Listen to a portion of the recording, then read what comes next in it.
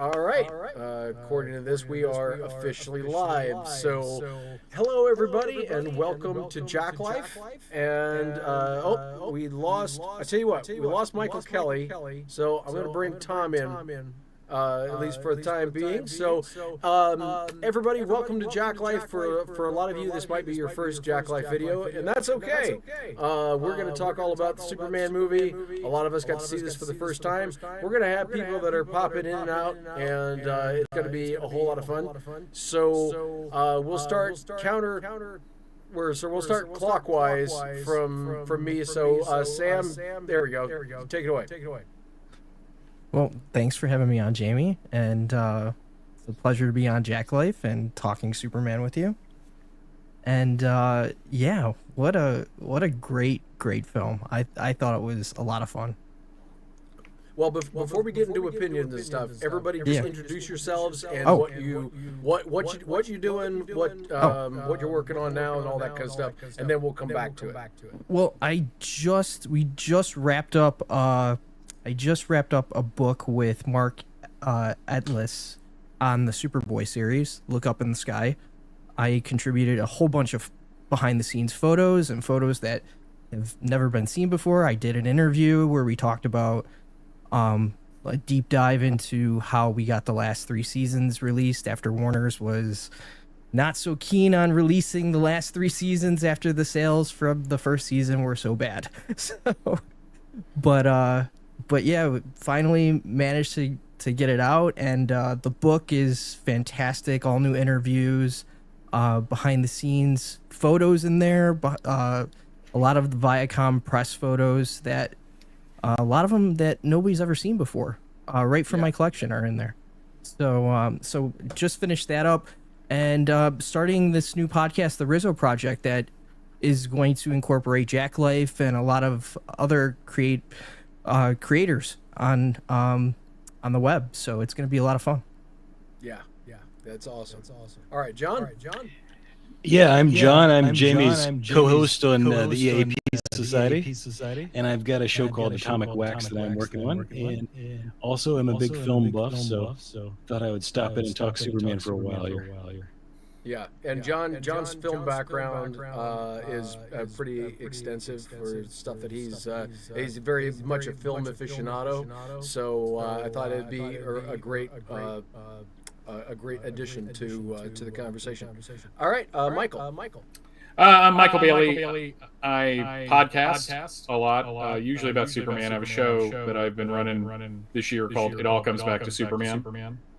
Which has been mainly talking about the Superman films, since there's like a new movie I hear. There's a rumor. I think it was in the papers. But I'm also been part of the Superman homepage for well over 20 years, and we do a live show every Monday night at 10:30 Eastern.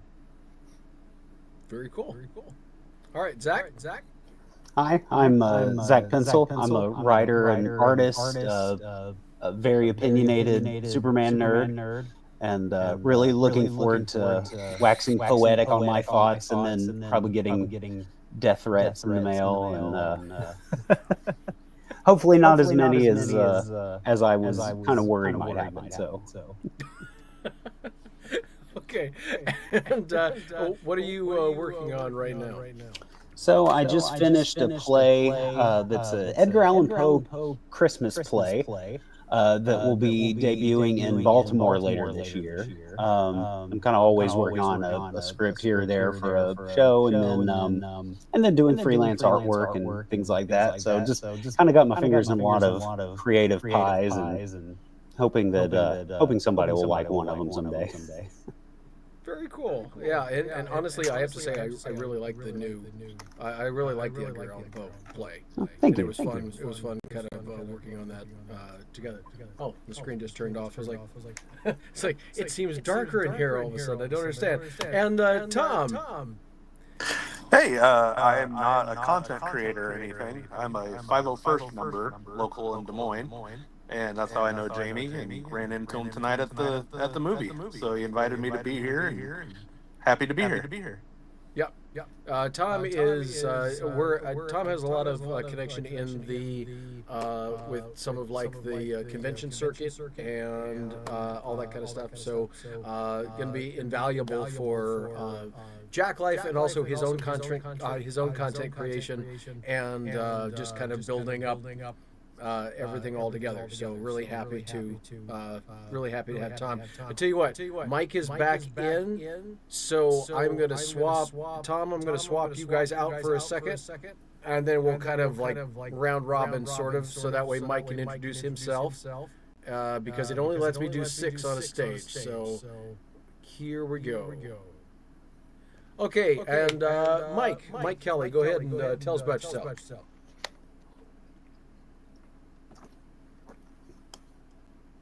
Mike, can you hear me? Oh, are you there? Uh-oh. Okay. So, Mike, can you hear me? Oh, maybe not. Just for everybody, so everybody knows, while Mike's getting the audio stuff worked out, Mike is an artist. He's working on several different projects, and actually is the very first filming for Jack Life was actually with Mike. And we have a video that's going to be coming hopefully in time for the movie on the 11th. And that's the one change that will fix Superman 3. And it was his idea that I play Deadpool for this. And so that's really cool. Oh, hey, we have, again, speaking of folks that are kind of popping in and out, Kristen. Kristen is from Otherworldly Fundraising, and I work a lot with Otherworldly Fundraising, and they do different charities every year, and they have a convention that is online that you can view on YouTube, and I'm one of the hosts for that, and it's going to be the end of September. And it's really, really good. So if you get a chance, go to Otherworldly Fundraising on YouTube. You can search at Otherworldly Fundraising and it'll pull right up. I will put it in the description for those of you who are going to watch this after. I'll make that update. Kristen, how are you? I am batting 1,000 today. Kristen, can you hear me? Hello.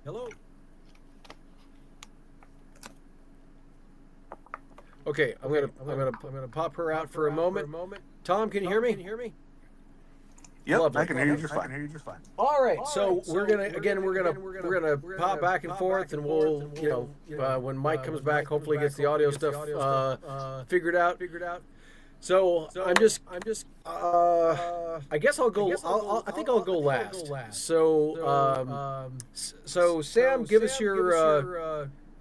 Actually, no. Let's start the other direction. Hold on. We have one other person that just showed up. Hopefully he can. We'll see how I'm batting 1,000. Okay, Tom. We'll see you in just a second. Charlie. Can you hear me? Man, I am batting 1,000 tonight. I think StreamYard's batting 1,000. I must be something. Anyway, Charlie is a very talented cosplayer, is St. Louis Superman, and does a lot of different things. And he's an actor. He's been in independent film and all that kind of stuff. How you doing, Charlie? I'm doing well. Thank you for having me. Hope you don't mind. I'm just kind of shopping in fashionably late here. It's all good. We're gonna be popping in, and we're gonna be popping people out in and out and all that kind of stuff throughout the night. So it's gonna be all good. Wonderful. Very cool. What are you working on currently, man? Right now, I'm just working on a new suit. I got a couple logos from. If you guys are familiar with the Mall Store Box Lunch, Morgan actually posted about it. they have a book bag, and the book bag from the symbol makes a really good suit. So I very painstakingly took the stitches out, and they happened to give buy one get one 50% off sale. So I bought both of the ones they had. Cool. And I'm gonna have a cape logo and one for the front. So Nice. I did a color test on it, and the material is actually, I think it's rubber, so it takes paint pretty well. Yep. There we go. I did a Sharpie test, and I was very surprised with how well it held. So, Nice. anyone looking for a Corenswet logo, that book bag will help you out really quick. Beautiful. That's good to know. It comes out dark blue, but you know they make you work for it. Always. So, all right. Well, tell you what, we're gonna pop you out and pop Tom in. We'll start with Tom, and because Tom has I don't know if we'll do this least to most experience with comics, but we'll kind of sort this around and get it all figured out. But thanks for being on here, Charlie, and thanks to everybody for being patient.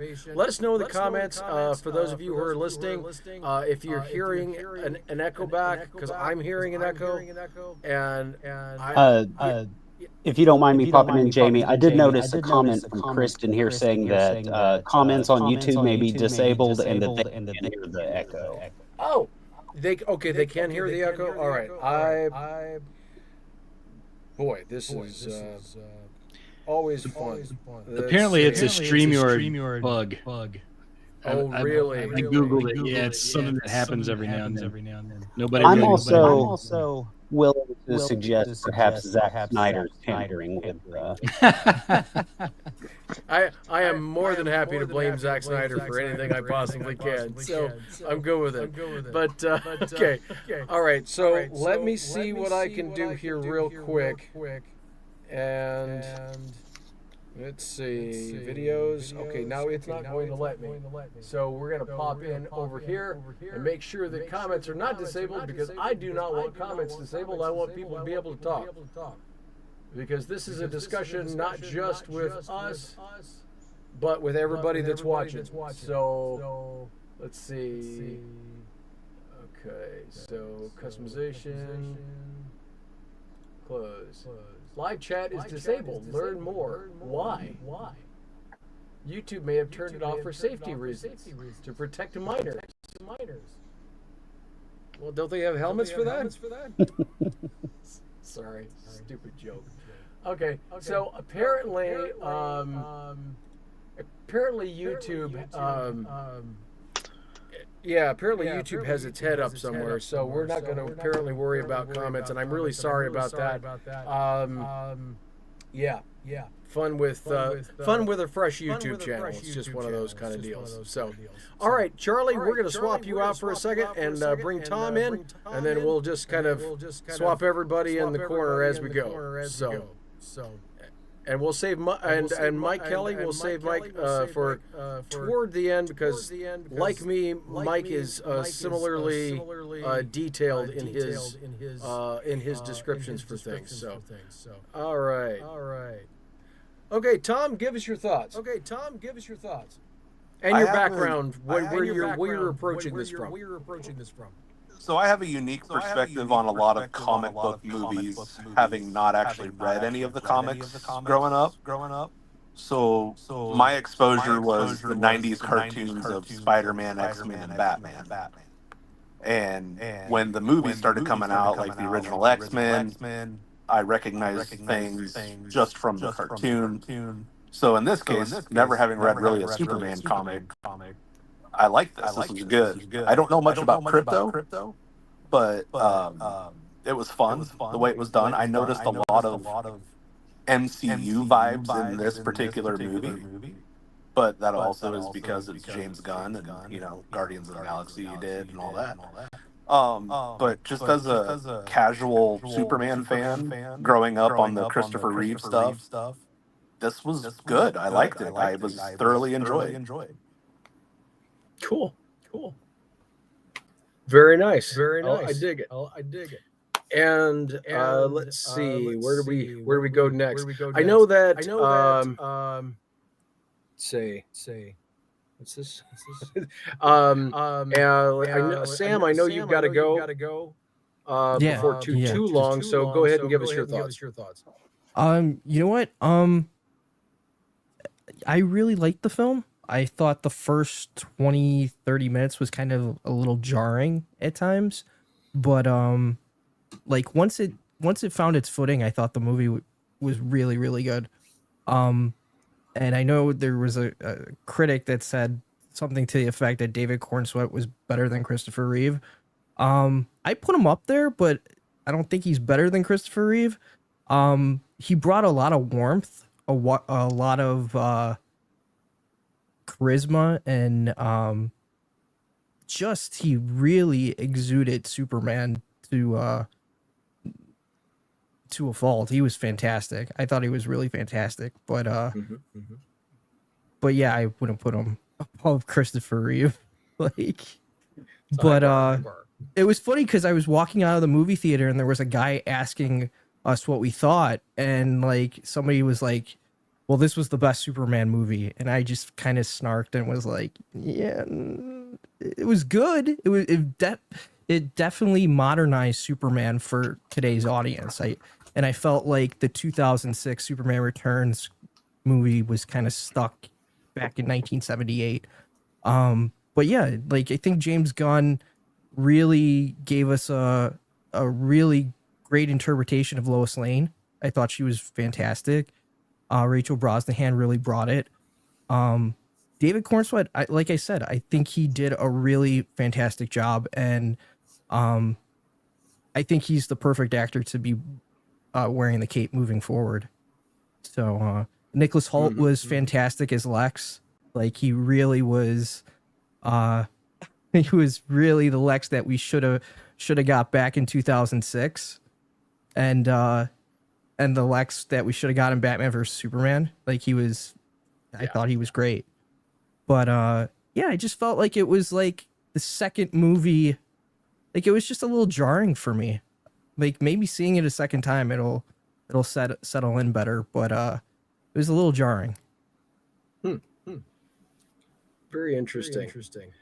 And Zach, what about you? Well, I'm glad you got me coming after Sam, because I feel like I echo a lot of his thoughts. Yeah, I really like. I wouldn't say I loved it, but I really liked it. And kind of my main takeaway after it, the first thought that entered my head was, this was a great Superman movie, but not a great movie. I thought that it was a little, kind of like Sam just said, like it felt like a part of a series. Like it felt like maybe we were missing a previous episode or something, and that was the thing. To me, it felt almost like we were watching an episode of a series that we had missed kind of the beginning of, and so it left me wanting a lot more. But I mean, leaving me wanting a lot more in terms of I really look cool. But it also left more kind of front of it too. And so I did really like Sweat. I think he could become a more classic Superman than Reeve, possibly, or at least this generation's equivalent of that. I think the potential's there, absolutely. I think we saw it in this. And likewise, I thought Brosnahan as Lois was fantastic. I was very pleasantly surprised with Jimmy. I was really happy with how much Jimmy we got, and he was fun. He was a fun character. He was really well done. So yeah, to me, it was a movie that was made up of a lot of great ingredients. I don't necessarily love the cake that they made with those ingredients, but still very good ingredients. I came away happy, absolutely. Interesting.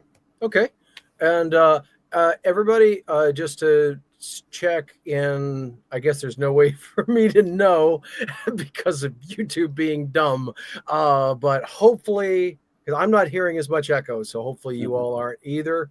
And Sam, check your stuff, because when I muted your mic, it killed the echo. So I'm not sure why that would be the case, because you got headphones on, but give that a check.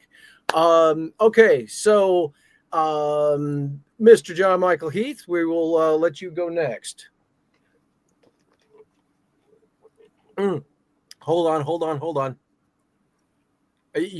John, you're muted. Got it. Okay, yeah. When I was watching this, like my first thoughts were, I don't know how this is going to play with anyone else, but I love it because I have a very, I have a bias towards superhero films that are a little idiosyncratic. Like a lot of people hated Wonder Woman 1984. I thought it was terrific, and this is the most fun I have had at a superhero movie since then. Um, as soon as I saw Eve taking selfies in front of the disasters going outside, I was like, I'm gonna love this film. This is just, it's got a great sense of humor. It's it really does, it doesn't take itself too seriously, you know. And like I thought the casting was just pitch perfect for everybody. And I thought that it was really fun to see Guy Gardner and a lot of the other Justice Gang. But as a film overall, like, is this as ambitious as what Zack Snyder was trying to do stylistically?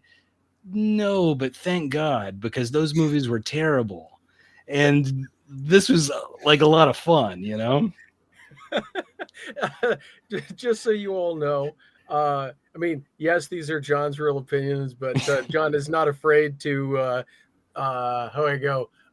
Play for the camera. We'll put it that way with his opinions.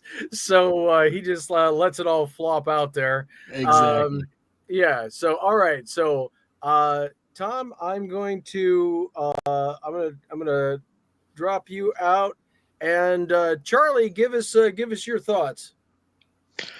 Okay, so I did tell you this in a couple Vengers already, and okay, can you hear me now? I think I might have been muted on accident. Okay, there we go. No, I can hear you. You're fine. Okay, wonderful. So my original thought, my wife and I agreed, you know, Colleen and I, just first instinct, we given this an 8.5. And I can't really break it down into categories if I wanted to. It's really hard to do that. But the trunks, that one points for me. The fortress looking the way it's supposed to, that one's points for me. Yeah. The writing, the ingenuity, I think that wins some points. There's some comic accuracy there, but they also kind of did their own thing with it. So I do appreciate that as well. But on the other side of some of that, I do appreciate the comical tone. We do need something brighter. We need something that brings us more into a family-friendly, all the time Superman, not just, you know, we're getting there. As much as we would have loved to seen where Henry was going to go, and trust me, that would have been one heck of a top of a mountain once he climbed it. But I just don't know if all of us were that patient, and obviously a lot of us weren't. It's very sad. But this one, you know, it's good to see that, and it's good to see the way they made the writing work. But on top of that, I also want to say that I feel like it could have been a little sillier than I was expecting, and I just felt like maybe it was a little bit, a smidget too silly. I think that's where I'm going to put that. Okay. I will say that even though the dog was a little all over the place, and I'm trying to say this non-spoilerly, I'm not sure if we're going to that, you know, like danger. No, this is the red border we're section. We're staying away. We're staying away from spoilers. Everybody knows the dog is there, and everybody knows the dog is like quite physically all over the place. But aside from that, this is no spoilers yet. We will warn everybody before we get into spoilers. Okay, good. Yeah. Good. I'm glad we figured that out mid me talking. So anyway, yes, the dog is quite the calorie burner, you know. And I liked how they wrote in, thus explaining his manners and how he acts. I really like how they connected that to how he does that.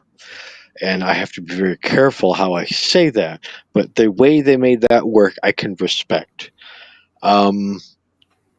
I feel like they were trying to place us right in the middle of something, and I realized that's what James Gunn wanted to do, but I really feel like he was expecting some of the story and some of us to just hit the ground running, and maybe just creatively a light jog, something just made it softer. That probably could have been easier. But other than that, extremely pleased. And this was a benchmark. This is very historical. It hasn't been mentioned yet, but I'd like to be the one that does. But Jerry and Joe were both Jewish, and there's a lot of religious and spiritual and faithful affirmations towards literally just making a character that was positive for people, because they made this out of the Depression. And I think this is kind of what they were hoping for. So I'm really glad to see this come full circle. This is a historical cast and a movie that's coming out. So I hope the movie does historical things. Yeah. Thank you. I love it. Very, very good. Very, very good. All right, Mr. Will. Now it's a tale of two Mikes. We will start with Michael Bailey, and then we'll go to then Charlie. I'll swap you out for Mike Kelley, and then yeah. So all right, Mr. Bailey. When I left the movie tonight, I had a very warm feeling, like I saw a really good Superman story unfold on the screen, and that was very different from my experiences of leaving Superman Returns in 2006 and Man of Steel in 2013. I didn't see systemic problems in either of these in this film. What I did appreciate is that it is the most comic book accurate Superman film we have ever gotten. Mm-hmm. There were 15 billion different eras on screen at any given time. It's true. This isn't a spoiler. Lex Luthor is post-crisis and Grant Morrison all at the same time. It was a really interesting needle to watch getting threaded. But more than anything, this was a Superman film for everybody. Superman Returns was really harkening back to a very specific audience and a specific, trying to recapture a certain vibe. Man of Steel was a top to bottom rethinking of the character and attracted a certain audience, but the main people that go to see these films didn't go see it again.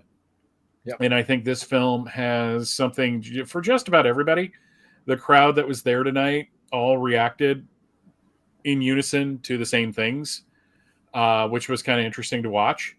Yep. And I just really appreciated the fact that this film was not embarrassed to be telling a Superman story. I think one of the problems with Superman Returns and Man of Steel is that both Bryan Singer and Zack Snyder wanted to make Superman work for them.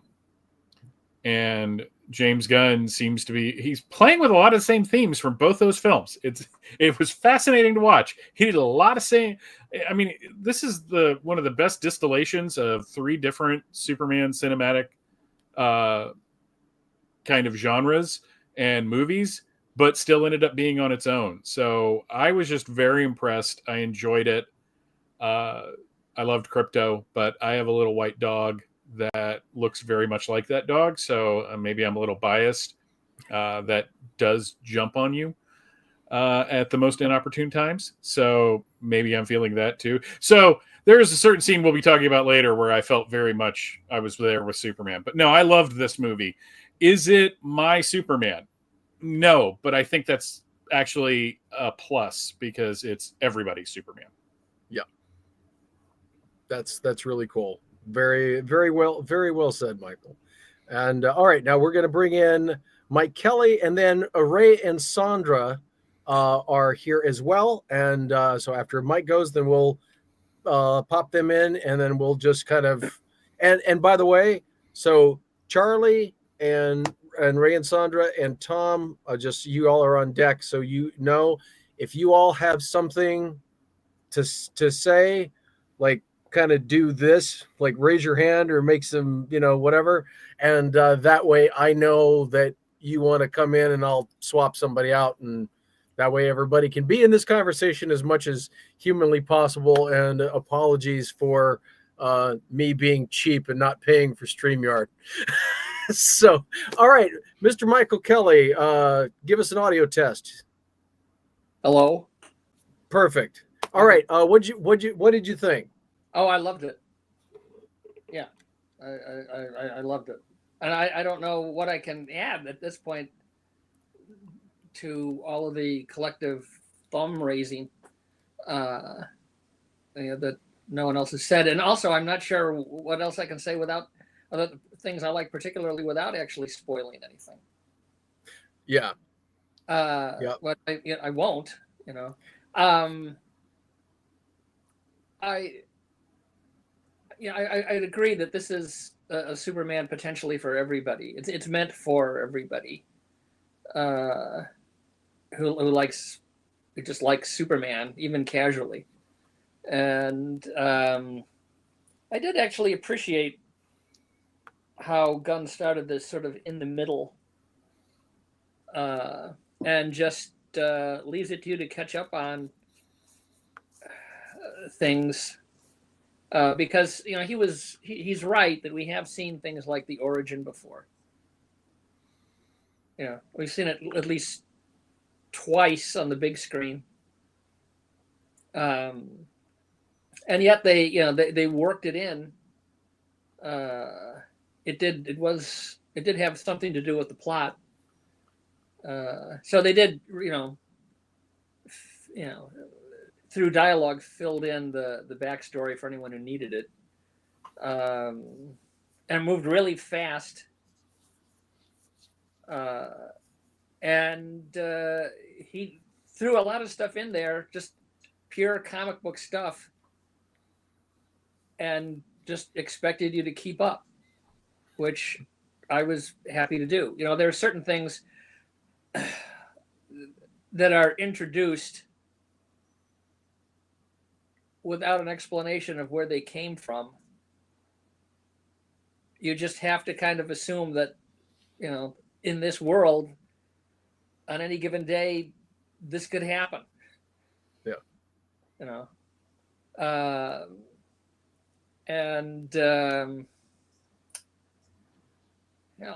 Specifically, I was actually pleased to see some of I wouldn't say predictions, but speculation I had on how the film was going to go based on the trailers, or it was just wrong. Yeah. So I was able to be surprised, and I thought I was oh so clever. Yeah, I think we all did that. Yeah. Honestly. Yeah. From the very beginning, I had no idea that. Well, no, I'm not. I can't. Yeah, we can't. We're not doing spoilers. We're going to warn everybody. Even though I'm just going to say it's about the beginning of it, but I won't even say what. I can't. Yeah. Yet. So. Yeah. I like the cast. They did a great job, and it is for me. I would say it's way high. It's way up there. Okay, I don't know where I would put it exactly. The Donner film is a sentimental favorite. This movie was able to accomplish quite a few things that it wasn't able to do. Mm-hmm. But it stands on its shoulders to do it. So, in a way, I would say this is right up near the top for me. In a way, that was started a thought I never finished. It is just right up near the top for me, and I don't know. I should probably cede the floor to somebody else now because I'm starting to ramble. That's okay. It's we do that a lot. And tell you what, Sam, or do you have to go or? Yeah, I just wanted to chime in on two little things real quick. Just you see the influence of All-Star Superman in this movie in spades.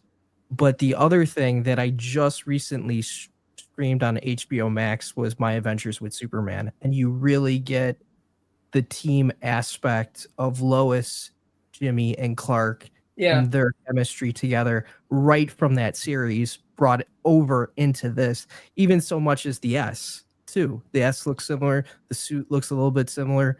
Like, you just see the influences from that series brought into this movie, and I loved it. I like, when My Adventures with Superman first came out, I was like, oh my God, this is like Sailor Moon. This is he's turning, like, him jumping into the suit like Sailor Moon was just like, okay, I'm not even gonna give this a shot. So like, I went back, restreamed those 2 seasons worth, and they were fantastic. And to see the chemistry of those 3 characters and the teamwork of those 3 characters, and not just that, but the supporting cast of Clark and Lois, it's just nice to see. And we didn't see anybody get killed off because they were a CIA agent. Poor Jimmy Olsen. But I loved the camaraderie with everybody, and I love that they brought that over from that series, My Adventures with Superman, into this, which was really nice. But with that, I gotta get out of here. So I hope you guys have a nice discussion for the rest of the night. And spoiler wise, like, I'm gonna save that for another episode of Jack Life. Okay. That sounds good. Hey, Sam, before you leave, tell everybody the projects you're working on real quick. Yeah, you know what? I'm starting. I'm gonna do a review of Superman. My review of Superman is gonna be out this weekend on the Rizzo Project. That's gonna be on YouTube, and I will send you the link, Jamie, so you could post it. And Beautiful. Again, if you guys haven't, please go and Look Up in the Sky, the Forgotten Superboy series. Great book. Mark did a fantastic job. There's a ton of great stuff in there. Ton of great stories, behind the scenes stories never told before. Now they're in the book. It's just a great book, and just a great piece of Superman history, or forgotten Superman history, that is now being brought out into the light. So please go on Amazon and pick up a copy of the book. So yes, Jamie, definitely. Thank you for having me on. It's always a pleasure. Definitely. Michael Bailey, you're awesome. Charlie, always good to see you. Mike. Yeah, I was going to shout out to you, buddy. It was great to see you on here, Sam. I'm glad you loved the movie just as much as I did. It was honestly, it was a breath of fresh air, I have to say, yeah. When Peter Safran and James Gunn said, we are telling a story about a man who's trying to be good in a world that's not so good, like, those words really perked my interest, and that's the core of Superman. And I loved the dialogue in this movie, and you guys will hit on it later, of how Clark views the world. And I loved that aspect about that's what Superman's all about, preserving life. And I love it. There's one scene, you got to talk about it, him saving the most crazy save in probably Superman history on film. Oh yeah. And it wasn't even a human being. No. So it was pretty cool. It's gonna make saving a cat from a tree seem like big potatoes at that point. But in the best way possible. Thanks for having me on, and guys, have a good night. And I'm so happy, like, this Superman film was great. I really enjoyed it, but I definitely got to see it again. I got to see it again. Yeah. But catch all those Easter eggs. There was a couple. That I caught. The street signs. There was. Did you catch the Gotham City one? I have to watch it 2 or 3 times because I usually pay attention to the story on the first one, and then I look behind the movie for the second one. Yeah. But I did catch the Gotham City thing, so that was pretty cool. Yeah, nice. I heard about it. So I'm actually glad that Sam commented on the supporting characters, because I wanted to ask something of everyone and get their opinions, and then Jamie, you're willing to take me back out. Before we do that, I want to bring, because Ray and Sandra are here, and okay, take care, Sam. and I want to bring them in. Have a good night, Sam. And because we got a full group, which is amazing. By the way, Kevin Davis says this film is going to play similar to Beetlejuice and Twisters does decent at domestic box office. That could be true. I think this might have some really good legs to it. But I hope that word all right, gets more people. Everybody, Ray and Sandra, hello. Hello, hey. Good to see you. Very excited. Ray's being a cartoon promotion person, obviously. Same. We have all of our stuff behind us right here. Like, this is the one I was so excited about because he's just so cute. Tom got one too. Happy to be here. We're crashing the nerd party. We got the link. Yay! Hey, that's totally cool. It's funny. I was actually going to send it. I was going to send it over to you. So I'm glad you got it. I'm glad it worked out. Ray was like, let's just message Kristen and see if she'll send it to us. And I was like, great. I love being in position. That is, I love it.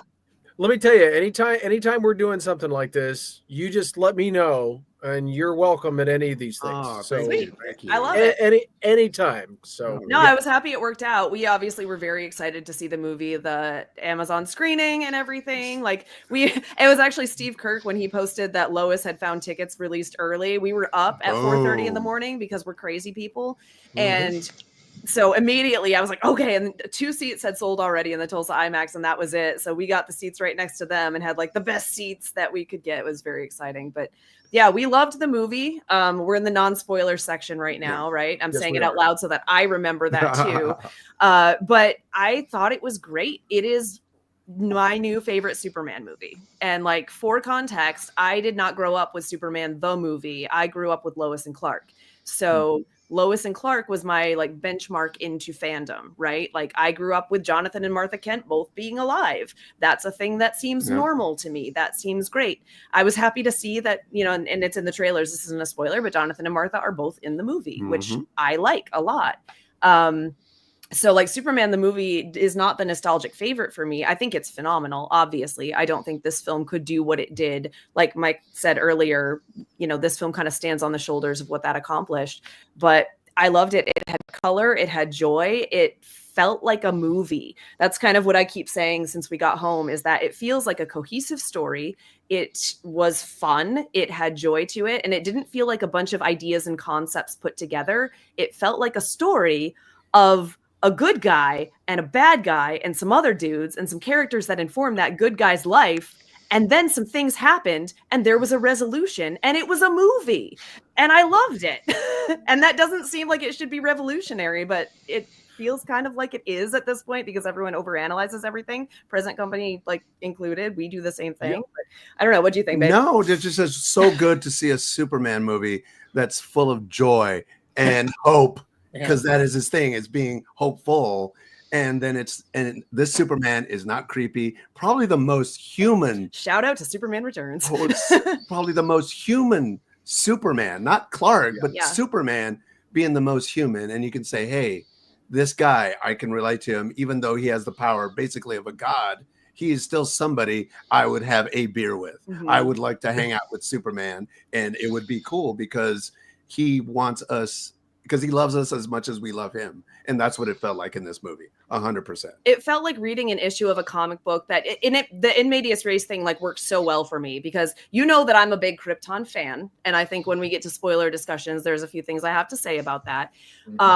But even as a big Krypton fan, that's not the point of this story. We don't need to see 30 minutes of world building. We don't need to see 30 minutes of, and then the planet blows up, and then we have a whole big discussion about how the planet blows up or whatever. We all know that.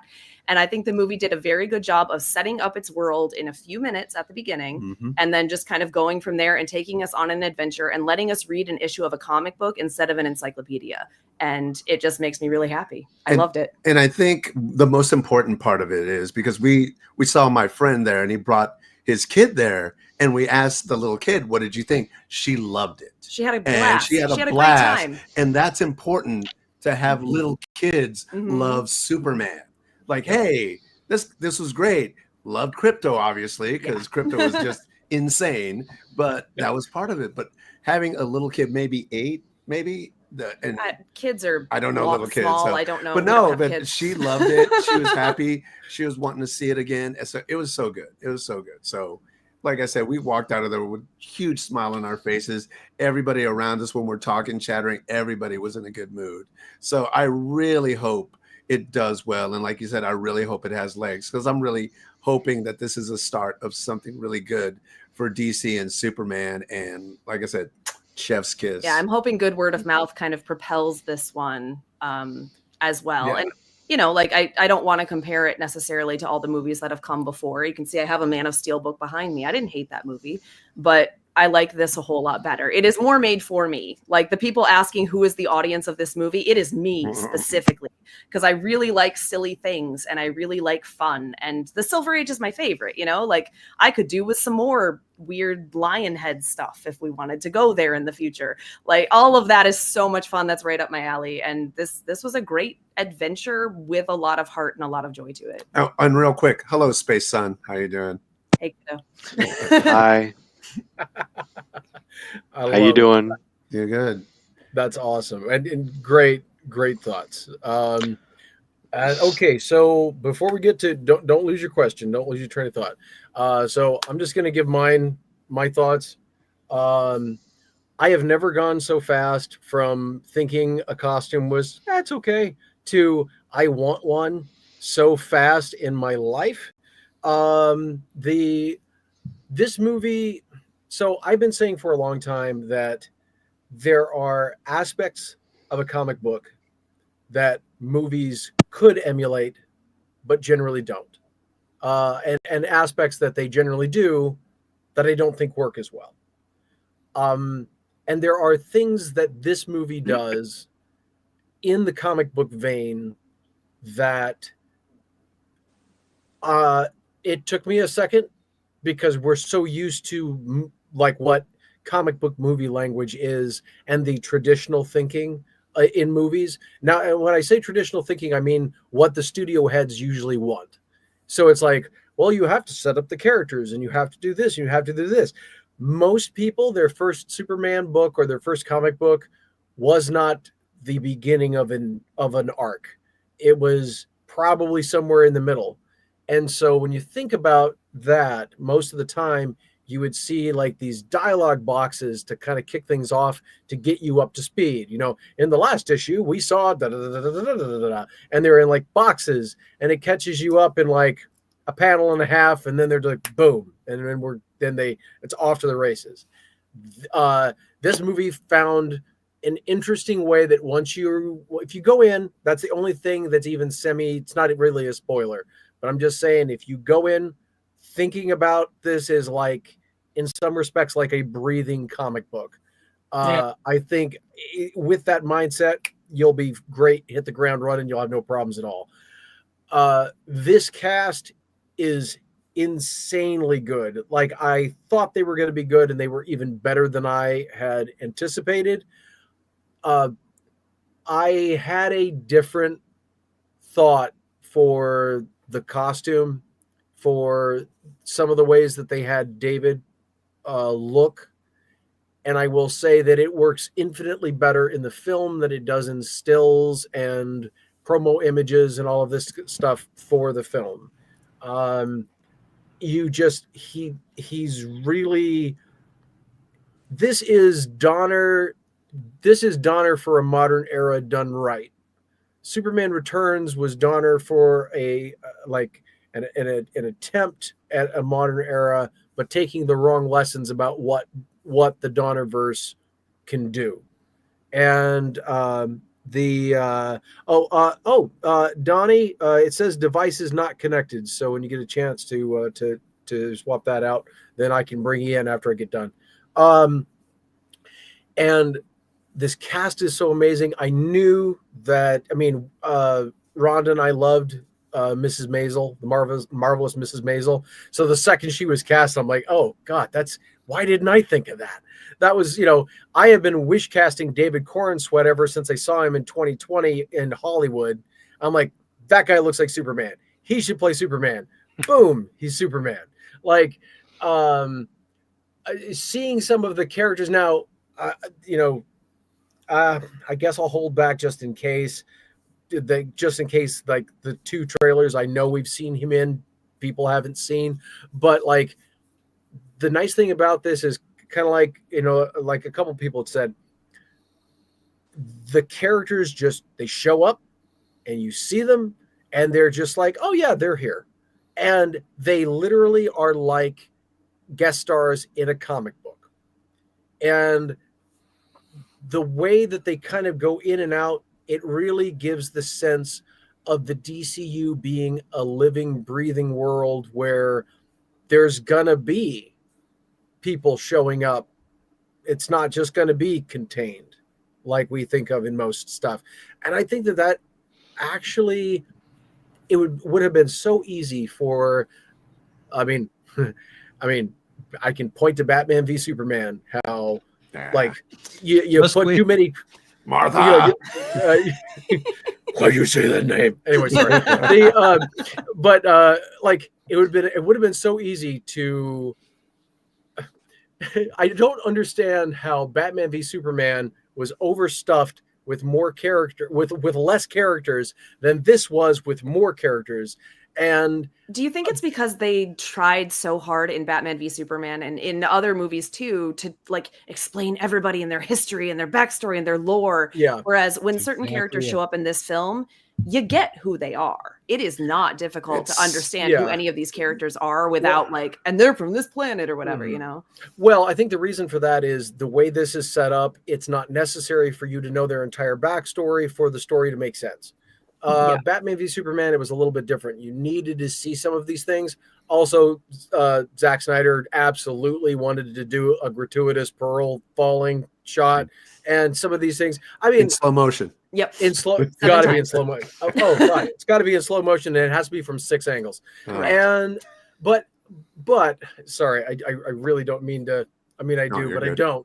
I don't mean to go too hard against that because, and I will say, I've had people tell me some reasons why they love the Snyderverse and the ways that it has helped them, and I do not want to, pee in their cornflakes, basically. But this movie does, ironically, not necessarily ironically, this movie does very well what The Suicide Squad did, in my opinion. Is ensemble cast done well and respectfully in and out where they need to be. Kind of like also kind of going to looking at sort of a Whedon thing, but Firefly. Mm-hmm. I love the show Firefly, and one of the great things about it is the cast feels fleshed out, while there are still more main characters and lesser main characters and all this. But this did a really good job, I felt, of making this feel like a real world and, a real comic book world. Yeah. And I think that's one of James Gunn's special sauce, that he knows how to write an ensemble piece. With the Suicide Squad, with the Guardians of the Galaxy, he knows what screen time is appropriate for each character without taking away any of them. And especially with Superman, because Superman's why we're there, but it fleshes out knowing that he's got friends, he's got enemies, he's got all this, and it just works out so well. It's a special skill to make it an ensemble piece that works while Superman is still front and center. Yep. Because I still felt like he was front and center the whole time. Mm-hmm. Yeah. Well, yeah. And Zach's got Zach's got something, and then Charlie's got a question for everybody. So let me, Charlie, you first, and then Zach. Oh, well, wait, actually, Zach, do you have a response to what we're talking about?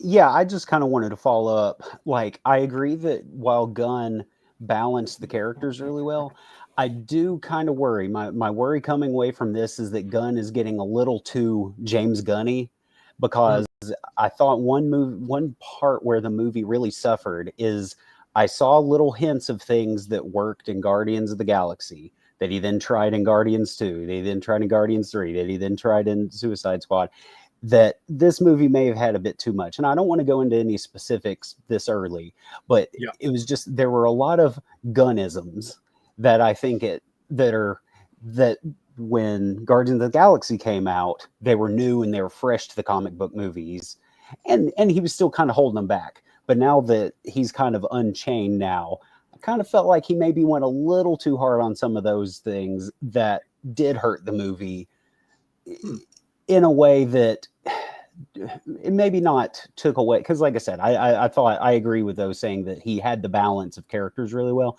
but there were definitely times where I thought like, oh well, that joke could have been about 5 minutes less and given us a little more time with Superman, or a more emotional scene rather than, oh okay, yeah, James Gunn can write these types of scenes well. Okay. Interesting. Sorry, this chat is really lacking in negativity, and I was sitting here boiling in my in my rage. And hey guys, just real quick, it's Saunders and I anniversary as of right now. Thank you. That's right. Salud, guys. Happy anniversary. Thank you. She hasn't wised up yet, guys. She hasn't wised up yet. Very, very cool. Very, very cool. Okay. Okay, Charlie, Donnie just got his stuff fixed. I'm going to swap it, but do not lose. You are next. You are absolutely next. I just want to get everybody's thoughts as quickly as possible. And so, yeah, because it's 1 a.m. here, so I got to go to bed soon. Yeah, this would be my last thing. Okay, well, go ahead and ask it, and then we'll go into Donnie. Yeah, and Donnie can follow up, because I would love to hear what he thinks about this too. So something that I noticed with the cast that I wanted to bring up to everyone, and this is something my wife pointed this out about Lois, and I noticed something about Jimmy and just certain cast members. It's something that I noticed how they worked so well together, and everyone literally mentions, "Oh, this cast works so well together." I see a lot of different elements of different castings of different stories of Superman in these characters, and I just want to see if some of you guys are starting to see the same things. So I'm just going to bullet point and tell you guys what I see, and I'd like to know if you guys see that similarly or not. Honestly, I'll probably save David for last. So I'm going to start with the easiest one. Jimmy.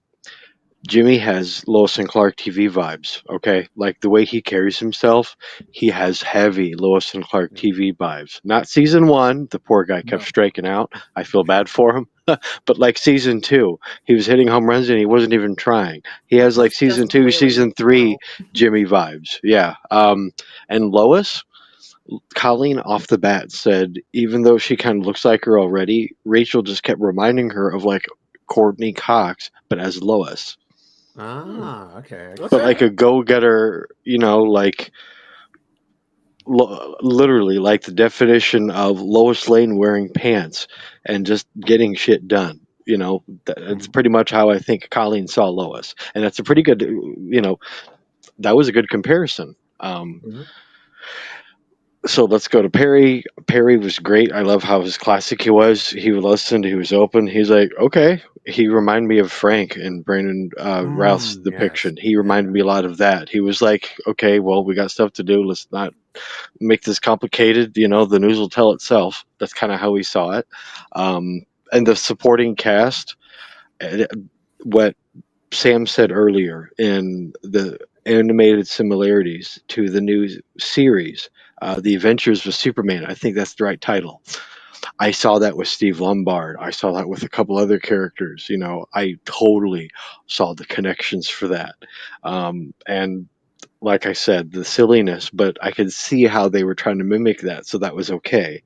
Now, lastly, I'm not going to mention other characters, even though I want to say how they did. I know we're still in non-spoiler territory, but I will non-spoiler say one character I feel could have been written to take their role a smidget more seriously than they actually did.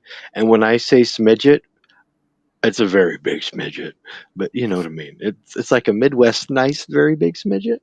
You guys know what I'm talking about. I know who you mean. So anyway, yeah, you do. Thank you. Yep. That being said, David was and Lex. I'm going to do them both at the same time. Lex actually had the je ne sais quoi of Jean Shea, and I hope that you guys know what I mean by saying that. Okay, he had John Shea's je ne sais quoi, but he had the tenacity of Michael Rosenbaum. So that's something that I appreciated. And I wish Jesse would have had a little bit of that. Lex literally put himself in a world where he was right. And if you weren't wrong, then whoops. And David was the exact opposite. You were wrong. David wanted to help you be right. they literally flipped a personality on two sides of the same fence of the mindset between Superman and Lex. And I thought that was kind of genius. So, yeah. Thank you. And hi, Donnie. I love you. I miss you. And woohoo. Good night, Space Cool. Ton. All right, I'm going to swap. I'm going to so Mike Kelley. I'm going to swap him out. And okay, Mr. Donnie Edwards, how are you, bud? Good, man. I just got home. Literally racing home. Nice. So before we get started, and tell us what you think of the film. Night, everybody. Tell us about you. Tell everybody about you and what you do and what you're working on. Well, my name is Donnie Edwards. I'm an Elvis tribute artist. I live in Las Vegas. Originally from Iowa, grew up in Texas. So I keep just adding a letter each state I move to, and just always been traveling around a lot. Just got back from Texas. Actually, I was just in the area that just got nailed. I was like 25 minutes. Ignore my bird. I saved a house finch and I kept him. Apparently, someone attacked him, or he had some sort of glue on his wings. I had to have him cleaned up, and now he's become my little chirping, guy. Anyway, but. Yeah, I was just down in Texas, just a couple of weeks ago, right before all that stuff happened. And now I'm heading to New York City coming up this weekend, and I'm back in Texas. So traveling around quite a bit, just trying to keep moving, man. Keep staying alive and staying healthy, man. That's all you can do. Very cool. And yes, and our hearts absolutely go out to everybody that's facing it. It's brutal. Dude, it's just so crazy right now. And to know I was just there in that area, a week before it hit, so if it had happened a week later, I don't know what would have happened. So, yeah, oh, man, it's pretty crazy. It's just crazy. The devastation is insane, and nobody deserves, nobody needs to go through that. Things need to be done so that kind of stuff isn't allowed to happen. And I mean, certain things you can't really, but anyway. So tell us your thoughts on the film. Well, I texted with you this last week. I was very apprehensive. Yep. I wasn't really anything I saw from the trailers. Honestly, I was just like, I don't know. I'm still, but I was kind of like that with Man of Steel. I kind of went in going, okay. He looks good. He looks like a Superman. But does he portray him bad? That's my pet pigeon. Sorry. I've got like a pet zoo over here, basically. So I watched a lot of critic stuff the last 2 days. I watched people who saw it, who didn't have spoilers. And I just kind of went, okay, I saw some that I thought might have been over the top. And I saw some that's really, no matter what they put up there, they're not going to give it any due. There's just people like that. Come here. Just lay in my hand. Come here. All right, sorry. That's my pet pigeon. That's Happy. Very cool. So anyway, just sit down, relax. So anyway, so I went in kind of, my wife's like, don't tell me anything about it. I want to go in free of mind. I just want to be able to make my own decision.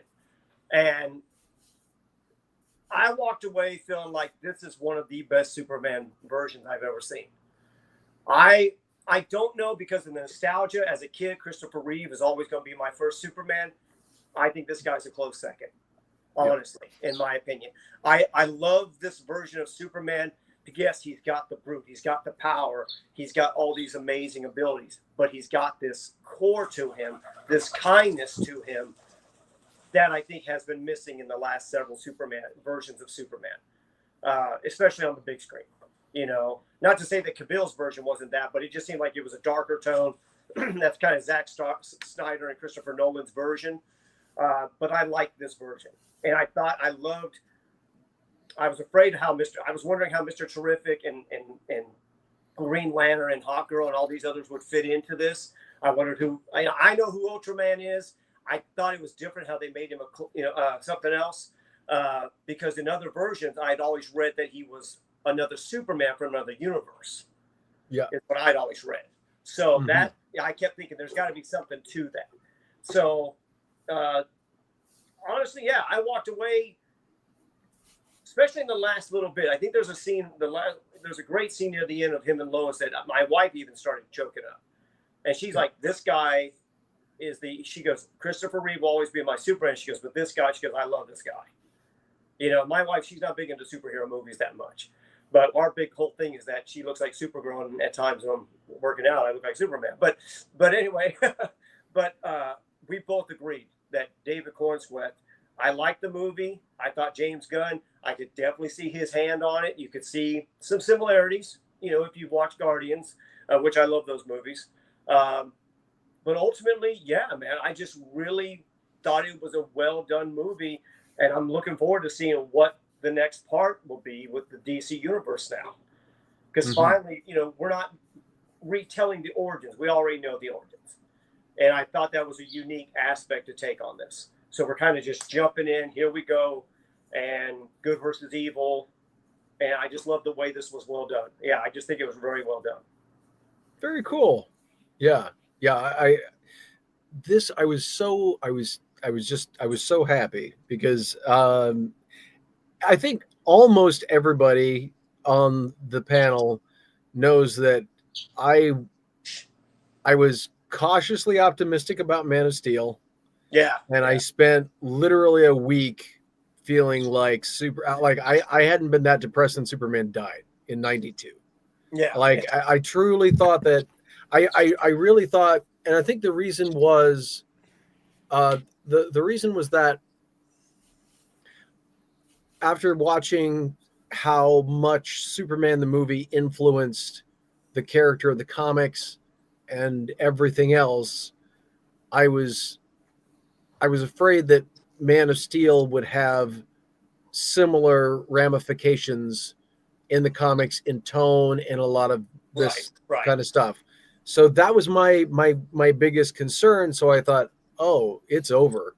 And I'm very glad to know that that's obviously, you know, not been the case. But I think that like almost everybody, I mean, actually everybody here, you became a Superman fan probably not after you were 21. You became a Superman fan when you were a kid, because Superman speaks to, you know, yes, the power and all of this kind of stuff, but the power of fantasy doesn't mean anything without the drive to do good, because it is all of these things kind of rolled together, and you need, it can't just be one or the other, it has to be both. And so yeah, and so having this to having this really be something that you can just tell kids could just jump onto and absolutely adore. This is a great jumping on point for kids, and the energy in it and everything else is wonderful. All right. Well, I was going to assume that me and Mike are probably the only ones in this panel that probably saw the first Superman in the movie theater. I'm guessing. Yeah, Superman 4 was my first. Oh my God. Really? You know what? Mine was Superman 2. Oh, really? So I was born in late 74. Okay. No, that's why I was wondering, just because I remember seeing Superman in a drive-in in Southwest Texas and just freaking the hell out that I see a man flying. I see this guy, and it's just so wonderful just to get that, even a little bit of that excitement back, where I'm just like, oh my God, man, this is really happening. And I swear, like I said, sometimes I cry at the drop of a hat. There was times in this movie where I'm just like, oh, my tears, because it was just so wonderful, man. It's just so wonderful to feel that little bit of joy that I remember as a kid back in '78 watching Superman the movie. Can you hear me? Yes. Okay. What Ray said reminded me of something. When I at the movie tonight, this group of young guys came in and sat down next to me, right? And the one among them who sat next to me, he looks at me and says, "Wow, I bet you were here to see the first one." And I said, "Yeah, I was. In fact, just like this, I saw it on a preview, before." Oh, that's cool. And he said, "So you must have been what, like 6 or 7?" And I said, 23.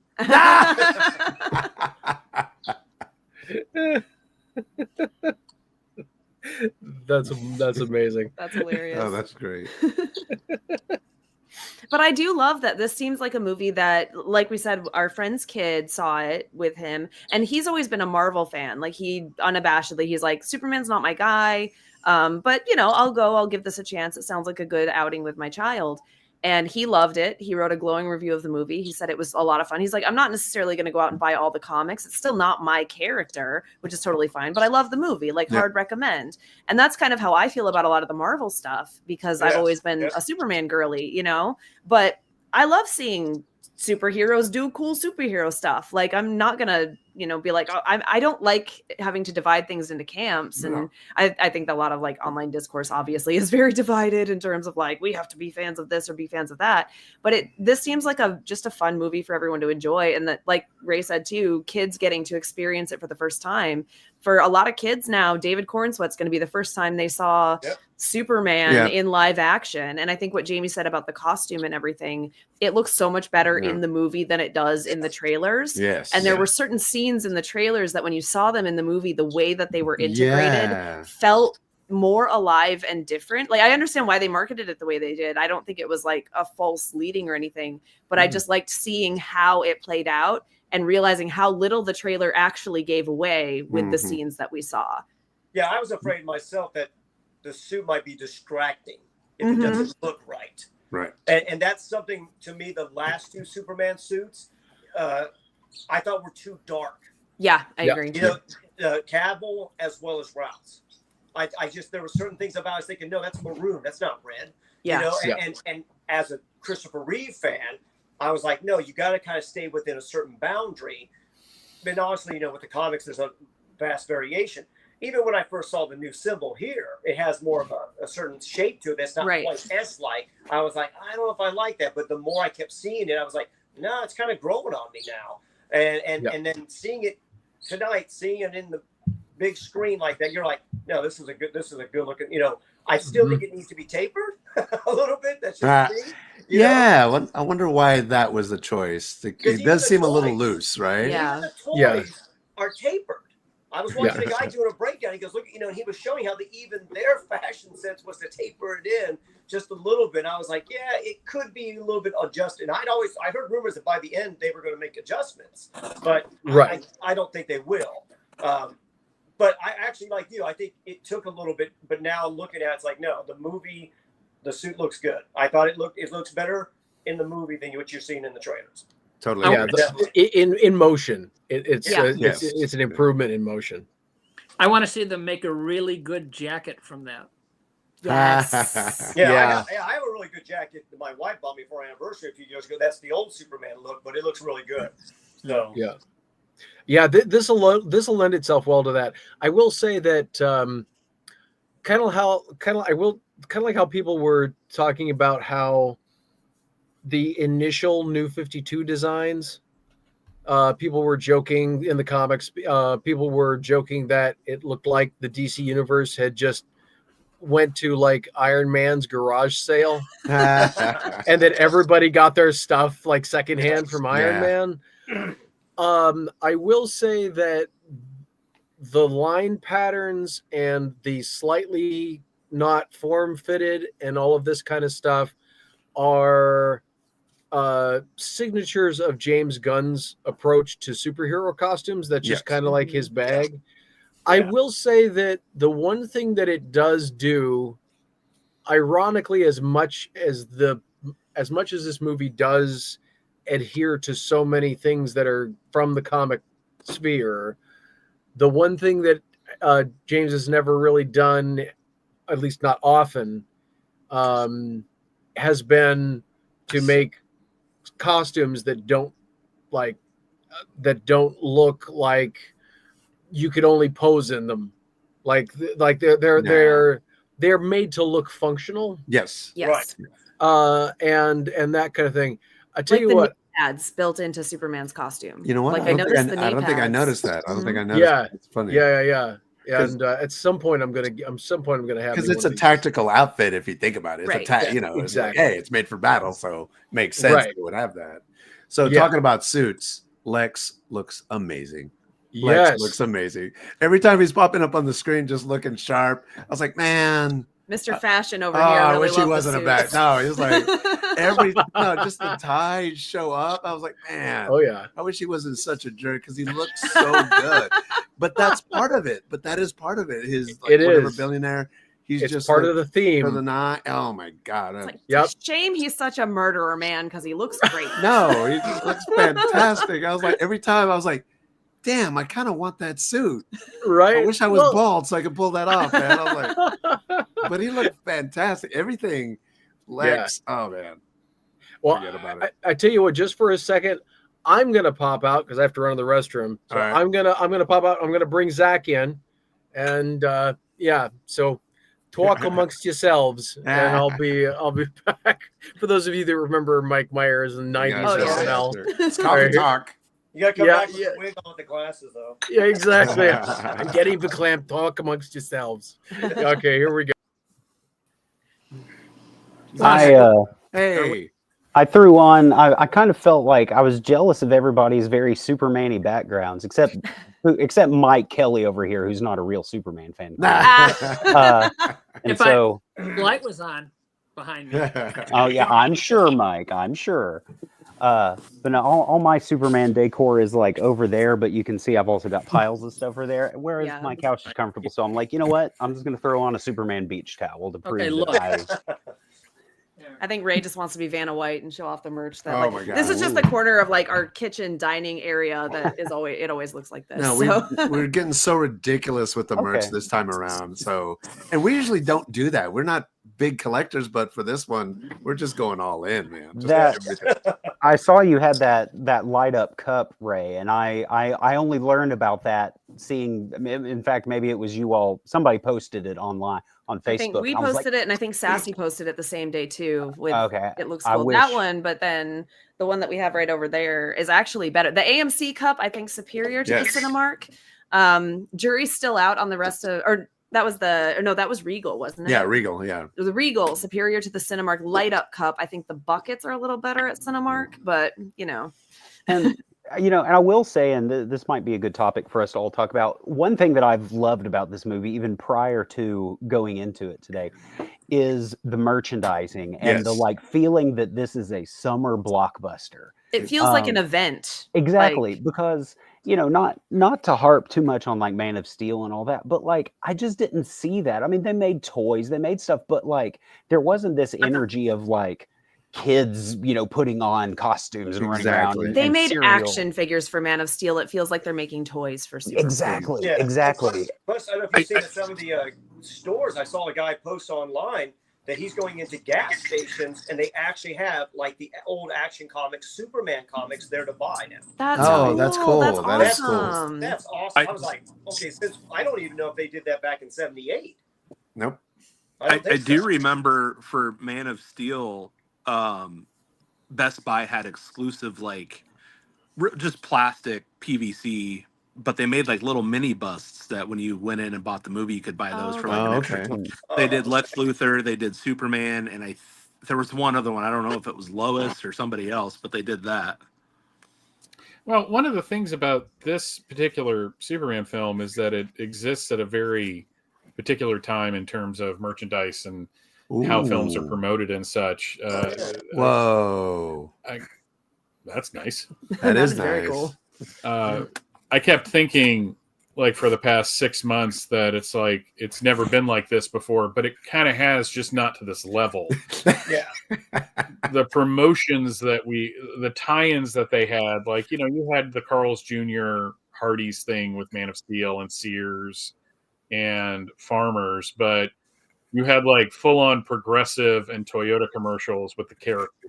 You had Love Island promotions. There a Love Island promotion for? There was like every iteration of Love Island had a Superman challenge. Oh, I have to check that out. No, AEW Wrestling had a tie-in with Superman, which is wild. And it's just, the thing that I keep coming back to is that I come from that era where if you were a Superman fan, you were like the one you knew in your area. And now that everyone's into Superman, it's like I don't know what to do with my hands. like everyone's into it, and it's just like I'm used to being like the only guy that is, and so it's interesting sharing space with that. And what's going to be really interesting, and this is one good thing about James Gunn and his love for these obscure characters.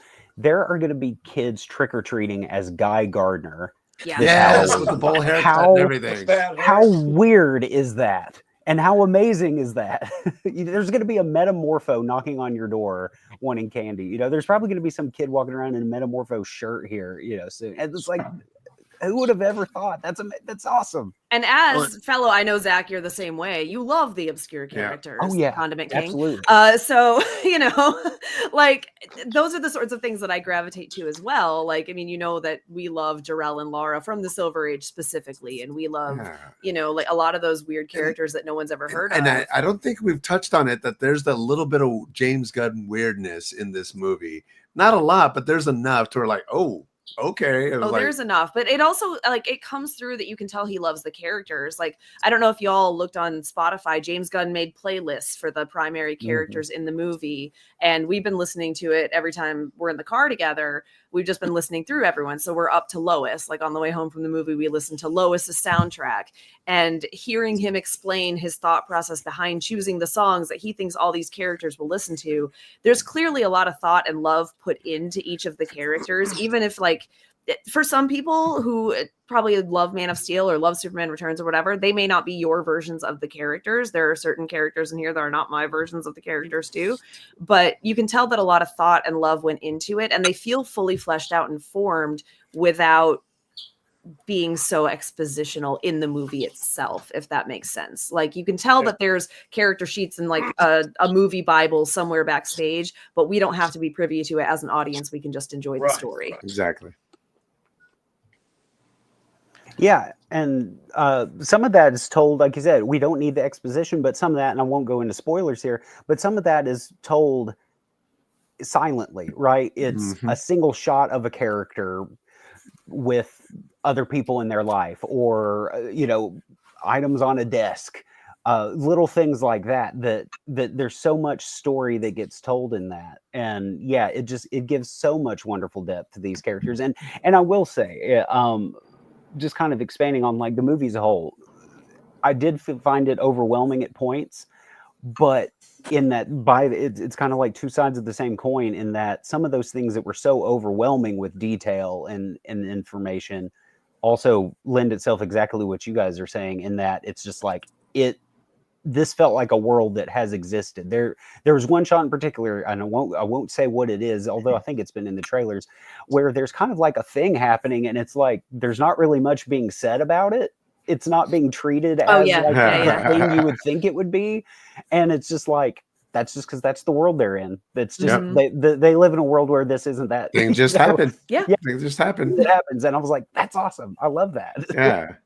Well, and a lot of, again, like, not to say what they are, but there are so many things in the background that you can tell James Gunn has a love, not just of comics, but of Superman and Superman history specifically, like some of the names of streets and some of the signs that are on walls. And for like big geeks like us, we're gonna be like, that's so cool to see it. And if you don't know that world, you're not gonna miss it. Like, it doesn't distract you. It was just extra cool to see. Especially if you're from Michigan, there is a Meyer sign that she caught. There was a Meyer ad in the baseball stadium, which I missed it because I'm not from Michigan. Well, I mean, like, Meyer is kind of a lot of places, but it is headquartered in Michigan, and I, grew up going to Meyer instead of Walmart, so to see it was just a nice familiar thing for me. But they filmed it in Ohio, so it makes sense. Also, it was cool to see Christopher Reeve's son in the movie. Yeah, I think I missed him, but he was. Yeah. I think it's in the trailers where you see him in the back. My wife, like, hey, that's his son. She's like, whose son? I said, Christopher Reeve. That's his youngest son. And he was very complimentary of the entire team too in interviews. When they interviewed Will, he was very happy to be part of it and happy with the team and the way they were treating everything. I will begrudge one lack of a cameo in this movie. There's this isn't really a spoiler, but I won't say anyway. You see a highway sign at one point. Yes, you do. Camera, and some of you who I talked to and at the celebration, the Metropolis, Illinois Superman celebration, might have heard me wax on about this. The camera pans in this movie. It pans down below the sign, and you see like some traffic. If it had panned up, you would have seen me, because I was standing.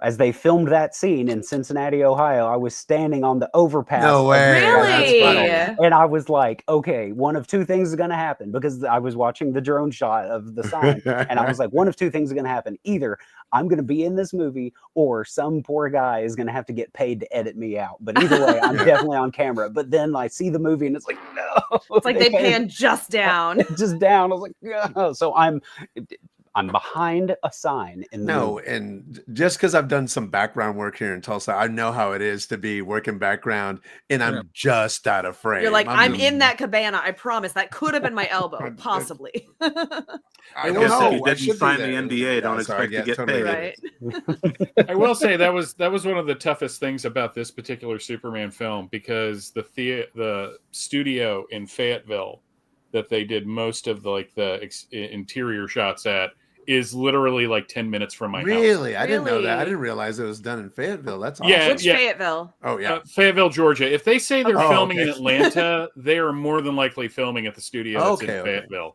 that is slowly taking over the town. Yeah, no, that's great, man. So it was just really rough, like knowing that like 10 minutes away they were filming a Superman Just film, right there, and I wasn't going to be the guy like with his picture in the guard shack. Like, don't let this man anywhere near the studio. But do you know what exactly they shot for interiors there? Or? I know that they shot Lex's office there, because that is when all of the comic creators visited the set. Okay. Oh, okay. Because they got to watch that scene get filmed. Yeah. And like a lot of the, I don't think the fortress exterior, maybe the fortress interiors were there too. Because that, I know that the exteriors were filmed in, what was that? Finland? Australia was in the credits, I know, but I don't know about the exteriors for the fortress itself. I know they filmed. But I know they filmed in an actual like snowy area, but LaGrange is where the Kent farm was. That's about an hour south of Okay. And Macon is where they filmed some of the most of the beach stuff, I think, was filmed there, and that's like 2 hours south of me. So it was really weird just being that close to it. I guess I know what people like who live in Illinois that are Superman fans probably felt like during the Man of Steel shoot. Yeah, I was living in Grand Rapids at that time, and so it was like it was close enough that I could have driven there, but wasn't going to be that person. Like, yep. Very cool. Well, I tell you what, I think we have been non-spoiler for long enough. Yeah. We are an hour and a half in, pretty close to an hour and a half in. So for those of you, first off, I want to say for those of you who have been tuning in for the full hour and almost hour and a half, thank you. I hope that you're finding this fun and having a good time with us all. We are going to dive into spoilers. Yes. It is 1 hour, 27 minutes, and 40 seconds. So we're going to give you 20 seconds. If you don't want to hear spoilers, now is your opportunity to clear. Then we're going to talk about it. Then we're going to talk about it. On the count of 10, everybody yell out the character who dies. 1, 0. Okay, it is officially 1 hour and 28 minutes. It is spoiler time, ladies and gentlemen. So if you have been warned, if you are still here, watch out. If you're still here and you're hearing spoilers, it is your own fault. Absolutely. For those of you who now the comment section should be open now. So if you are interested, and go ahead and for those of you that are that are watching, go ahead and share the live stream so that other folks can come in and join in the conversation. So to kick us off in spoilers, man, the use of Metamorpho, yes, Yeah. in this was about how we figured but still brilliant. And I am so happy that they had the guts to go ahead and make him pretty much comics accurate. Like they didn't shy away from. I mean, this movie doesn't shy away from color at all. But like to not worry about like beautiful. And yeah. So okay, everybody, thoughts? Just chime on in. Well, I'm gonna get mine out of the way because I gotta get going because it's like 1:30 in the morning now. I was out all day in the heat. One of the best things that I loved about this film is that they managed to do the John Byrne thing of trying to make Krypton not important while still making Krypton important. It was a really weird line to ride. If you read like Man of Steel, John Byrne like didn't want to pay, like his Superman was very much like, I'm going to completely forget my past. I'm just going to focus on who I am now. And it was interesting to see the transition from him being inspired by Jor-El and Lara based on this half a message that he got, and he extrapolated on what he was supposed to be there for, to at the end of the film when he's seeing the images that relax him. It's all the home movies from Ma and Pa. And by the way, can I say, first time Ma and Pa ever said in a movie, it was always Dad or, my father or whatever. Yeah. This was flat out comic book Ma and Pa Kent, and I was there for it. Yep. But I just really appreciated that while not forgetting his past, he really embraced his humanity, but not in kind of a jerky way. Right. Yeah. Like that was his strength. I also just love the fact that Nathan Fillion was Guy Gardner from the comics of the late 80s and early 90s. Like unashamedly so. Yeah, just amazingly arrogant. I'm so happy they kept his haircut. So happy it's comic book accurate. And called it out how terrible it is. Oh, yeah. So happy. Oh, that's the thing. This movie knows when to be like right out of a comic and is not we have come so far since, we've come so far since, honestly, Batman 89. Mm-hmm. Yep.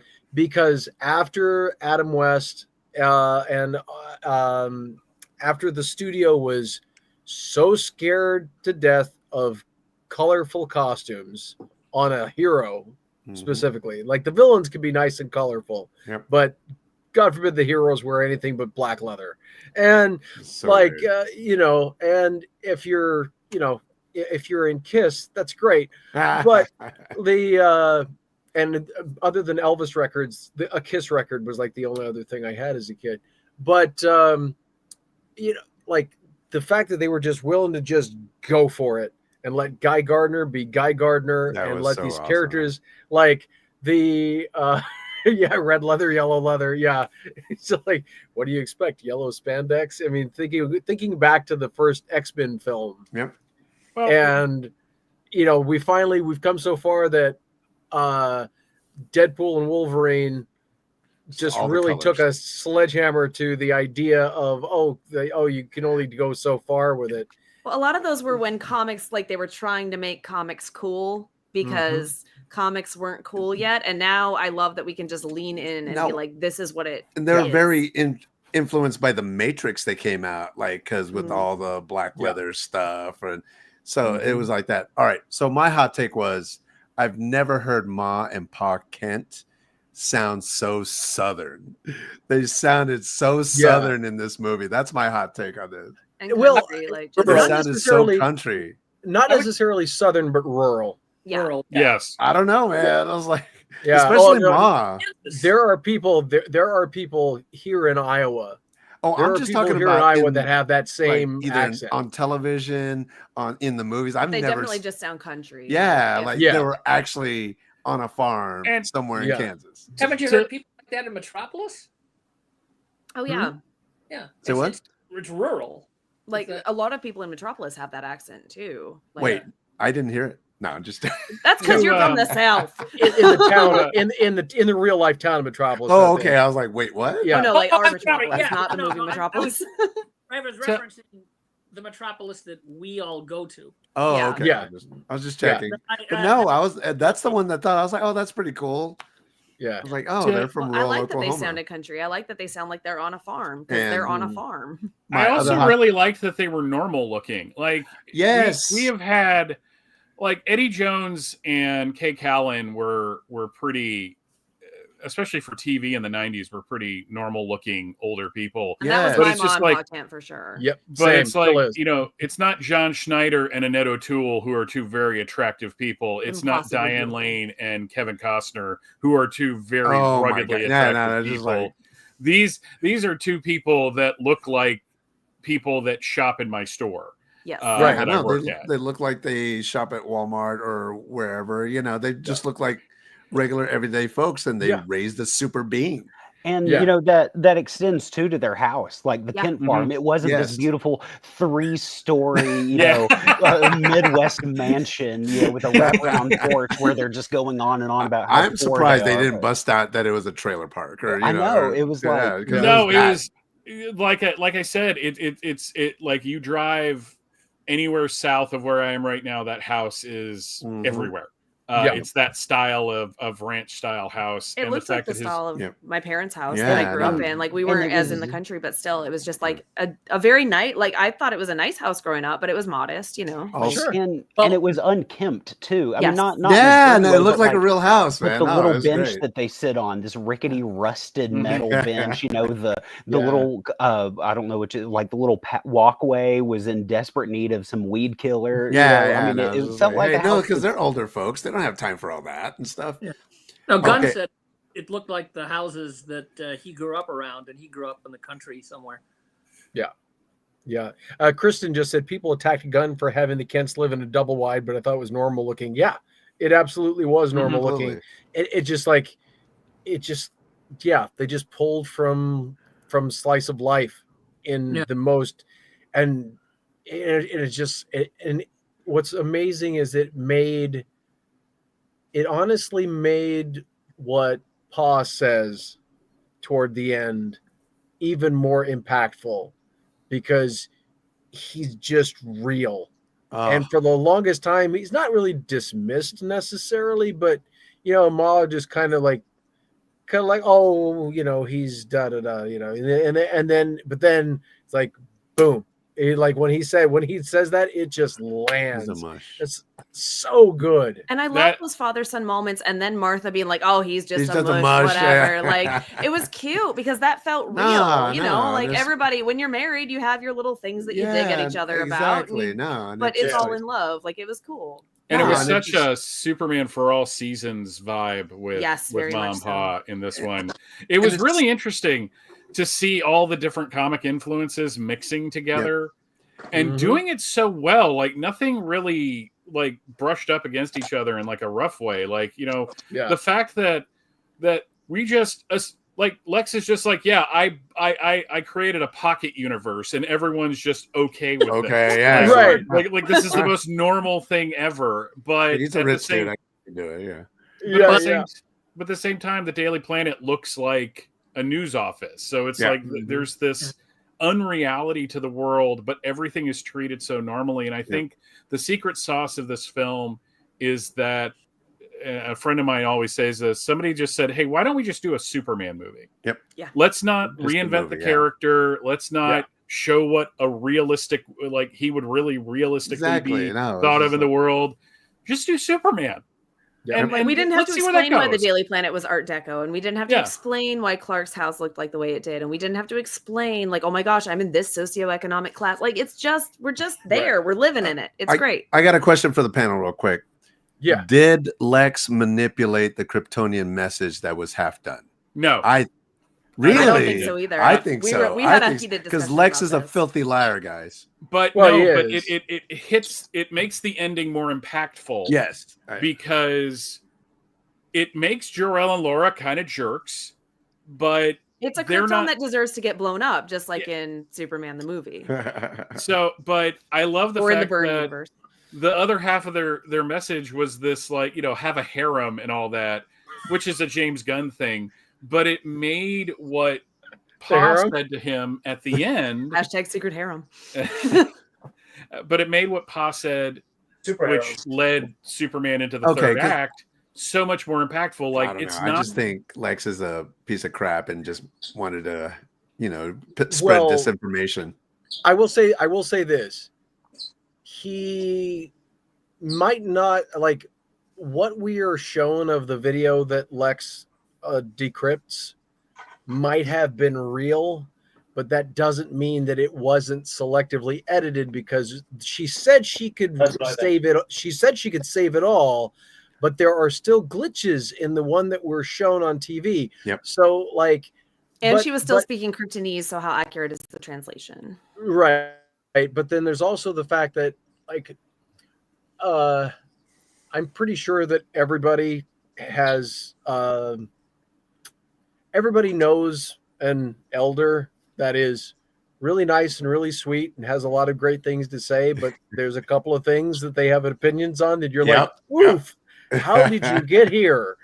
And so, like, if you listen, because I was kind of like parsing what they said exactly as it was being said, and it's one of those things where it could very well be that they meant well, but Kryptonian culture might be a little screwy in a couple of spots. Think this is the best way for you to help these people is to basically make them submit to you. Well, I think that follows on from, we were talking about Jonathan and Martha, obviously, and Clark having those moments with Jonathan Kent that were, I think, extremely meaningful, and having some moments with Martha that were extremely meaningful. And at the end of the movie, when the image of his parents that soothes him becomes him and Jonathan and Martha, and Jonathan lifting him up to fly, which was just so cute. Like, all of that. I mean, like, I wore makeup specifically because I wanted to look cute, but I also was like, if I wear makeup, I will cry less because I don't want to smudge it. So it was like a motivating factor for me. But that's why I think, because we were talking about it on the way home, and since we've gotten home, I don't think they necessarily altered it. And for me, as the one who loves Jor-El and Lara more than anyone else should probably ever in their lives, even though I love Jor-El and Lara, I'm kind of okay with them throwing the Kryptonians under the bus in this world, in this universe, because the future's the point of it. Like, Jor-El and Lara aren't the point of this movie, whereas they seem to be like the starting point and the crux of it in Superman the movie, in Superman Returns, in even Man of Steel. Man of Steel did such a good Krypton, man. Like, that's my favorite part of that movie. But I don't love my Lara getting thrown under the bus, but if she has to get thrown under the bus as a dick, like how John Byrne did her wrong, then at least, like, I have very strong feelings about the Man of Steel series. I have actually flipped on a lot of that in the last year.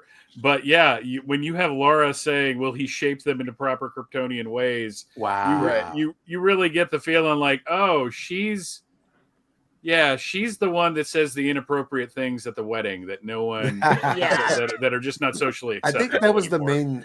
If they had done weddings in Byrne's Krypton, but they couldn't touch each other because heaven forbid. It was. But I think that was the main thing that we kind of like had a discussion about. It was like, was Lex telling the truth about that message that Superman received? Because I know it's an all-star Superman thing, and I hadn't read it, so I wasn't for sure, even in that comic, if it was something that he did to get the crowd against them. Well, if you think about it, it's two sides of the same coin. With they're great people, Kal-El, they wish to be, they just need you to show them the way. It's kind of the same message that this Jor-El, if we take that translation verbatim as it was, if that's accurate, it's the same sentiment expressed in a very different way. Like, they, like, you can lead them to be better if they submit to you, is not that far removed from their great people, Kal-El, they wish to be, you just have to show them the way. It's like, you got to really show them the way. Like, you got to grab them by the neck and make sure they listen. Like, well, and if the Kryptonians are as powerful on Krypton, depending on how we don't know, like the way they've said, but if they have any sort of power or any sort of thought to power the way that Superman does on Earth, or any knowledge of this, then it would be easy. Well, look at human nature. When people think that they have power over someone else, then sometimes the boot comes down a little bit, even when in other situations they would look at this from the outside and go, what the heck is wrong with that person? When they're in the situation, it becomes harder to, Kristen, what's that? It seems like you're saying, in other words, that like when you have that power over somebody, you're more controlling. Yeah, and it could be very well intentioned and executed badly. Right? I take it that it's incomplete, even though that's what we saw. It was damaged. So to me, I took it as there's got to be there's something to that. To me, I took it as a warning of somebody who wants to do that. I took that. That's interesting.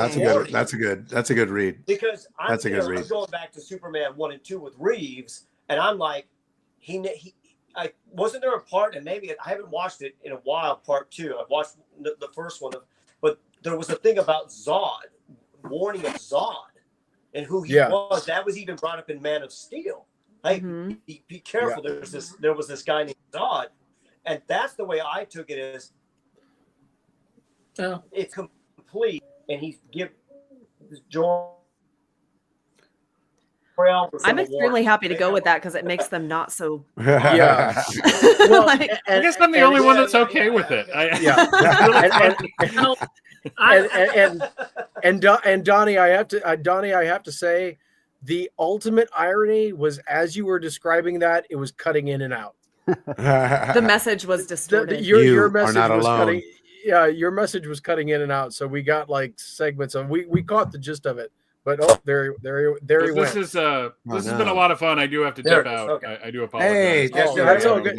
Michael, thank you so much for coming on. Would love to have you on for more discussions and stuff. Sure. This is great. Just drop me an invite. No, I'm sure in like 2 months I'll be hanging out with Michael Kelley at some point. Awesome. Sounds good. Yep. Yeah. Little less. Yeah. A little less than that. We're at the. Yeah, I mean we're less than 2 months away. July. Yeah, it's the end of August. Yeah, you're right. It's a little less than 2 months. I thought Mike was indicating that you'd be spending a little less time together, as if he was like, "I reject your offer." He's got a yearly quota, and this chat has like been eating into your time at DragonCon. Yep. And Michael, thank you again. Oh, I'm glad you got them because they're amazing. And I do want to do one thing before I leave. Yes. We were talking about merch. Walmart has Superman school supplies. Whoa. That's awesome. You got a notebook and a folder, a 3-prong folder. Wow. That has a really I want a nice trapper thing. keeper. So I found these tonight and it was fake. So that's amazing. Awesome. Thank you for that. I will, especially the Fleischer S. My God, that's that's cool. And by the way, for anybody, and I know Donnie has not yet, for anybody that has not seen Superman and Lois, that is like I don't have my bracelets on anymore. I had a really hard time thinking that this could ever top Superman and Lois, and it matched it in its own way. Yeah, but they're very different, but same levels of emotion from me. Totally. The fact that we have had back to back if you count My Adventures with Superman, is back to back solid positive interpretations of Superman. It's a beautiful, gorgeous thing to see, and it's not dependent on a bat. Exactly. And no shade to Batman. I love Batman. Yeah. Have a good night, Michael. Bye, Michael. Good night. All right, so we're gonna bring Tom back in here. Tom has been very patient, sitting on the sidelines. I appreciate it, Tom. Yeah, no worries. And so like I said, this is all spoiler talk. So Kristen said Darkseid would totally try to do that, or Brainiac.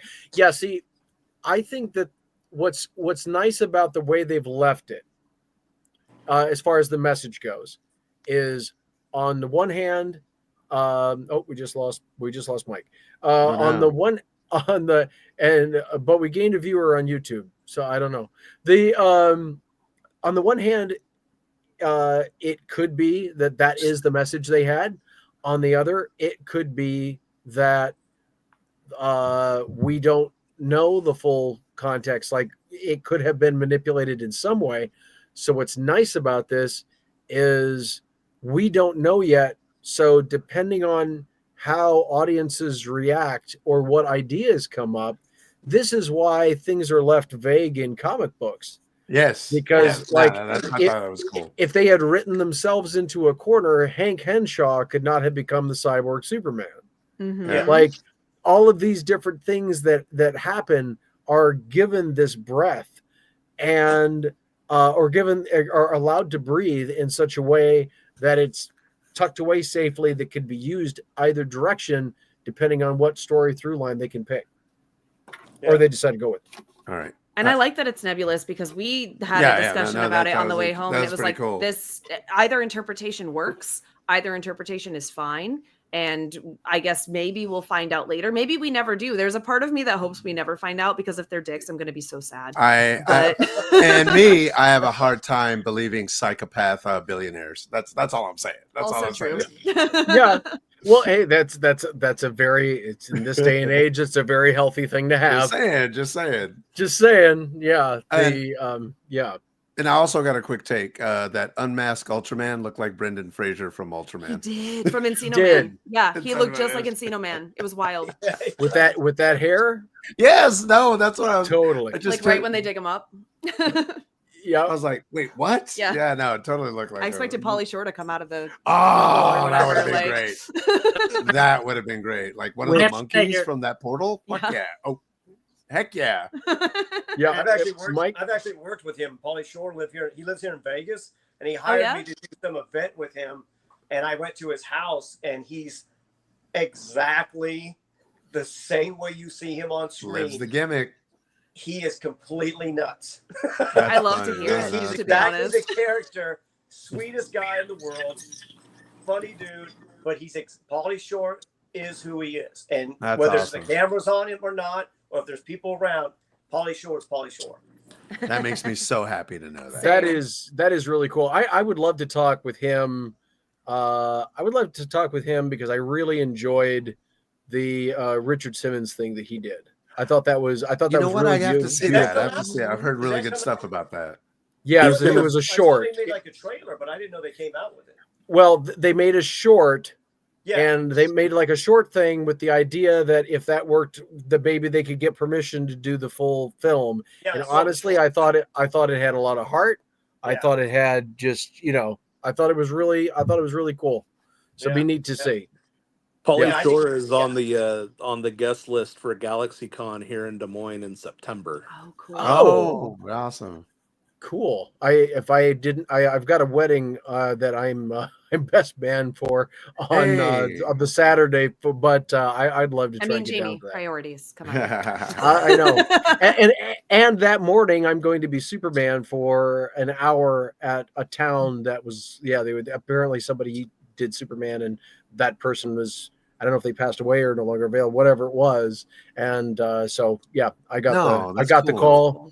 I will have the first new Superman costume in 30 years. My other costume is 30 years old, and this will be the first new suit that I've had. That is cool. Okay, Mike and Zach both had their hand raised. Mike, you first, and then we'll get to Zach. Well, what I was going to say was, it seems like every time somebody comes into this room, my sound goes out. Oh no! And so that's why I have to keep going out and coming back in to reset it. And so I've missed a good deal. A while ago, I think it was the first time Zach came back. He talked for quite some time and was apparently very entertaining, at least from the expressions on everybody's faces, but I missed all of it. Oh no. Mike, you know me well enough. I'm a barrel of chuckles, and you could just imagine the wacky things coming out of my mouth. Yeah. What I was about to say, the last time I got the sound knocked out, was that this discussion of the message has made me feel better about it, because the fact that it wasn't definitively debunked kind of bothered me and made me think, what are they? Are we really supposed to just take it at face value? And I'm not sure, but I thought, well, they may be planning to follow up on this, and there are. You've reassured me that there are other ways to interpret this that might not be so. I mean, to me, I think this movie it's a foundation for the future. Yeah, and I think it's not just for the future of the next Superman movie, but for everything that James Gunn's going to do with the DCU. So that's why I think the fact that was kind of left, kind of never really came back to it. Like, okay, this is what they think. And this is kind of the premise is like, you are not who they wanted you to be. But at the same time, it may not be exactly that's the message. That's how like I said, I think I think we'll get back to it eventually. Well, and maybe we'll find out in Supergirl because, I mean, again, spoiler territory. She does show up. She does show up at the end, and I kind of love that she's a brat because that's Because remember, guys, there's no bad dogs, just bad owners. Just remember. And she's too busy partying to train Crypto. Like, it's great. Right. But that could be something that we explore because I don't know if the Supergirl remembers Krypton. Like, we don't know her backstory yet, obviously. She does. No, it's part of the next movie. It's very much part of it that she does. Yeah. Mm-hmm. Okay, she does. Okay. She lived. She was like 14 when she left. Okay, so that is still like accurate. Okay. And she spent, she lived on this chunk of debris, right? And over those 14 years, she slowly watched everybody she knew die. Oh wow. So that's why she is the way she is. And that's right out of Woman of Tomorrow. And they very explicitly set this up, saying that, she likes to party in Red Sun Systems where she can get drunk. Because that's the setup in the comic, that she goes to Red Sun Systems to celebrate her 21st birthday and because she wants to get drunk. Oh, that's funny. It's a coping mechanism. Basically. Yeah. For the trauma. On the way out. They're very clearly setting that up. And, he could, next time she's in town, ask him, hey, did you see this recording here? You remember them, right? Is this would they say something like this? Right. He could do that. Yeah, they could come back full circle. Yeah, I could see that. But and maybe she couldn't give him a definitive answer. Not everybody's close to their uncles and aunts, but I have a particular regard for Jor-El and Lara, so I don't want to see them besmirched. Yeah, I wouldn't say they would disperse them, but I villainized. have a problem with them being characterized as somehow essentially or even significantly more bad. Right. Like, I'm glad it's not the point of the story that they it's not really the point of the story that they're bad. It's not the point of the story that they raised him. Because I've as much of a Jor-El and Lara fan as I am, I don't like it when Martha and Jonathan are like secondary because they're the ones who actually raised him and kind of informed his values and stuff. Yeah, I get that. When you come to it, they did exactly the same thing on Smallville. When he that's true. When Swan, Christopher Reeve's character, helped him decode that message from Krypton, at the end it turned out that Jor-El was telling him to rule over humanity, and it colored negatively his relationship with Jor-El for some time to come, and they never did actually explain it away. No, that's true. I kind of forgot how contentious his relationship with Jor-El was in Smallville. I haven't rewatched those seasons in a while. Yeah, and it started from there. If you guys remember Brightburn, it kind of delved into that. It's like, no, this kid's been sent to do harm to us. Yeah. This super powered alien from. It was like an alternate take. Yeah, alternate take. I still haven't seen that. It's actually pretty solid as a horror superhero movie. I liked it a lot. We watched it 2 years ago or something. Yeah. And this might have been brought up when I was chasing a house centipede a second ago and missed some of the conversation. Did anybody talk about the evil Kryptonian thing also being an element of Birthright? Yeah. No, No, but you're we not forgot wrong. that about was a that. We huge, forgot and I about forget that. exactly how it gets resolved, but like that was the whole thing about I projecting forgot the about that. yeah Look at Kryptonian Zach. warships and all that. Mhm. Oh, I forgot Yep. that. Yeah, and I still don't clearly remember it. Yeah, I Yeah. need I to forget. read it, right. It I've does been have meaning to, precedent. and it's been a long time. Yeah. I forget how it, like how all that's resolved, but I feel like it was like when I was watching the movie tonight, I definitely thought like, oh, that's where he's getting this, and just the using the Kryptonian messages as a weapon and all that. But like I said, I don't remember how Birthright establishes it, except I do feel like we do come out at the end of Birthright being like, okay, this was they were misleading us about the Kryptonians. I think it was like a lost in translation kind of a thing, wasn't Yeah, it? Like I we believe didn't so. quite like Yeah. like it just didn't get translated right. I can't remember Yeah. exactly how it resolved. We actually have Birthright like right here. But really, what it seemed to be. I think the only way they can plausibly resolve it is to have it being some sort of lost in translation kind of thing. Mhm. Because they said in this movie that, well, all the best linguists look this over. They've looked the recording over. There's no sign of tampering. There are these glitches in there, but that they kind of ruled out any sort of mischief. And for them to say in the next movie, they might, but to just say, well, actually, yeah, it was faked.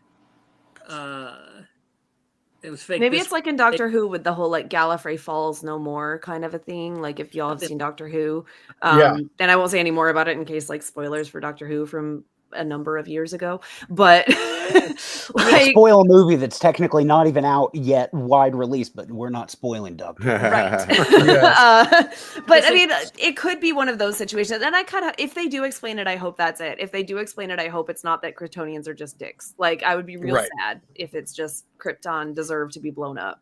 Or Yeah. there's more footage that has Lara just elbowing Jor-El and being like, Jor-El, stop it. He's going to Yeah. think you're serious. Let's try that again, Jor-El. We'll just make Jor-El the problem. That's fine. That was the thing. Well, and because of the way the information was accessed, Yeah. there are so many points of entry to the gathering of the technology Mhm. that it would be I think it would be a mistake to take it 100% as shown. It would be very easy. I mean, we're talking about a world that is still getting used to metahumans on some level because of the way that they were talking at the end. And because of that, I think it would be a mistake to just say, oh, this is definitely genuine. Not that there was tampering as far as like creating a thing that they didn't actually say, but I think that those glitches are potentially a hint that, they, because it would be very easy for them to say, oh, well, those are just glitches, as Or opposed to Jamie. those are edits. Or Jamie, it was created by the monkey bots that were creating disinformation anyway. So there you go. Well, Just remember that. I was gonna say that the Secret experts that did the forensic, scope of it, were probably hired by LexCorp anyway. So Yeah. Monkey bots. Yep. Just remember that. Well, and I mean, like, I now I'm just on the Doctor Who track, but like how Melody Pond became River Song again, like spoiler alert for Doctor Who, but like they're the same person because they didn't have a word for Wait, pond. what? Yeah, because they didn't have a word for pond, there was only a word for river. So maybe like some of the Kryptonian language just doesn't have an English translation that makes sense to us. And of course, Lex or his cronies are going to translate it in the most nefarious way possible because they're evil. I was going to ask everybody, did the cameos work for you guys? Did all the cameos work for you guys? I think so. It was I neat don't to know see if I Christopher caught 'em. Reeve's son Yeah. as the reporter. Yeah. Oh yeah, That was cool. Yeah. yeah, sure. That was a really nice thing. Oh, Kristen says Clark destroyed the ship to avoid the future Jor-El seemed to want for him. We're referencing Smallville. Yeah. Oh, that's right. Yeah. Confession: I've never seen Smallville. Yeah, I've never seen it either. It's a journey. I stopped after like season 4, so. I stopped after season 4 and then hopped back on the last 2. So. That was probably wise. I rode the whole train, man. I did rode too. the whole train. Yeah. Vampires and all. I rode the whole thing. But... If I'm gonna do it, I'm gonna watch the whole thing. So. And honestly, some of the bad is so bad that it's really entertaining. Like, yeah. So bad it's good.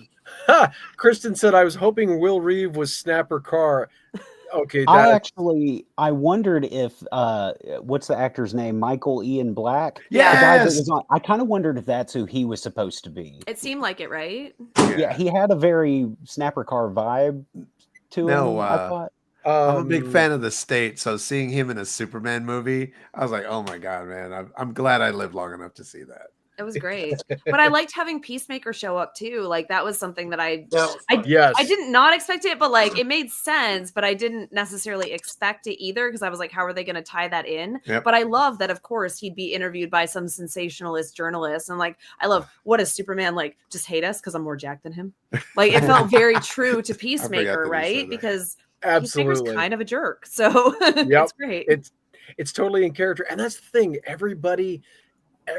Like all of the interactions in my opinion worked so well because the characters, it was true to character. It felt like the pieces fit pretty well, and like there was no dumbing down of one to everybody had their moment. I mean, I guess you could say the person who had the least moment would be Hot Girl. I was or thinking Hawk that, Woman. Yeah. But she still got to shine in a few key spots, which was, I mean, nobody's shown more than as far as the non-Daily Planet supporting cast. I mean, Nathan Fillion just knocked that out of the, like. When I saw the pictures, I mean, I thought, well, I'm sure he'll do a fine job. Yeah. But then I saw the pictures on the set, and I was like, oh gosh, no, I don't know if that's gonna. But man, he just nailed it. No, and the way he was integrated again worked better than he did in the trailers for me. Because when you see it, it looks like he's gonna be like Mr. Action, like doing a lot of the stuff. And I still think Superman was front and center, but Guy Gardner was. You understood who he was immediately, and I'm not familiar with Green Lantern. Like that is a major blind spot for me. So, but I knew who he was in this movie, which was great. Yeah. And I love how when he's turning the tanks over, it was all green middle fingers. Yeah, exactly. It's just like, that's just so in character. That's Guy Gardner.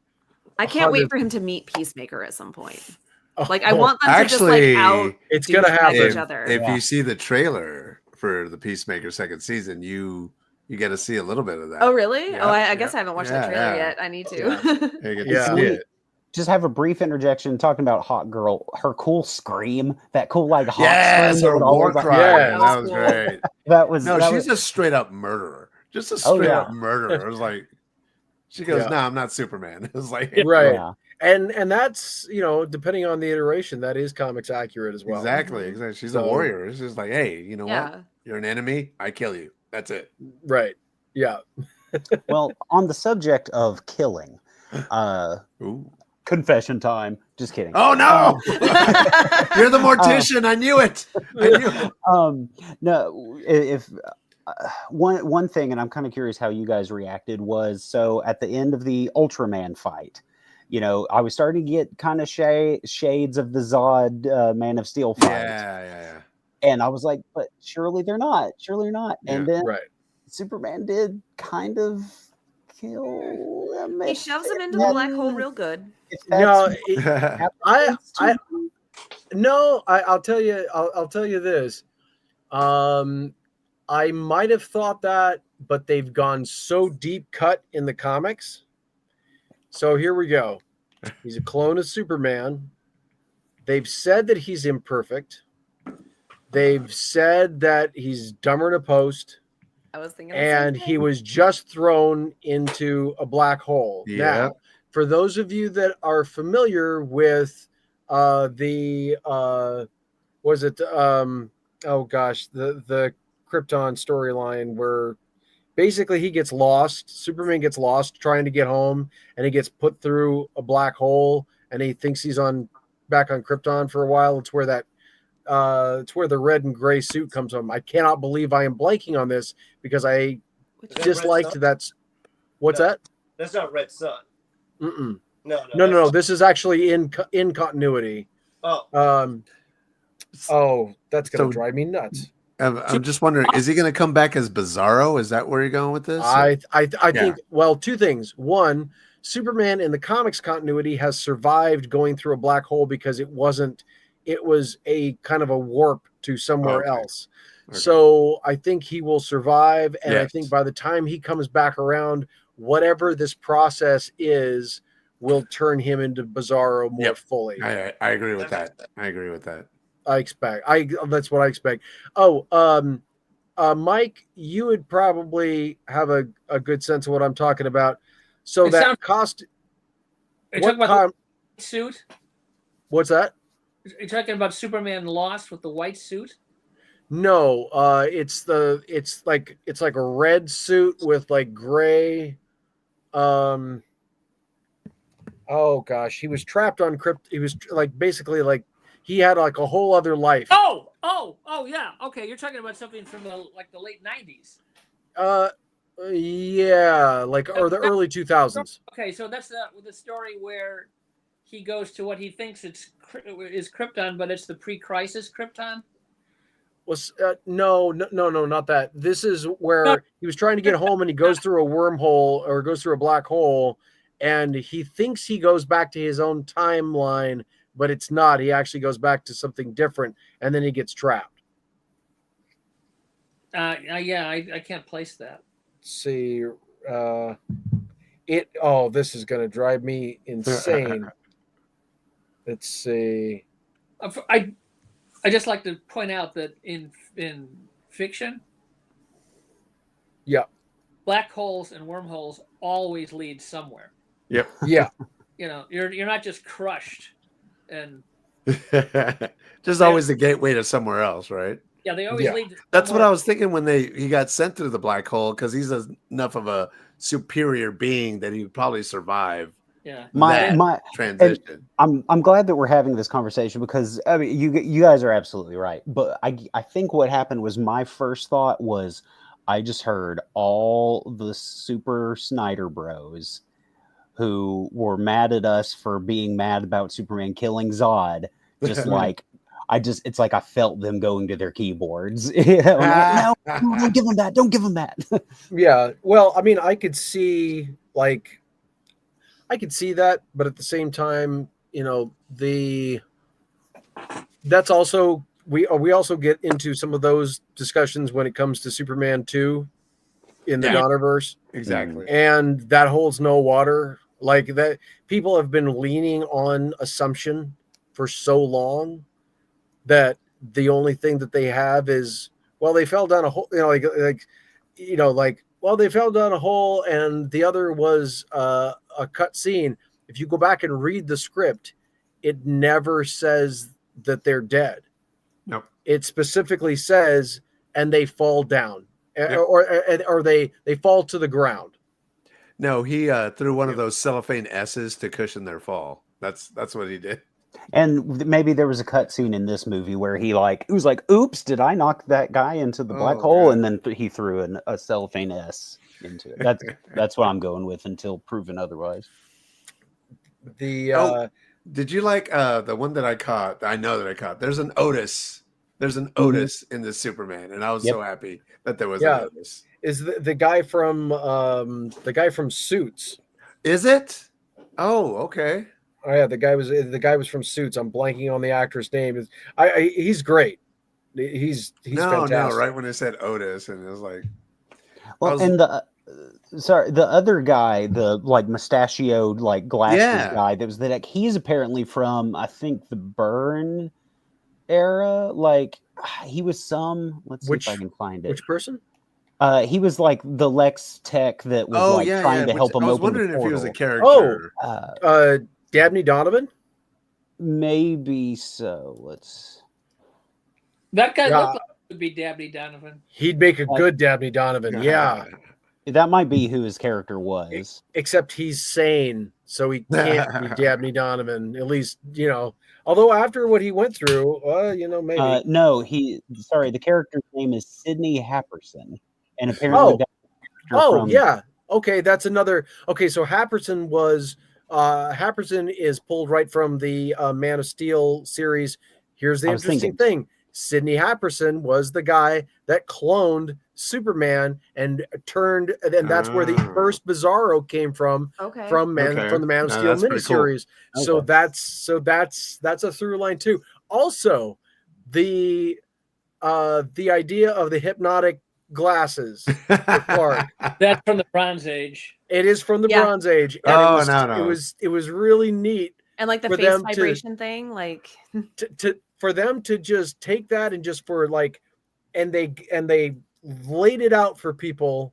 I'd love to know how long it took them to figure out how to lay that out in like 30 seconds in such a way that everybody in the audience is like, I get it. Okay. Yeah. Well, because at first I thought but the glasses was just going to be a throwaway line, like a kind of tongue-in-cheek reference to the fact that glasses are not necessarily the best disguise. I mean, they are for me. I can't recognize people anyway. But like, who's that sitting next to you? I don't know. I mean, like, wow, some stranger, I guess. It's crazy, but like, I thought it was just going to be a throwaway line. But then when they kind of were like, yeah, the hypnotic glasses, it makes his face look different. And I'm like, okay. Fine. Like, that's something this movie does really well, is kind of be like, this is our world. These are the things we accept. You're in it now. Yep. You have to accept the things we accept. And that's a plausible thing in this world. Exactly. Yeah. Are we supposed to believe it? Well, they probably saw She's All That, where Clark is so hideous with his glasses. Obviously. And as soon as he takes them off, he's a beautiful Absolutely man. Revolting, I know. Exactly. So my glasses give you a -5 in attractiveness, obviously. That's what I've learned in the movies. Right. Mike, are you suggesting that you interpreted it as they were just joking? Oh my God, honey, jeez. Oh. Well, I wonder because that story, when it was disavowed almost as soon as it appeared. And it was never referenced again. Right. It's become a lot of people know it now because it's notorious, but they just kind of ignored it after that. So I just wonder if we're really supposed to believe that it's true, or if Superman was Clark was putting Guy on when he told him that. I think either way kind of works. It's almost like the Kryptonian thing for me, where I could see the interpretation being, yes, this is true. This is some piece of technology that I have, and this is how I'm disguising my face.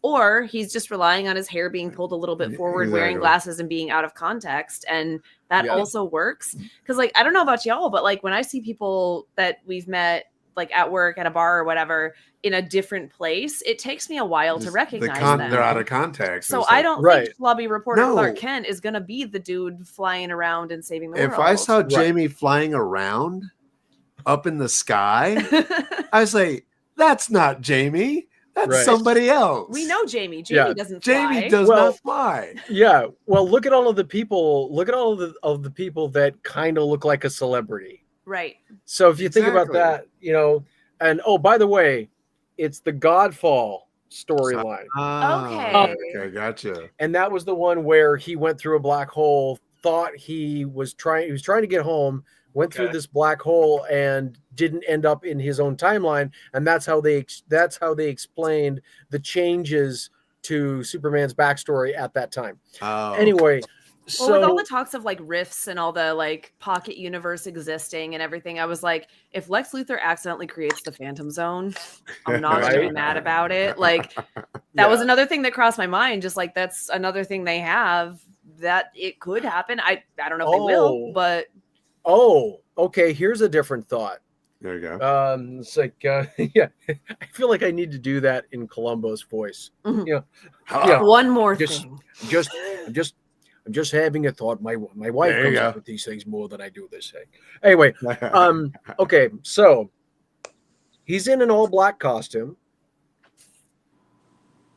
He gets He's in an all-black costume. He's got Superman's face, which technically means he has Superboy's face as well. He gets put into a black hole, which we don't know where that goes in space or in time. Legion?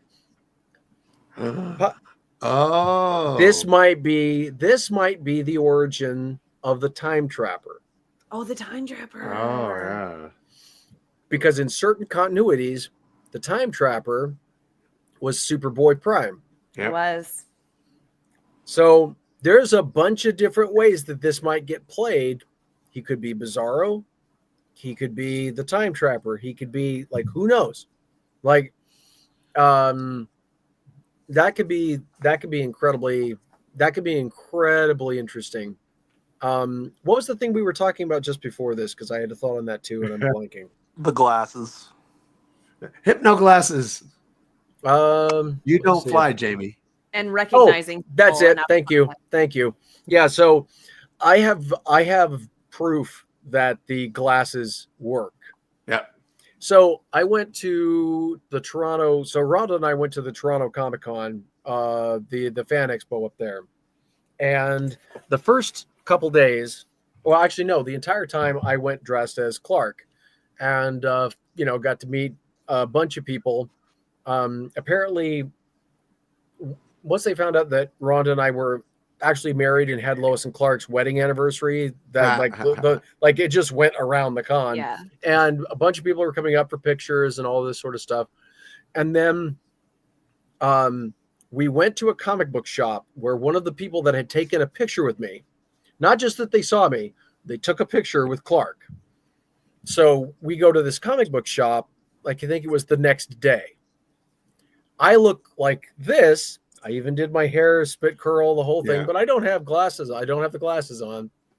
She had no idea who the hell I was. That's how it works. is. That's how it genuinely does. It does. It genuinely works. And also because, if you think about when you're seeing someone, when even just the way I normally talk, and then by then I was kind of couching the Southern accent for Clark, So of course, when I'm meeting people, it's a little more.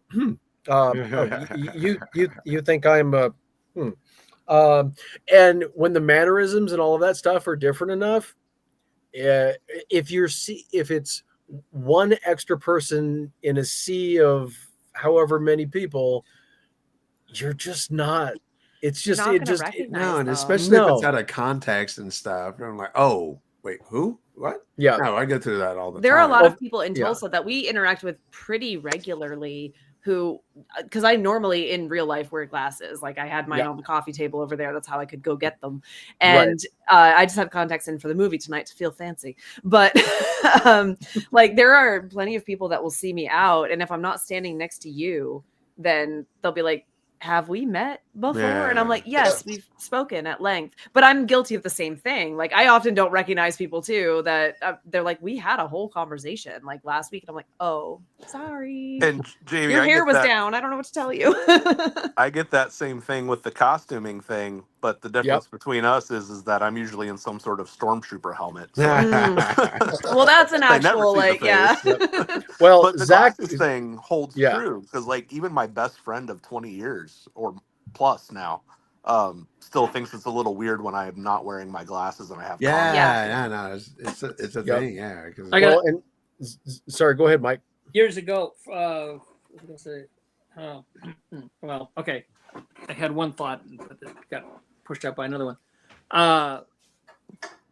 Years ago, I was visiting a friend's house, and his daughter was about 7. Maybe younger, because I would play this game with her where I had this blanket and I would throw it over my head and take my glasses off and then take it off again. And there I was. I did this a few times and it annoyed her. And once when I had the glasses off, she said, "You become yourself again right now." I love that. That's amazing. But like, I mean, we both work in drag and burlesque circles too, and there have been times where I have actively like emceed for people, and then they'll say hi to me in civilian form, and I'm like, I am so sorry. Like I didn't out of makeup and out of whatever. Yep. So I am 100% on the glasses train. Yes, it can work. Not even hypno glasses, just regular right, glasses. just regular glasses. Well, and funny enough, Tom was talking about the helmet, and when the masks. Zach has a story like that of me in Deadpool. Oh yeah. And he was like, "Oh, not another." Yeah, I see a Deadpool coming down the street in Metropolis. I'm like, "Oh gosh, a Deadpool cosplayer," and then it's Jamie. yeah. Well, Nathan as Super Bugs Bunny this year. Yeah, I didn't recognize him. And I mean, I've known him for how many years, and it wasn't until the next day that he referenced being Super Bugs Bunny that I was like, "Oh my god, I didn't realize it was you." And we talked to you and had a whole conversation. Brandy, for all those watching at home or that don't know her, my girlfriend Brandy, you all know she dyes her hair weird colors.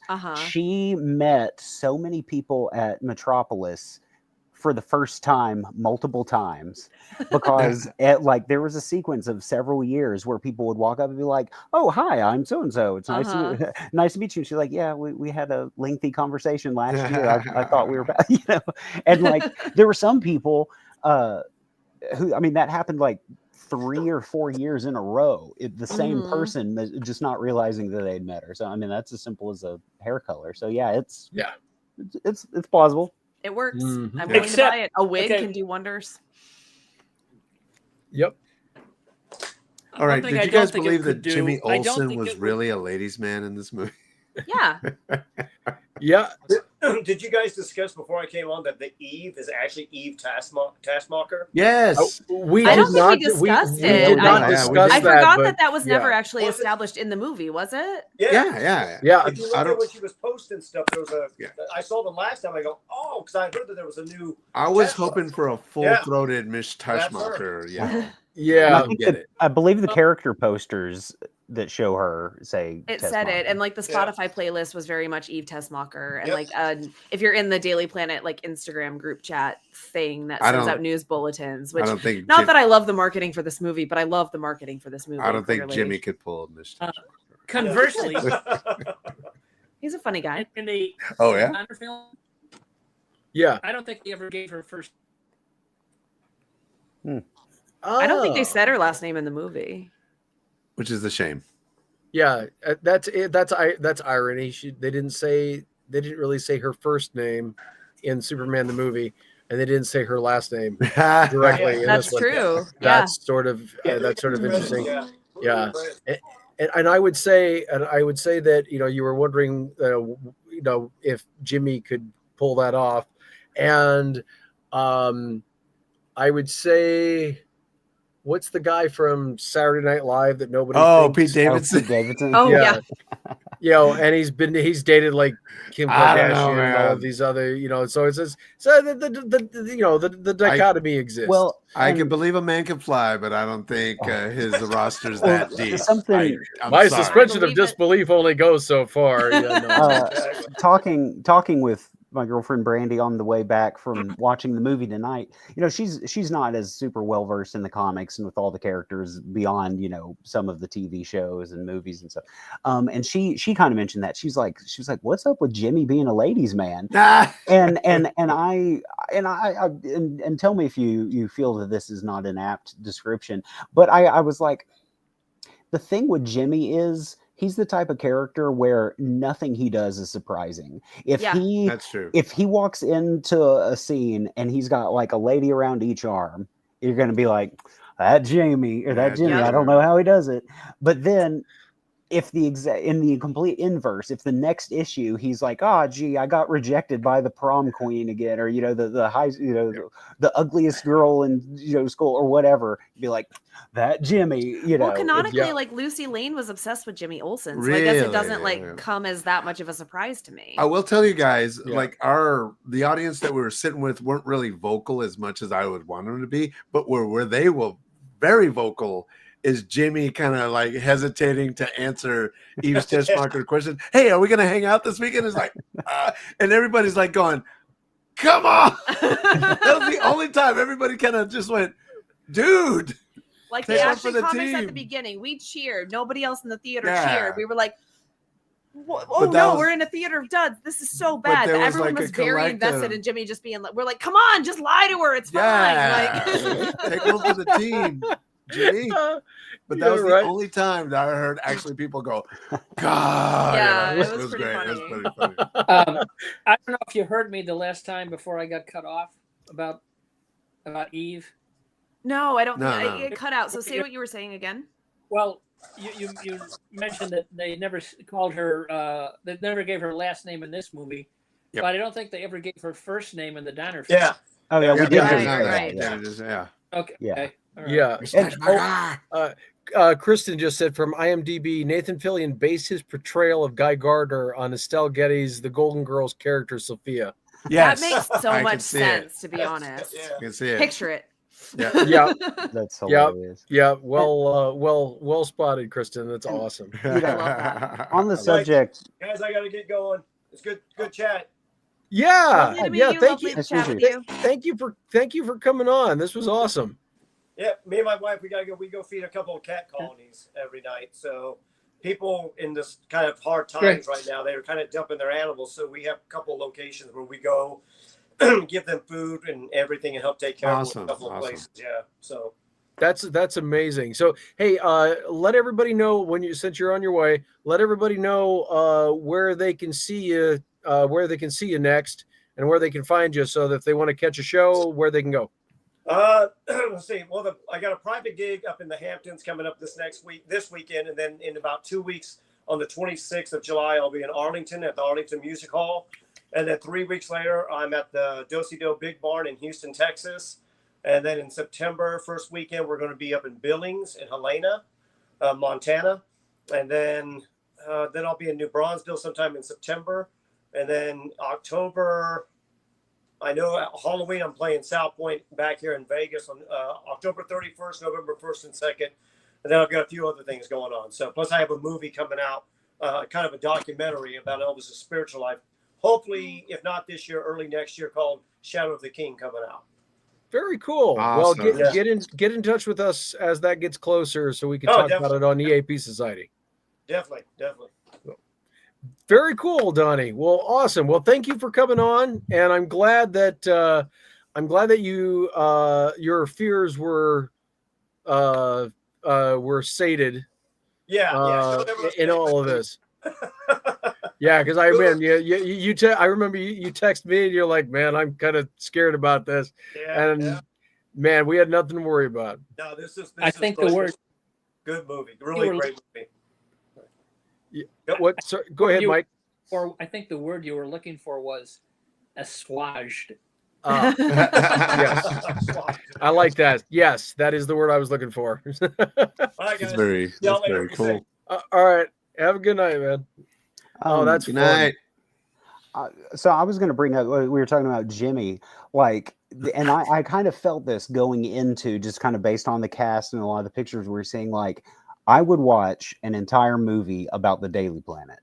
100%. Yes, that cast, we did not get enough of any of them. No, put that on HBO on the streaming service. Just Beck Bennett's Steve Lombard was just so great, but it's I wish we got more of him. Cat Grant, I mean, all of them. We didn't get a single word out of Ron Troop, I don't think. But I was I want an entire show that's just the Daily Planet. And I could see that they were the characters that we've known from the comics. I could see that they were exactly who we think they should be, but we only got those glimpses. And I'm with you. I would love a limited, maybe 5-episode series of just life at Daily Planet. Yeah. Even if Lois and Clark aren't in it, send them out on assignment. Yeah. And I want Perry interacting with Cat Grant. I want Perry interacting with Steve Lombard. Wendell Pierce is so good on a show called Elsbeth that we watch, and he was great on The Wire. Just a solid guy, man. It's just him being Perry White was great. It was great. Well, the love letters to Don't Call Me Chief and Call Me Perry, and he had the cigar and Though, on the subject of the cigar, it was very rude of him to be smoking that cigar while they were in Mr. Terrific's tiny little thing. It's Jim, come on, man. What are you doing, dude? These are your people. You need to respect your employees here. Yeah. Although it didn't even look lit. Like it looked like he was just sucking Just on it. chewing on that hog leg. Yeah, Yeah, every time I see sucking the Wendell nicotine out. Pierce, Maybe it's just an oral fixation. Maybe he needs fume. Like I don't know if y'all watch like all of the YouTube channels that are always advertising like I replace my cigarettes with fume and I just breathe in essential oils, which is totally fine, we promise. Right? Right. Yeah. Oh, and by the way, I don't know why I was thinking. I don't know why I was thinking it's Wendell Pierce that's in Suits, and Yeah, Yes, he's yes, awesome in yes, Suits. yes. That's how I knew know him he'd first. be. Yeah, I was thinking they were both in Suits, and they're not. But Mode 7 says just finished watching the movie. It was amazing. Want to see it again. Same. Yes. Same. Same. Yes. We saw it in a place that had a thing called the Grand Screen, and where the sides they're not as reflective or they're not as friendly for like projecting onto, but they're little. And so at certain points in the movie, as they're like walking through the fortress and that kind of stuff, the sides light up. Oh, And it's projected on this. It's kind of like stretch projected on the sides as well as the center. Nah, It was cool. it was a really super cool effect. Wendell Pierce was great on Harley Quinn. Yes. Oh, that's right. That's right. Yeah. And I mean, I really like Wendell, and it's just like everybody in the cast. And what's really cool is the way they've set this up is so the guy that was Rick Flag Sr. is the same guy that does the voice in in the cartoon, and Frank Grillo. And so what's nice is that overlap that we see means that there's every possibility that we could be getting to see some of these characters either show up in other shows, or maybe if they could talk everybody into it, maybe there's a mini series or a series or something like that hits, now again HBO Max, because they finally got beat across the head enough to realize don't drop the HBO name. Everybody knows what that is. Also, if you Google Max, a bunch of stuff's going to come up. Like, I think in terms of SEO and whatnot, and I'm just like, why would you change it to something that's less Googleable? I don't understand. Well, when I hear Max, I think Cinemax. Yeah, exactly. Like, I think my friend Max, who bootlegs everything and can get you a DVD of anything you want. Yeah. Sweet. Yeah, that too. Isn't even speculative. Gunn has said that that's exactly his plan. Yeah. And we know that Gunn loves to focus on tertiary characters, right? Like we talked about that earlier. And that's the sort of thing that they can do in this universe and just make it more rich, where you don't necessarily miss anything if you don't watch all of Peacemaker. But if you watch it, that cameo was really cool. Just adds to it, yeah. And that, even the animated projects like Creature Commandos are totally canonical. Right. Mm-hmm. They said that. So yeah, that's why he's Frank Grillo is playing the same character in both. Mm-hmm. Yep. I want to make such a great idea. Make a comment on Wendell Pierce, just to take it back a moment here. But he was in Hackers way back in the day. Really? Oh, yeah. I forgot about that. I knew. Oh, that's awesome, man. He was one of the cops or one of the security guys chasing him down? No, that's great. That's a great callback, man. Wow, I haven't watched that in years. He was in Captain America: Brave New World too earlier this year. Oh, that's right. Yeah. Oh, very cool. No, he's always been just one of those solid character actors and everything, man. Oh yeah, especially in Suits, like Jamie mentioned, he's really good in Suits. He's awesome in Suits. Yeah, I really love that show. That was such a good show. That's another one that I was kind of hoping when they did the, well, not reboot, but an offshoot. When they did the offshoot show, I was hoping to see like some people that we knew kind of hop over, and I never heard about it happening, and I just kept missing the show when it was on. So yeah, I haven't gotten into Pearson or LA, so I haven't I need to delve in because I love Suits. I think it's canceled. Well, but I haven't seen it, so it's all new for me. Yeah.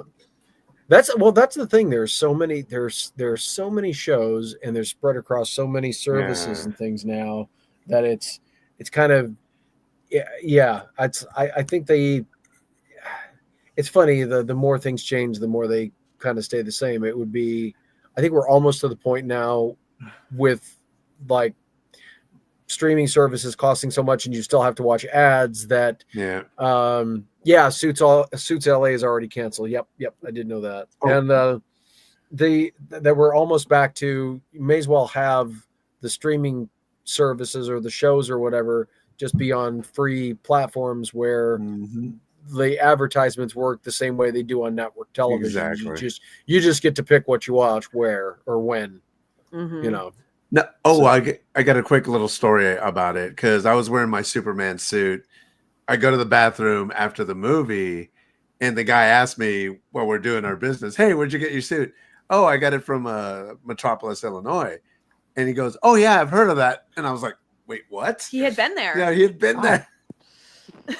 Yeah. So I'm just like, oh, because it's very rare that somebody in Tulsa knows where Metropolis, Illinois is. But I guess he lived around the area. He'd been there. I think, did he say like 2009 or something? He said it was before I had been there. He said it was like 0506. Yeah, so that's because I started going in 09. That's always cool when somebody recognizes, hey, it's Metropolis, Illinois, home of Superman. Because this dude came out of the bathroom, came up to me, and was like, "I just met your husband in the bathroom," and I'm like, "Cool, great, make friends, awesome." Had a whole chat.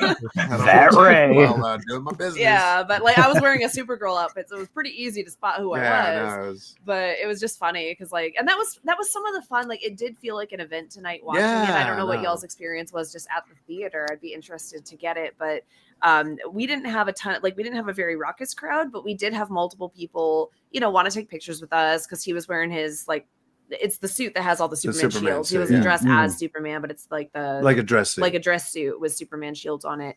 And I was just in my Supergirl outfit. So that was really fun. And there was actually a couple dressed as Fantastic Four. And I was like, you're a week early. For reasons. So I was like, all right. But sure, you do you. It's great. Like, nerds. It's like photo bombing, but for movies. Exactly. That's kind of how it felt. Yeah, we got a picture with them, obviously. I was like, how can you not? But like I said, it's always good seeing love for Metropolis just anywhere we go. Because I'll tell people my life story. I was like, yes, that's where I met my wife. That is true. That's where we met. That's where she came down. So yeah, and it was. People are like, why'd you move to Tulsa? And I'm like, this guy.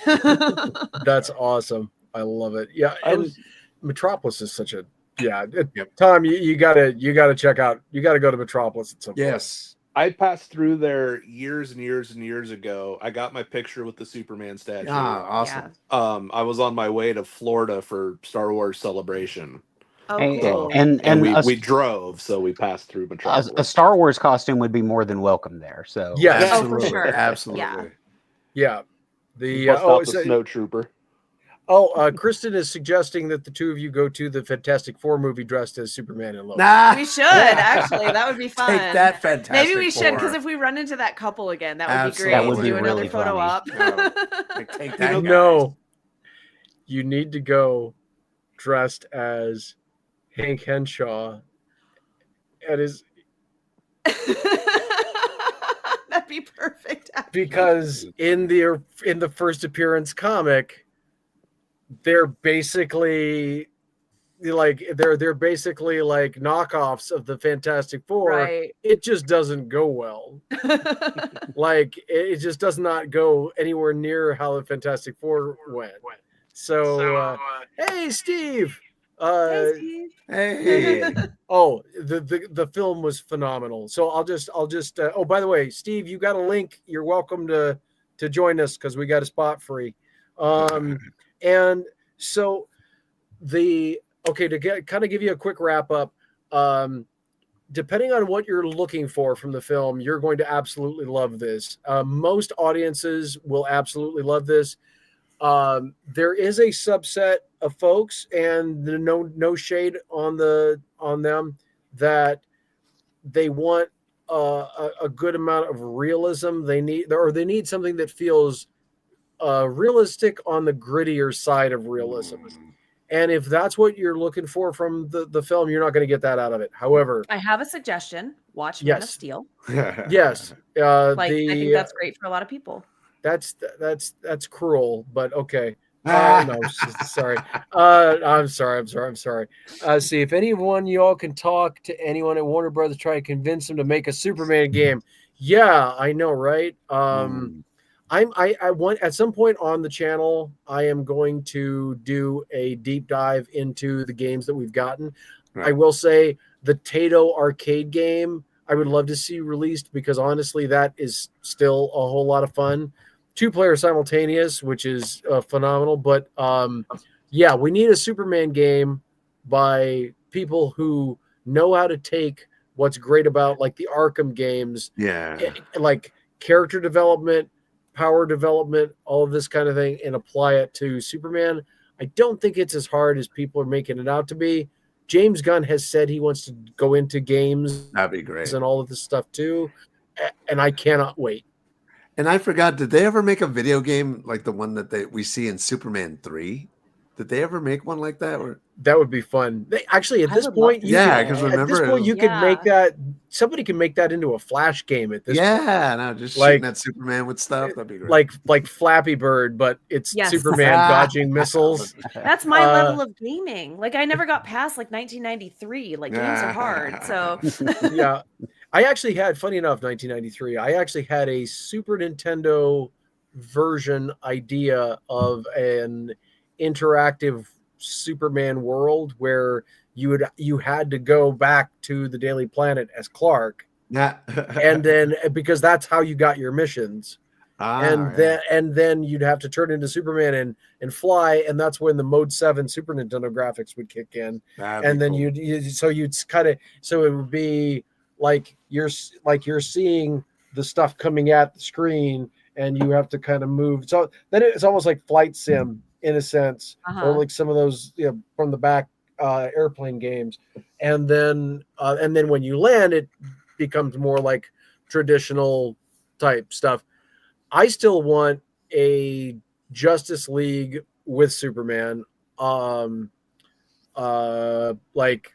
kind of like the X-Men arcade game, like 6-player simultaneous beat 'em up, but everybody gets to use their powers and stuff. I think would be insane.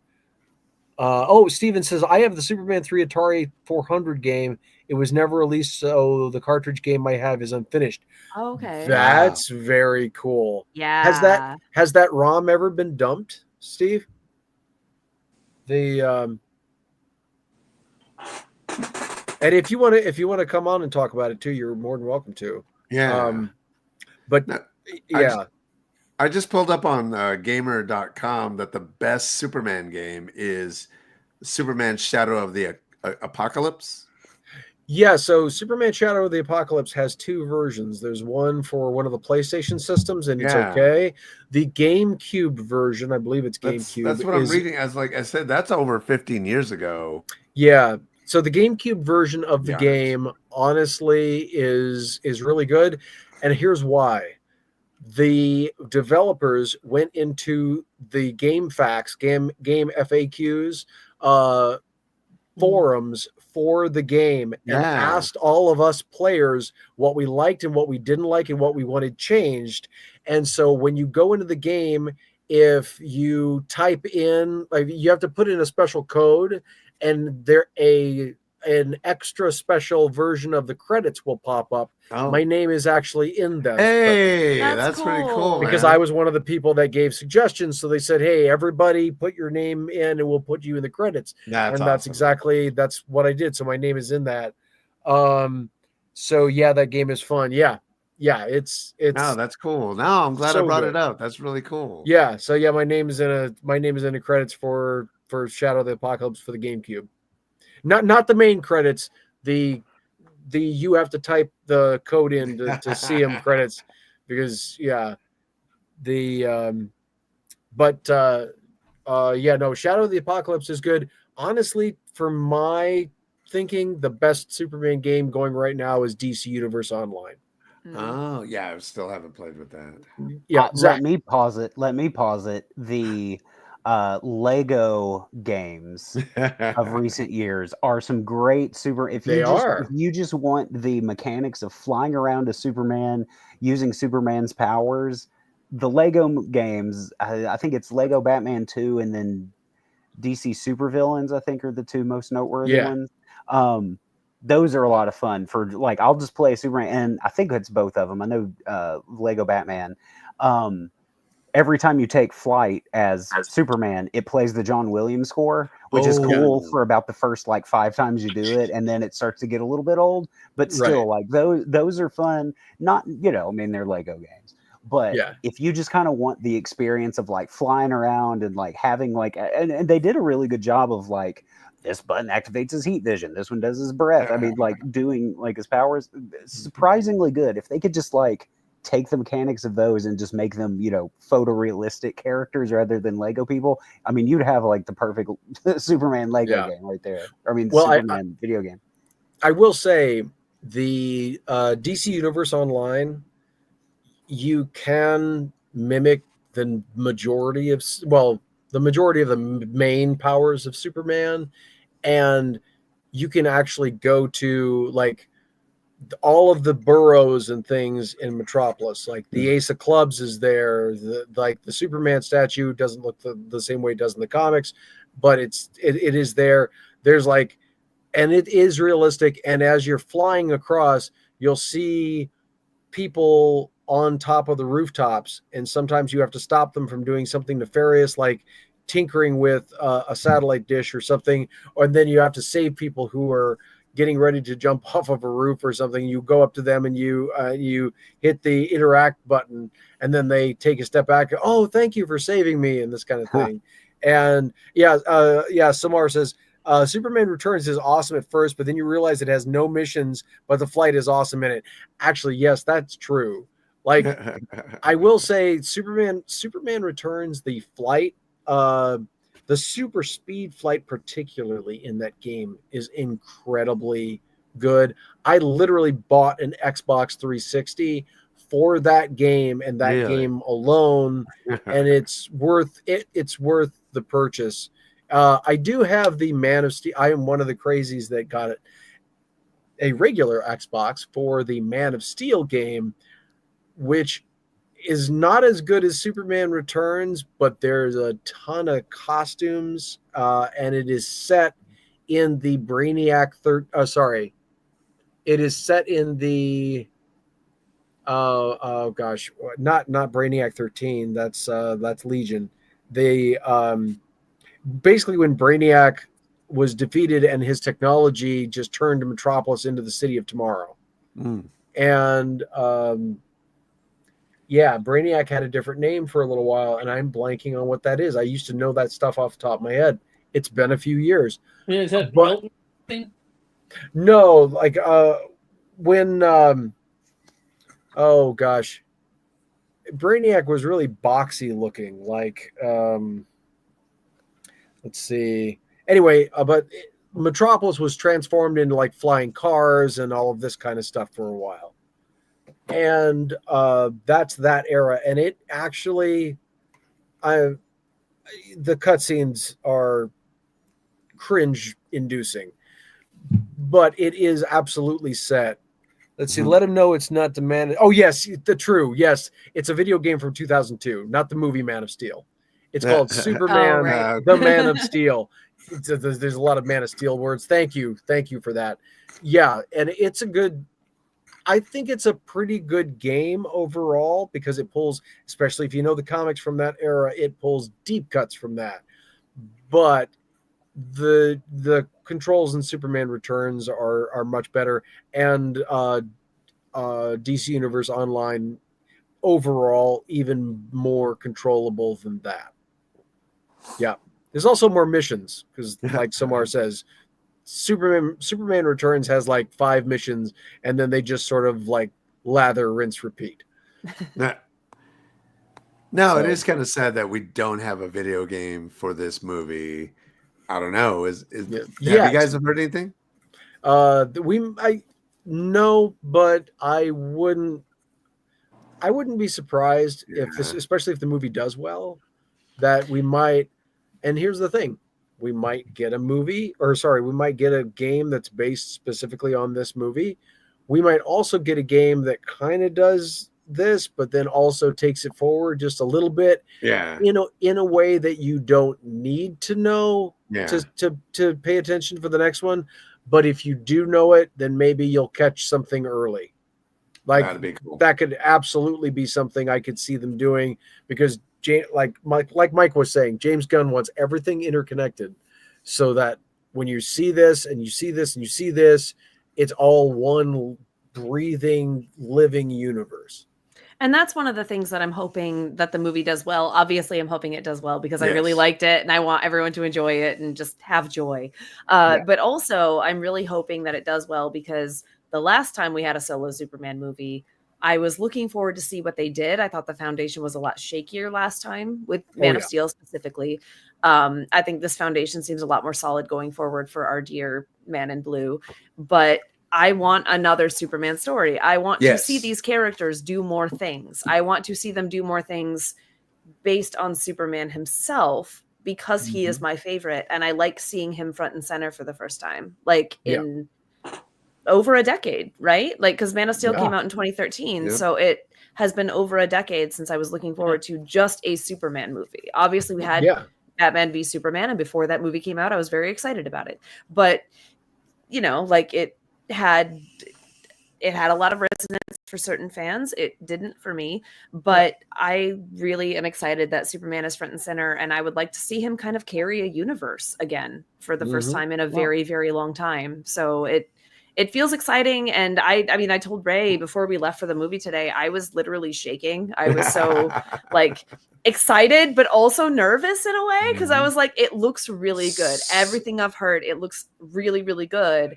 What if it's not? Like, what if something is bad? What if they do something wrong? What if like the fandom, what if it's overthought? You know, I'm a person with anxiety. I overthink things a lot. And I was genuinely just like shaking with anticipation. And so many anxiety dreams before the movie actually started. I had 2 nights in a row dreams that we were late to this movie and missed it after having bought IMAX tickets a month ago. Like one dream 2 nights ago, we were emceeing a party by a pool and I looked at my watch and it was 7:26 and the movie started at 7. I was like, Ray, we're late. We got to go. It's Superman time. And then I don't even remember what we were doing in my dream last night that we were also late. And he was like, it's fine. And I'm like, it's 7:30. We have to be there. So I made sure not book a pool party right before Superman. Right. That was good of you. That was I made sure we didn't do that. But it's like, just for me as a Superman fan, like, you know, like, I'm such a fan and I just wanted it to be good. And I was really excited to see that it was. Like, I can't wait to see it again. And I hope that it resonates with a wider audience. I think not being in a crowd of hardcore Superman fans like we were tonight with kind of I was like, it feels weird to watch this with civilians. But, I was like, I wish y'all could have watched it with us. Like, obviously Metropolis was like a month too early because I wish we could have all watched it together. But and I was telling you in a way that's good that there's a lot of people that aren't hardcore fans of Superman watching this movie because that's going to be the ones that kind of propel this, you know, past the central core of fans. And if they have a good time, like our friend who's a Marvel fan said he loved it, even though he doesn't have any real connection with the character. And that's like, I'm really crossing everything that's the reaction that most people have, even if it doesn't become their guy. It doesn't have to be their guy, but I want people to have a good reaction to it. So I'm excited. I can't wait to see it again.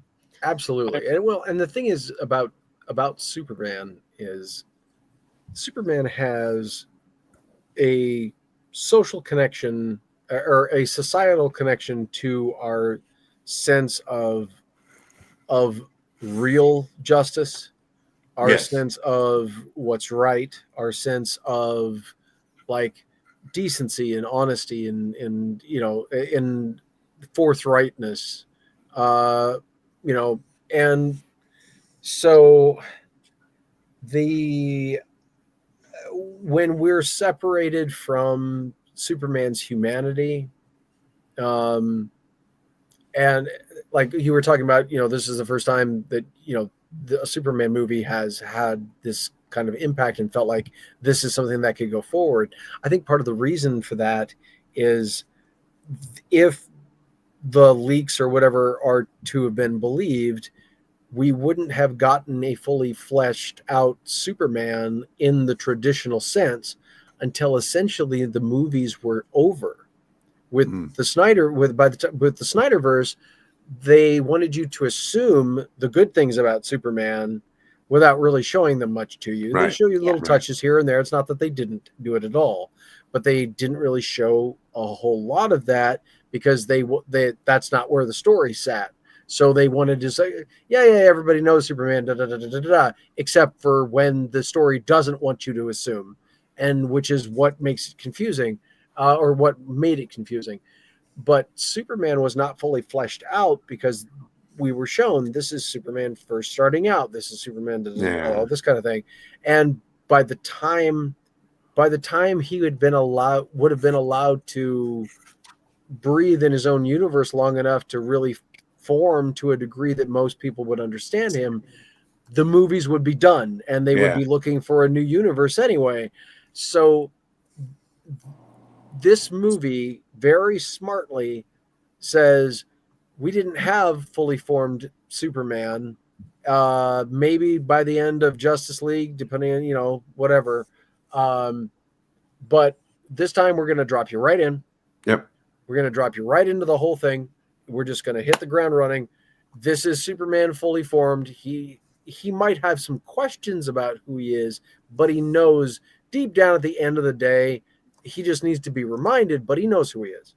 No. Well, that was something the beginning of the movie did very smartly, because I think we alluded to it in the non-spoiler portion, but when it said like 300 years ago, metahumans happened, or however it phrased it, like 3 decades ago, this alien came to Earth. Like 3 years ago, he declared himself as Superman.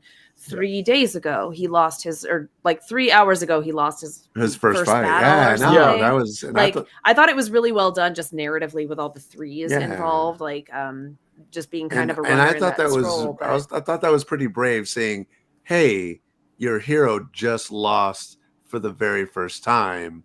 Yeah, what's he going to do after this? And how's he going to respond to that?" But if he's been Superman fully fledged for 3 years, we know that he's had other adventures. I am not opposed to seeing a prequel where we learn about Superman's origin, where we learn how he became Superman. I'm not saying immediately. I'm saying in 5 years, I would not be opposed to that movie happening. But I also don't need it. Like we could do that in comics. Yeah, the comics, or a book, or something, or a cartoon. Yes, that's animated. There are so many different ways to skin that cat. And that's the beauty of it with a fully interconnected world, which is something that I've known for a long time would absolutely work in the right circumstances. It's just a matter of having the solid foundation. And like you were saying, Man of Steel was a controversial foundation that didn't answer enough questions to fully move forward without addressing the questions that the first movie presents. Well, and we never got the chance to explore the Superman themes because they brought in Batman immediately and then wanted to basically fast track being the Avengers, and it just kind of all fell apart, in my opinion. Yeah, well, I think that Batman could have been made to work very well. I mean, kind of like we were saying in the non-spoiler portion, there were infinitely less tie-in characters in Batman v Superman, and the movie felt incredibly crowded, even the extended cut, in comparison. Yeah. Whereas this movie, the James Gunn film, has a lot more tie-in characters, but somehow doesn't feel quite as crowded. I mean, I'm sure, mileages will vary, of course. But I just think it's not trying to shove in so many backstories. I think that's where it kind of comes in. It's not trying to shove in so many backstories, and it's having a clear understanding of your characters. Mm-hmm. Because if you don't know your characters, you are going to have issues with how to structure them.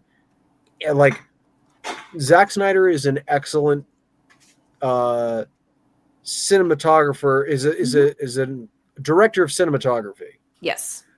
When it comes to, I think that there are certain aspects of certain characters he can get well across the board. Then there are characters like Superman and Batman that he has a harder time grasping, and so what tends to happen, what tends to happen is he almost becomes Chris Farley in that interview. Was like, hey, do you remember that? That was cool. And so when you have that, and then when that mentality seeps in, and I'm not saying that there's not a place for that, because there is, but if you don't have somebody else in the background going, okay, I see what you're trying to go for here. Let's pull this back, show this, because I could have taken the outline for Batman v Superman and made a more cohesive film that addresses the problems with Man of Steel. Now I'm going to get really weird on everybody. So Man of Steel needed the second film to make a cohesive whole between the two. Here comes the weird part. Apologies. The first 50 Shades of Grey film is the same thing, but because they didn't flesh out the Christian character to the same degree, if you hadn't read the books and gotten the fill-in information, you would think, wow, this guy's just an ass. And no wonder she left. She should stay gone. And they stuck the landing in the second film by flipping that and concentrating so much on him, maybe too much to a degree. But the idea is those two together make a more cohesive whole of a foundation to build from. But when you don't do that, you run into a lot of problems. And I look at Man of Steel and 50 Shades of Grey, the films, as like one went this way and one went this way, and this is how we get this kind of thing. I said you've seen 41, 66, Super Friends, 88 animation series. What you think of them? We'll just do a roundtable real quick. Really enjoyed the 41. Obviously, a little bit of problems with. There's a lot of stuff that doesn't hold up necessarily. Yeah, but the animation is insane. The animation holds up today like nobody's business. I just got the Blu-rays for those. 66 is really good. We need a Blu-ray of that as well. The Warner Brothers needs to take better care of their animation properties and also just their legacy properties, in my personal opinion, especially when it comes to Superman. 88 is one of my all-time favorites. It is such a shame that we did not get more, because the 88 I don't have a lot of content in the Patreon for Jacklife right now. I just don't have time. I have too much stuff I'm doing for EAP Society. But as soon as that all gets done, I'm going to start pumping things into Jacklife. One of the few things that I do have is a cover that I made for the soundtrack of the Ruby Spears cartoons. Oh, that's awesome. That's awesome, man. And I made it using an actual title card that they had for the series. And it turned out beautifully, and I recreated it so it looks like a title card from the series, but it's in album format and it's usable for that. Yeah, but that is one of my all-time favorites. It's so good. If anybody who has not seen the Ruby Spears Superman cartoons, it might be a little slow to move for some folks, but it's excellent. And the Superman Family album series portions are insanely wonderful, and they're just beautiful. Oh, let's see. Kristen said, I've stayed 15 minutes longer than I said I would. It's 3 a.m. and work starts at 8:30. If you need to get some sleep, yes, Mama Laura, that's awesome. Well done. Well done, Sandra. Very good. Love you, Kristen. Yes. Come and everybody for her. Yep, and everybody want to say again real quick, Otherworldly Fundraising, at Otherworldly Fundraising. You want to check out that YouTube channel because they've got I'm a part of the group. Otherworldly Fundraising is doing a thing this September, so check out the information about that. They fundraise for good causes, so you want to look at that as well. We'll be hosting trivia again, I believe, in September. Friday, September 26th, and that'll be 8 p.m. Eastern Standard Time. So 7 p.m. Central. Yeah. Steven's going to. Thanks for coming on, Steve. That's Steve says he's been nodding off, but I have a hard time believing that Steve Fisher would be sitting there nodding off. I know. Sounds shocking. Exactly. Also, I want to remind everybody that Shazam's punches don't hurt Superman's punches physically, but they do hurt them emotionally. You have no idea how often he references that, Zach. Just want to say that. That's incredible. We need to get T-shirts like as some kind of be a friend, punches sometimes punches don't hurt. You know, there's something like that. Yeah. That's fantastic. Well, speaking of making stuff, one of the things that I'm kind of looking at now, and Steve, you'll get a kick out of this. One of the things I'm kind of looking at now is 3D printing different things for like my albums. For instance, if I 3D print like the cover of like my Christmas album, and you press the button underneath and it'll play like one of the songs from the Christmas album. But we're also looking at doing that with like the Midnight Sun compilation or composition that I made for Twilight. And there's obviously it'd be a picture of me as Edward. And yeah, so that's gonna. Oh, speaking of, real quick, sorry, a little off tangent or tangent topic, whatever. Looks like October 18th is a Thursday, I think. But anyway, the Thursday of that week, they're doing I think where I will have confirmation in a week. They might be doing a Twilight themed prom, and they want to bring me in as Edward for that. And I've got a replica of the prom costume. So anybody who's a Twilight fan, come out for that. It's going to be. I told them to do Edward's dance card, where it's like dollar dance, and we'll raise money for charity. Oh, that'll be with awesome. The funds. So, yeah. So that's what we're looking for. So have a good night, Kristen. Night, Kristen. Good night. Yeah, we love you. And yeah, said she took a picture of Steve asleep. As well, obviously, yes. Yeah, the obligatory Steve sleeping. Yep. So speaking of taking pictures, a funny one that I remembered. You all talking about your fun interaction with the people at the movie theater.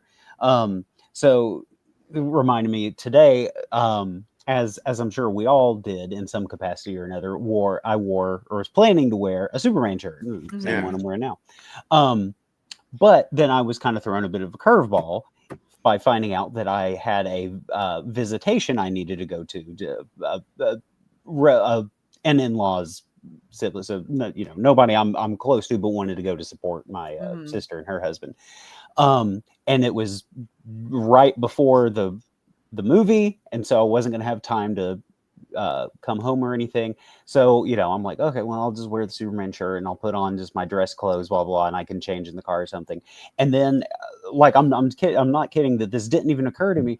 I also grabbed. I don't typically wear glasses, but sometimes for movies I'll wear glasses. I've got some that I use for night driving, and I'll wear for movies. So there I am in my dress shirt and clothes, Superman shirt underneath, and my glasses, and I was like, wait a second here. The full Clark Kent experience, right? I was like, well, and my hair kind of somewhat naturally wants to fall into the little spit curl occasion when I comb it. And so anyway, so I went to this visitation, and I'm just visiting, and one of the kids, grandkids or something, comes up, and he's wearing a Spider-Man shirt, and my sister points that out and kind of indicates like, oh, my this guy here likes comic books too. And I was just like, hey, you want to see something? And I unbuttoned my shirt and showed him just the Superman symbol, and I was just thinking, just like, hey, look, I'm also wearing a Superman shirt. But apparently the rumor started going around amongst the little kids of the funeral that Superman was there. Oh my gosh. Yeah, so my sister, because we had to pop out real quick. My sister texted me a little bit later, and she was like, the kids were all talking, and there were a couple others that, like, every now and then as I was standing there, like, that first kid would come by with another kid, and they just kind of be sheepishly kind of like standing there, and so I'd give them a peek too. And but yeah, apparently that was a big hit. I was like, oh, hey, well, that worked out really well. That's awesome. Like, what a perfect happenstance. Yeah, really. Thank God for that funeral. But then so me and Brandy went on to the movie theater, and I just like had her keep vigil while I changed clothes in the car, flopping, trying to put my shorts on and stuff. But we managed to get this picture outside the theater. I love that's awesome, man. So I was like, hey, very nice. When opportunity presents itself, you might as well take it. So exactly. I love it. That's cool. Yeah, I love stuff like that. I had a story. I had a similar thing pop in my head, but I'm blanking. Well, and if I can, I'll just add too that we were kind of saying this a second ago. I mean, Superman's one of the most well-known fictional characters to ever exist. So I'm sure all these kids knew Superman anyway. But I mean, these were little kids. I mean, 5 years old, 5, 6 years old. I mean, what's been their exposure to Superman in their lives, if not for probably the wealth of commercials and toys and stuff coming out for this? Because, you know, Superman and Lois doesn't really appeal to kids that age. Maybe My Adventures with Superman, but that's kind of a, if you catch it on TV in a world where there's a billion things for a kid to watch, right? But, you know, I think we can all remember being kids growing up watching TV, and like we would, you know, I can remember a time when The Terminator was my favorite movie. I'd never seen it. I just thought the commercials looked cool. Really cool. And you know, and I imagine that's probably the case with some of these kids who maybe their lone real experience to Superman has just been within the last few weeks of, you know, blizzards at Dairy Queen and toys and stuff like that. And to the point now that they recognized, you know, me being Superman at the funeral. Cool. And I mean, like I said, we were kind of touching on this earlier, like this, you know, this movie is going to be in a way that I don't think Superman Returns and Man of Steel really were. This is going to be the Superman movie for a generation of kids, right? In the same way that Superman the movie was for so many of us. Or even Lois and Clark when I was Lois and Clark. You know, like the animated series for me. Yeah, like that was a good entry point kind of in the 90s. Like there were a couple ways of like kind of getting into the world, I guess. Because like I remember when Jerry Seinfeld was in like credit card commercials with Superman. Superman, you know? that's right. Now that you mention it, I don't think that's really been a thing in the past decade, really. Because the Man of Steel universe was just, it was intentionally darker. And again, like not necessarily a bad thing, but it's not as inviting to a general audience, especially not an audience of kids. And like Ray and I both work in wrestling spaces also, and so we've seen the difference between like wrestling that appeals to like the 30-plus-year-old men to the wrestling that appeals to kids that gets people into like the cartoon characters and stuff. And I think we've seen WWE kind of have a resurgence in like mainstream pop culture popularity, it's appealing to like a broader audience, including the kids. And and that's kind of what I was hoping for with this Superman movie, is that he would become more pervasive in culture. Because I remember he was kind of everywhere when we were young. I didn't have access to a comic book shop in Hudsonville, Michigan. Like that was not a thing, you know, but I knew the TV version. And that's why I'm kind of glad that Superman doesn't have an expiration, like a cultural expiration date. Like the stuff that I grew up watching, like the Flintstones and stuff like that, or even Scooby-Doo, that it's kind of getting lost just because it doesn't have that cultural presence that it did 10, 20 years ago.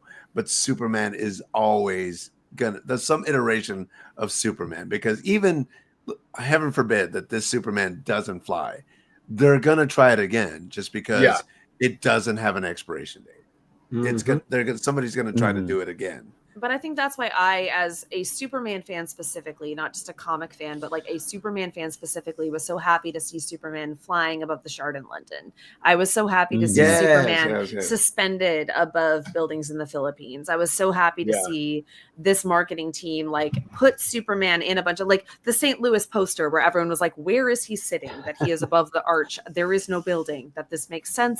But everyone's talking about it. You know what I mean? Like, it's really cool to see him in all of these different places.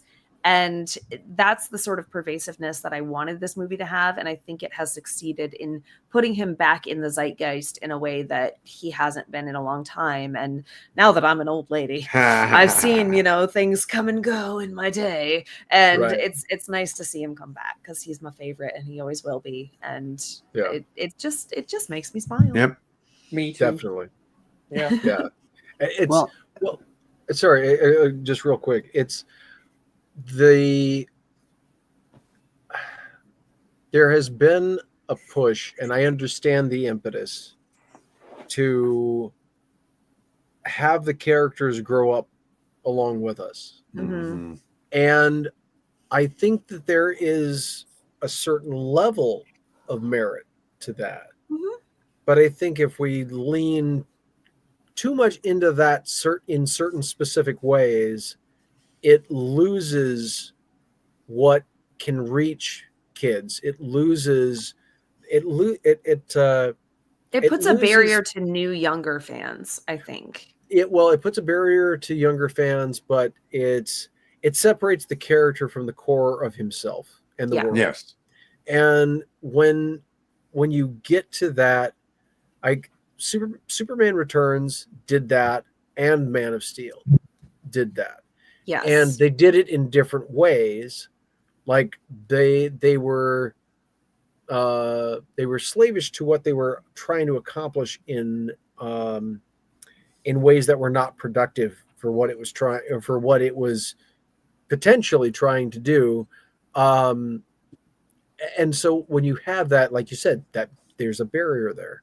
And so you can tell that the whole idea was to specifically get, okay, this we want everybody to get on board with this. Yeah. And without dumbing him down, which I think is a hard thing to do. Like I was having a conversation with a friend who is very in comic spaces, but not necessarily as much a Superman fan as I am. Yeah. And he made a good point. He was like, it's very easy to write a bad Superman story. Like it's really easy because he's a big blue Boy Scout. And like, I mean, the Straczynski Earth One book, I don't care for. I have it. I love Straczynski, love Babylon 5, but I just don't think he nailed the character. He wrote Red Eye Superman is what I call him. Yes. And you know what I mean when I say Red Eye Superman? Like, girl, I'm angry and I'm gonna.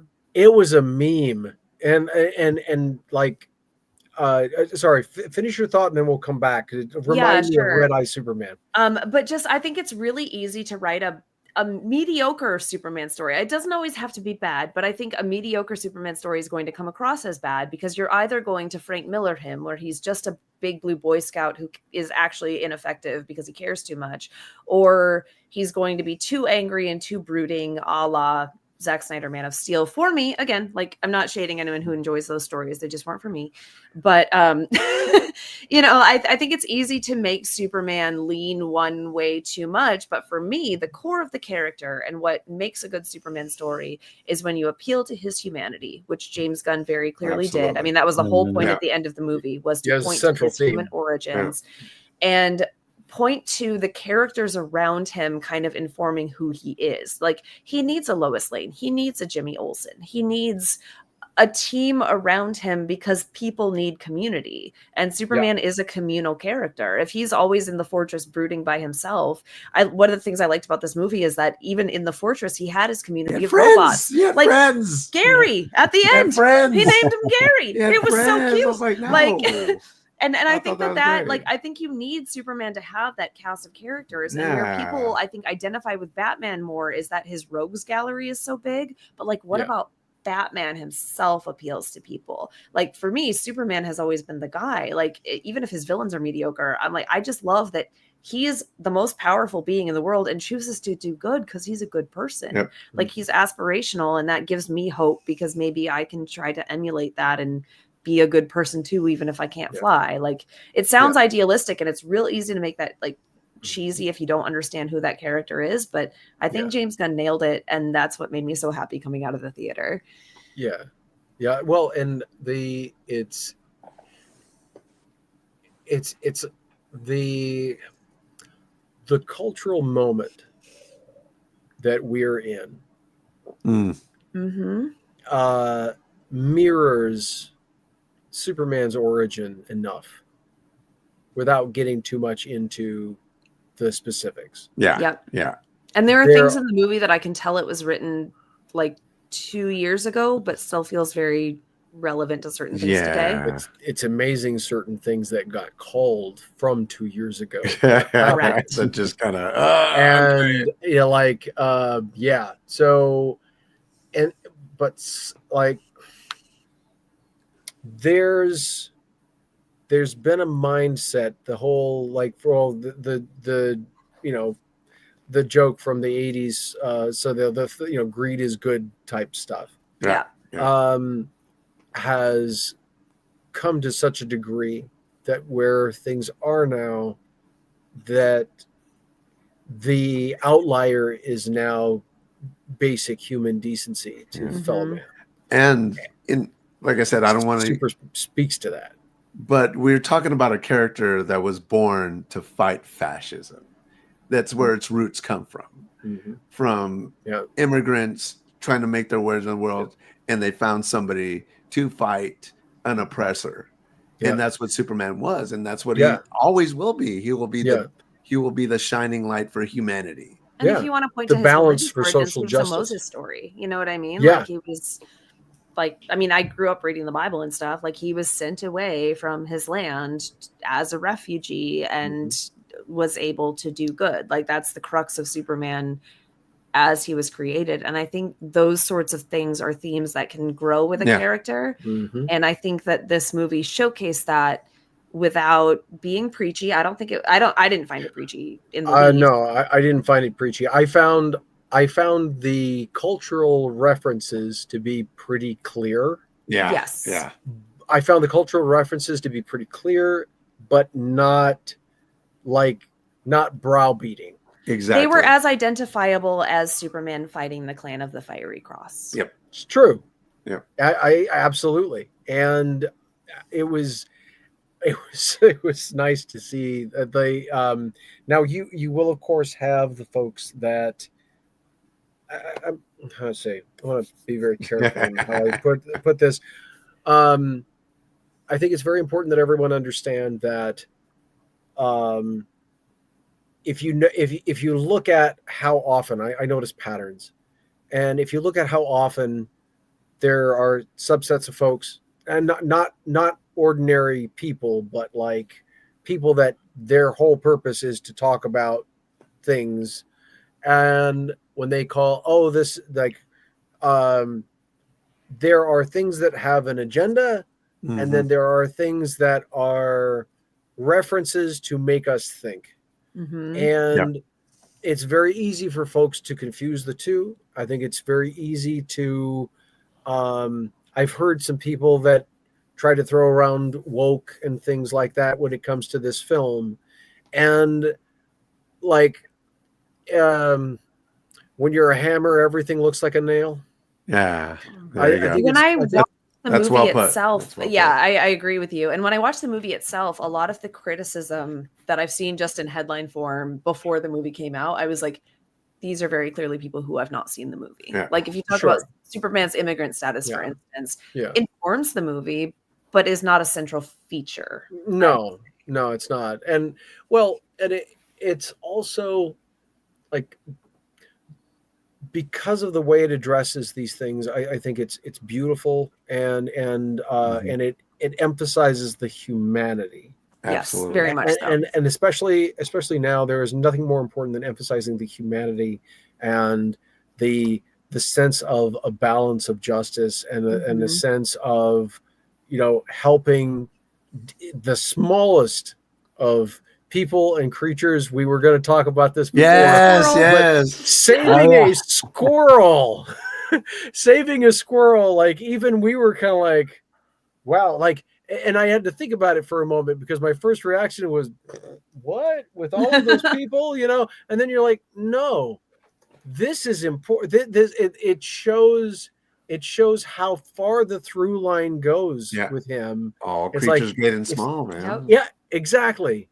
And that's beautiful. That is such something a they did beautiful differently thing. in this movie. Like if you remember Man of Steel with its 75 9/11s, like they didn't show anyone being evacuated from the city. They didn't show whatever. Like they made it very clear that there were not people in the buildings that were collapsing, because they had evacuated the city.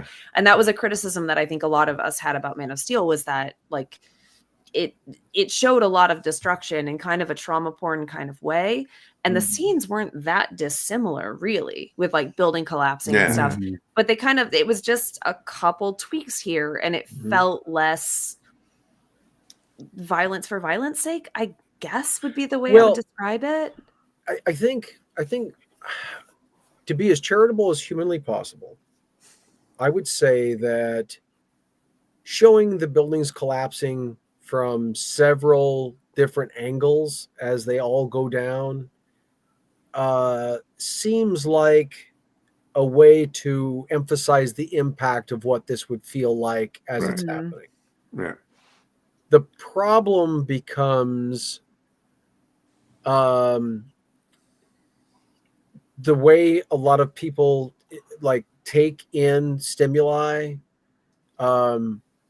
if every drink is sugary, no drink is sugary. It's a desensitization. Yeah. Sure. Yeah. And like I was partway into Man of Steel when I like the 10th building was falling, and then I literally was like singing in my head, "Whoops, there goes another love tree plant," and I'm just thinking, okay, if I'm doing this, this is a problem.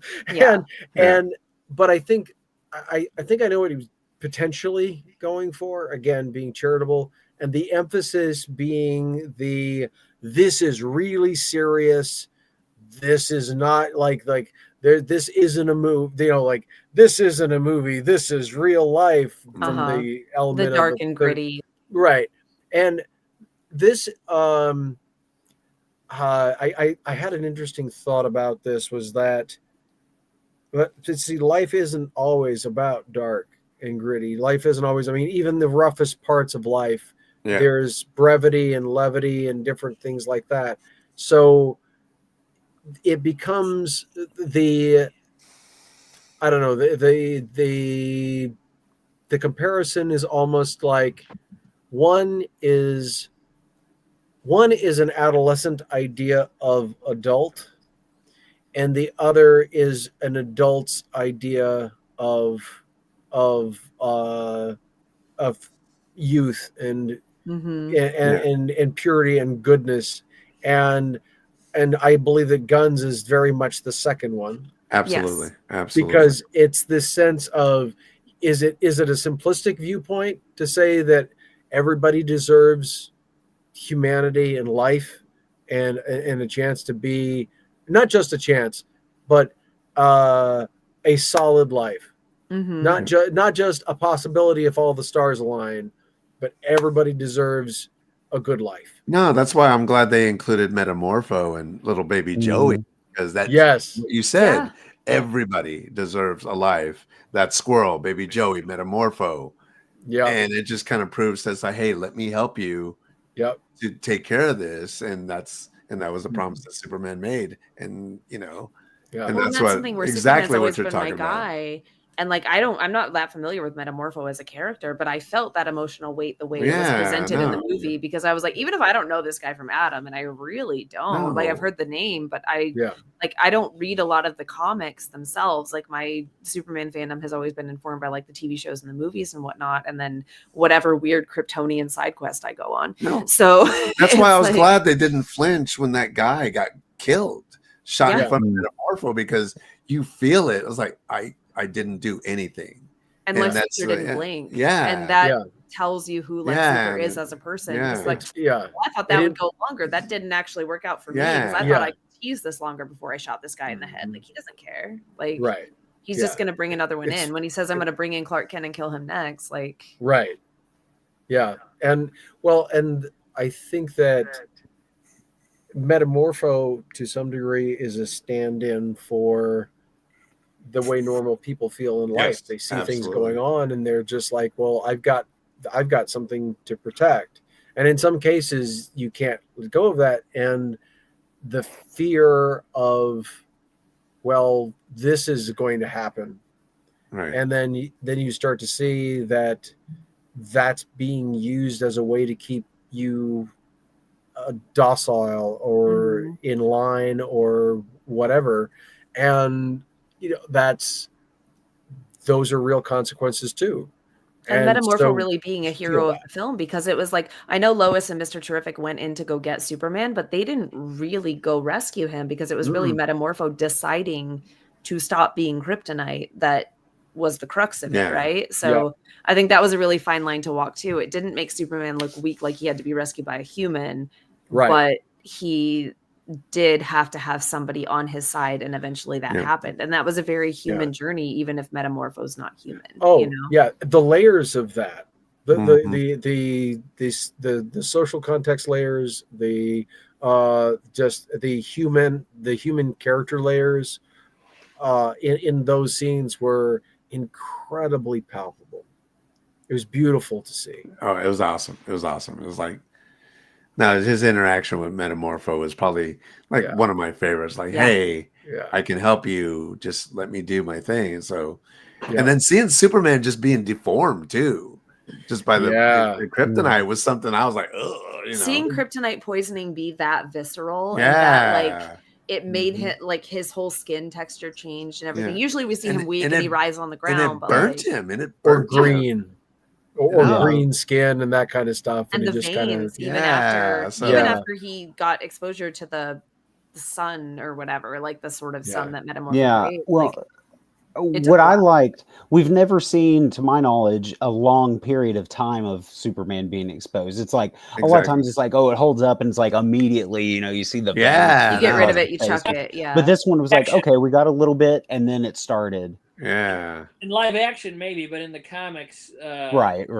Way back, eventually as it kills it. Well, by the time it kills him, it'll have turned his skin green. Right. No. See, and I didn't know that because I wasn't too familiar how it affects him in the comics. I thought, oh, he just feels weak, not where it actually transforms his physicality, which is wild. Established by the early 60s. I thought that was really cool that they showed. It was in the imaginary story, The Death of Superman, in which Luthor really does kill him. Yeah. He traps him and exposes him to kryptonite and just leaves it there until he dies, and he studies it, and it goes through the whole process, and it just turns him green by the end. Yeah. Although I do find that what they did in this movie is more visually visceral. Oh, yeah, I mean, giving him green context isn't going to cut it.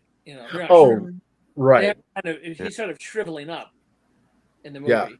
Yeah. Well, by the way, have you ever seen Ghost Wolf? No, I haven't. George Reeves, season 1. They go up into the woods of Canada looking for a werewolf, which they end up debunking. But the point is that the big forest fire starts, and Superman picks up, I don't know if it was a rabbit or a squirrel or whatever, and rescues him. It's just running to the fire. So that's canon. I love that. That's awesome. That's all. He picks Creatures him up great and and he small. flies off with him, and then once they're away from the fire, he just sets him down, lets him go. Oh, that's cool. In the middle of a forest fire, he picks up. Yeah. Yep. But it does show that focusing on one creature or one person has an emotional impact. Like, I love it. I mean, it does. One of them is important. Yeah. Oh, and that's another thing too. All the saves that Superman does. Oh yeah. It's so nice to see this. I mean, again, that ties back into the humanity. Yeah. But one thing I will say real quick, and then Zach, I know you.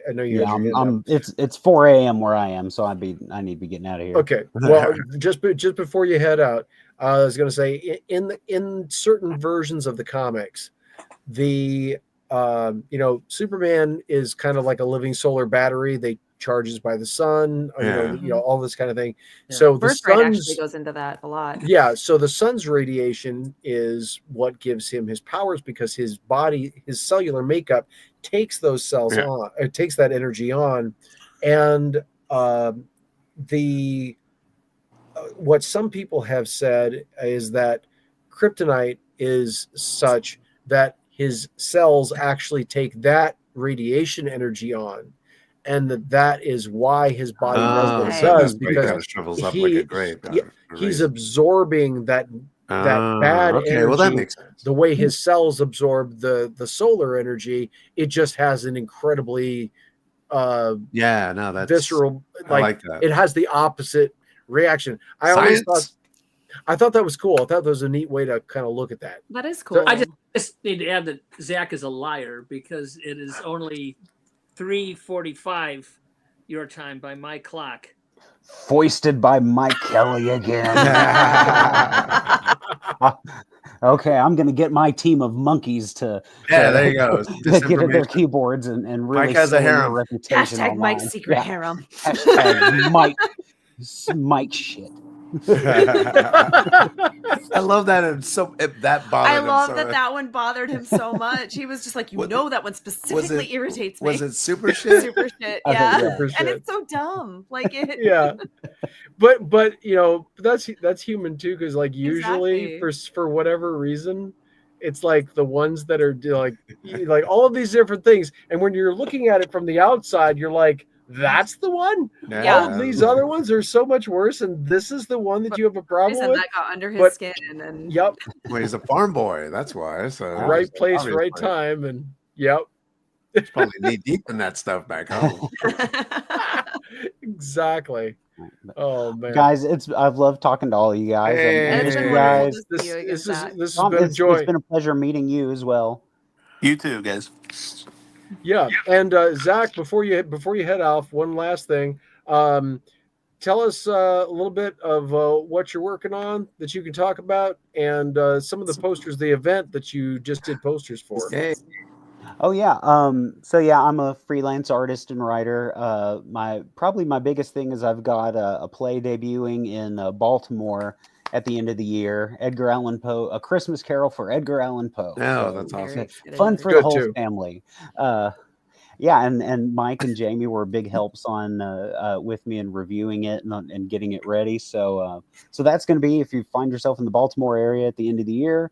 Other than that, let's see. Yeah, poster I just did, which it's technically not debuted yet, but a Halloween music fest in Nashville. I'm not sure what the dates are exactly, but sometime in October. So if you find yourself in Nashville looking for something Halloweeny to do, then Spooky Ghoul Fest is what it's called. And I did the poster, which hopefully they'll be making a public here any day now. So yeah, I'm trying to get myself in every corner of the world here, and awesome. One creative endeavor in the other. Yeah. So where can they find you on social media if they're looking for an artist for something? Instagram at Zach Pencil, ZACPENSOL is probably the best way to get a hold of me. Portfolio, most of my artwork gets posted on there, or Facebook. As far as I know, I'm the only Zach Pencil on earth, as I'm sure many people appreciate. So you can find me on there too. So until I cook up a clone. Until I cook up a Zach Pencil clone. Just make sure he's like ultra Zach and not and has to be dictated, via microphone or headset, like what moves to make and stuff to perfectly emulate me. So. Right. Ultraman being like a video game avatar in real life was kind of wild. That was pretty cool. And they were like chess moves, I guess. Yeah. Kind of. Yeah. That's right. And it also made me think, I think I meant to mention this earlier, that because that was so early into the movie with the Hammer of Bavaria or whatever, it was also reminiscent in the beginning of All-Star Superman, where like, is it Lex is talking, like he's in that weird headset and you don't know what he's only getting, like, we're only getting like one side of the conversation or whatever. And it was so weird to read. And then you're like, oh, I get it. I was like, oh, I see a little bit of that in this. Yeah. So, no, that was cool. Yeah. There were a lot of All-Star references for sure. Oh, yeah, absolutely. Yep. All right, guys. Well, good night. Good night. You guys. And good night. Guys, hopefully again soon. Yeah, again. Absolutely. That'd be great. Yeah, we'll do this more often. So. Yeah, absolutely. All right. Yeah. Good night. Have a good night. I think we're fading too. Like, it's been a long day, so I think we're probably going to head out fairly soon too. But this has been so much fun. No, thank you so much, guys. That's so much fun. Talking about the stuff that we love with friends that are like people. So thank you guys again, man. It's been fun. Oh, this is an absolute joy. And like I said, we got to get you on the actual Jacklife set.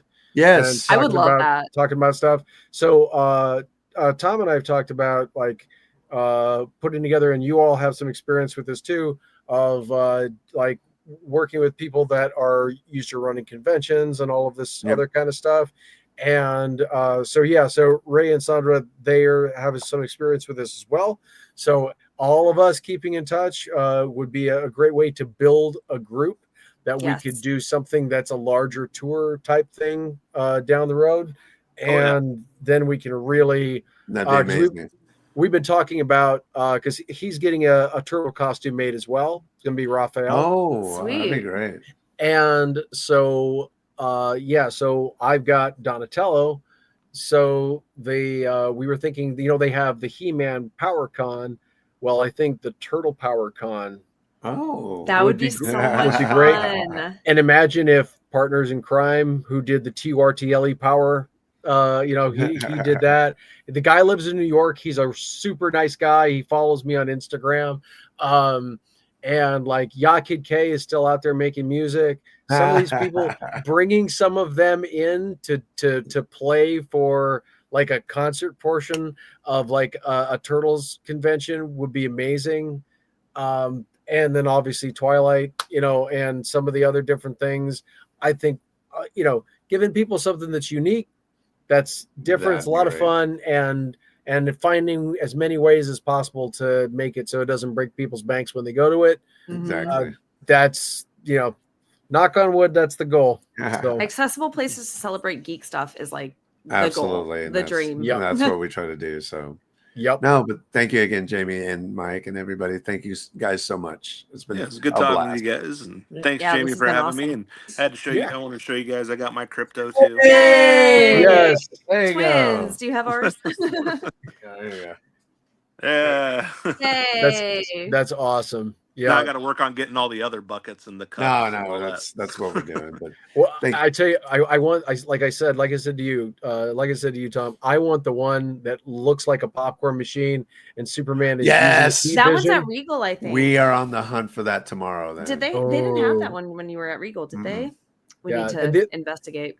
There's another one too. There's another one too that I thought looked really, really cool. The Daily Planet one at AMC, I really want. That's the one. Is it the newspaper? Yeah. I found where to get that online. I'll send you guys the link. Oh, please. Lovely, because like again, as with us being Lois and Clark and everything, like I gotta have the Daily Planet. Yes. No, that'll be good. But I was happy to get this because we went on a Tuesday. This was half off. Nice. Whoa, can't beat that. And I had a $5 coupon. So by the time the whole thing was done, I got this and a whole other bag, and they refilled both, and it was $11 with That's amazing. Especially at a movie theater. Yeah. Yeah. Like I'm still full from my large popcorn. Yeah, what we do is we refill them and we take those home and we put them into like essentially modern Tupperware. And it's great, and we just eat like movie popcorn like as snacks throughout the next week or week and a half. That's pretty much what we're doing right now, because we got the dog bowl today, and we have a couple of the buckets from Cinemark specifically. I have the Cinemark loyalty rewards thing. I signed up just so we could get 20% off all of our stuff that we were buying. Nice. So yeah, we have that guy, and I don't know, a bunch of, we got like 2 buckets from Cinemark. We're going ham, but I was like, this is an occasion. It's an event. I want it to feel very exciting. All the things. Exactly. Yeah. And we went to B&B theaters. Okay. And loved it. They were so nice, and they have a very old school thing. Their tagline is "Enjoy the magic of the movies." Oh yeah. And all of the staff, anytime you buy something or talk to them or whatever, that's like, I think they have to say that. But I talked to the manager there. They were super nice. They were a pun, I guess, intended at this point. I wasn't before I said it, but it is now. But and they're interested in talking with us about like the Twilight Mobile Museum and that's all awesome. that kind of stuff No, too. I wish you all the best with that. Oh, thank you. But like working with theaters and things, doing like a little theater tour stuff, that'd be fun. Oh yeah, making those connections is great because. Yeah, Jamie, I've also got a few contacts of managers at that theater that I've worked with over the years. So beautiful. Yeah, that's gonna be fun. Like I said, I'd like to get like a whole group thing together, and as we get all of this stuff built, find ways that we can all do well with it, because that's part of the Jack Life thing too. Is like people have, I said this before, and Tom, I haven't said it to you yet, but what I'm saying to everybody is the whole point of Jack Life is the idea that like the only thing more contentious than pop culture is politics. Yeah. But when you talk with people and you feel the joy of them, what they're talking about. They're not talking about what they don't like. They're talking about what they love and why they love it. Mm-hmm. And when you see that, even if it's something that you're not into, you'll go, oh, okay, I get that now. Or you'll say, oh, gosh, I never thought of it that way. that might be my new favorite thing. So you'll find stuff that you're into, you'll get to know people, and you'll get to see this stuff. And you go, oh, this is really cool. This is just a new way of looking at that. And if you apply that to life, it just expands your mental capacity in amazing ways. And finding ways to get people to open their mind up to enjoying life and just having a good time, and in as many ways in such a serious world as possible, I think is the game changer and is the key to breaking down the social constructs that hold us all back from being able to properly connect with each other and see each other as human. And once we break through with that, through the events, through all of the different stuff, that's the point of Jack Life. And doing that in the sphere of having a good time with geek stuff and games just and putting movies good energy into the world kind of comes back to you too, because if you're talking about something you love, and if you're just talking about, like, I don't know, if you're constantly talking about negative things, then it kind of informs how you view the world. And I'm not one for toxic positivity. I do not think everything is great all the time, but if I choose to put my energy toward things, it's going to be stuff that I love, and just kind of making human connections with people such as yourselves who are lovely. So this has been great. I love it. Awesome. If you're ever in Tulsa, let us know. Absolutely. That would be phenomenal. Like, maybe, I don't know if that's from us on our way to, because there's some stuff we want to do in the Portland area. Okay. Twilight related. So if that's on the way, then because the Kalama High School we're talking with. Open invite. So just take a long detour. I love it. Yeah, totally. And hey, an open invite for you all to come up, and also anytime we're doing a live stream, you're welcome to hop on. Awesome. Oh, we appreciate that. Yeah. So much fun, man. Yeah. Oh, wait, Superman 2. Oh, okay. This is a good one. Last one. I know you guys you're fading, but here we go. Marvel Cuphead. This is great. Superman 2. Where's that gonna go? I want Brainiac. I want Brainiac. I don't know if it'll happen. I have no informed decision. I have just always wanted to see a live action Brainiac. I think it could be fantastic. I think it would fit in this world. I think it's going to be the Elite. It's probably going to be the Elite. Could be. He's going to go after. I could see that. That was one hot-headed Latina, and she's not going to be messing around, man. Yeah. Tom, where do you think we're headed? I have no idea, because I'm not as well versed in Superman lore as the rest of you. I'm just happy to have more Superman if it happens. Yes, absolutely. Yeah. And thank you, Marvel Cuphead. That's awesome. Said, hi, hope everyone is doing well today. That's awesome. Mike, what are your thoughts? I could see it either way. I think that I would like to see Brainiac too, because I've been waiting a long time to see him in live action. And he was, as we've discussed, he was supposed to be the villain in the Donner's first draft of Superman 3. Yeah. So it's overdue, and I think that under Gunn,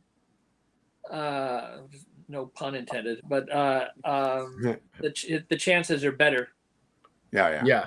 That it will eventually happen. But I can see how it go with the Elite too, because they've set that up. Yeah. Okay. But I would root for Brainiac first. The Elite can wait. Brainiac's been waiting for over 40 years. And they have the technology, and he would make it look so pretty. Yeah. Well, here's the thing. Mike, you'll know this better than anyone, because I know you've read the story. How does Supergirl, Woman of Tomorrow, how does that end? The comics.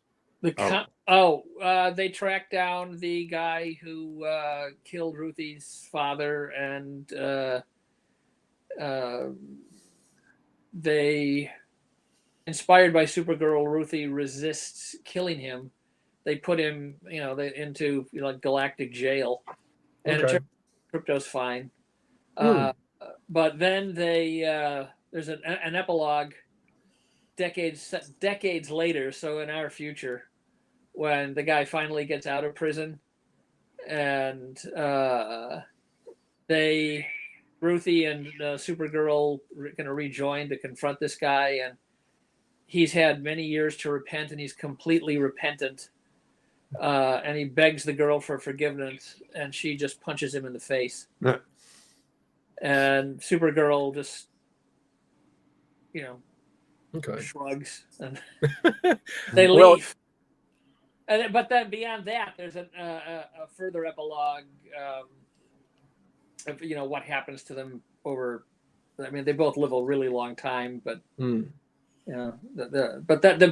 story, the main plot ends with them confronting this guy. Why do you ask? It has nothing to do with Brainiac. Okay, well, this is what I'm thinking. Depending on, because he's adapting, Gunn is adapting portions of this story for the film, right? Right. So, not just portions. It's definitely strongly inspired by the earliest pitch version, which did have Lobo in it.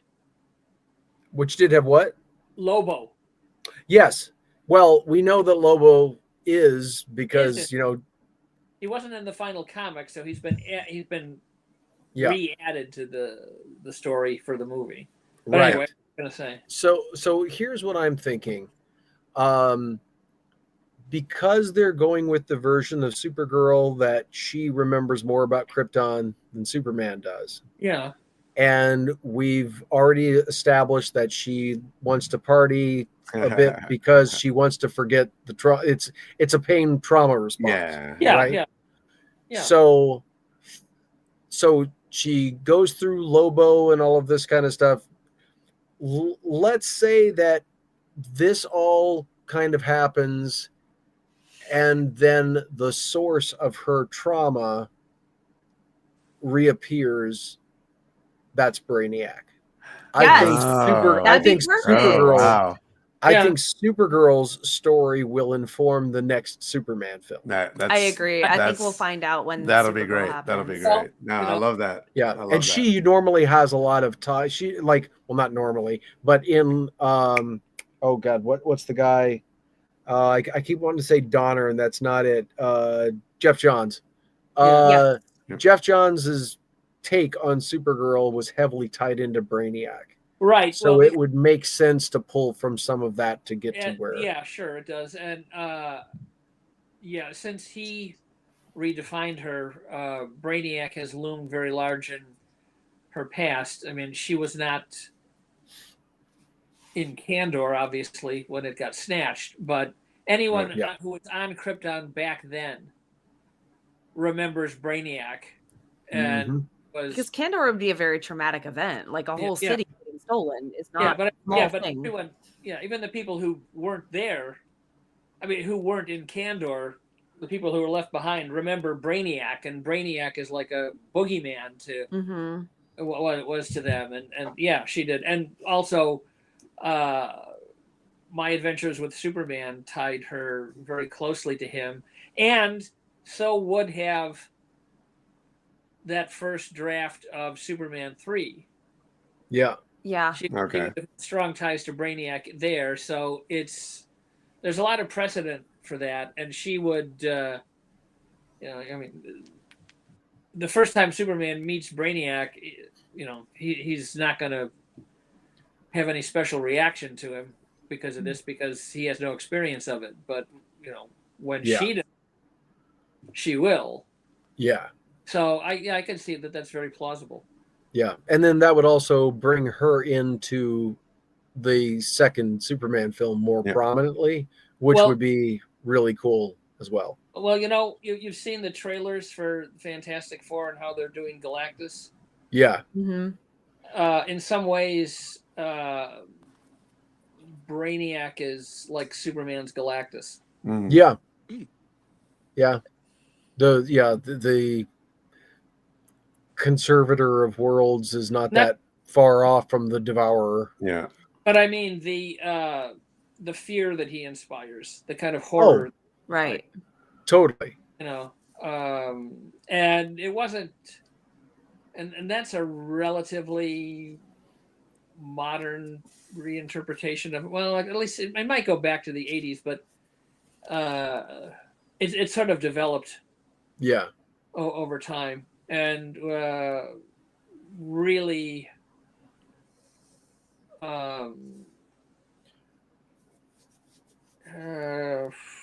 became a big part of him when Johns brought him back for the that whole new Kandor story and all of that. You know, and he ties all the different versions of Brainiac together, and you know, says, well, you know, and Superman says, well, when told Brainiac is coming, he says, well, I've dealt with him before, and is told maybe by Kara. I don't recall. Yes, it was Kara specifically. No, you haven't. You've met different avatars of Brainiac, but you've never met the real guy. Yeah.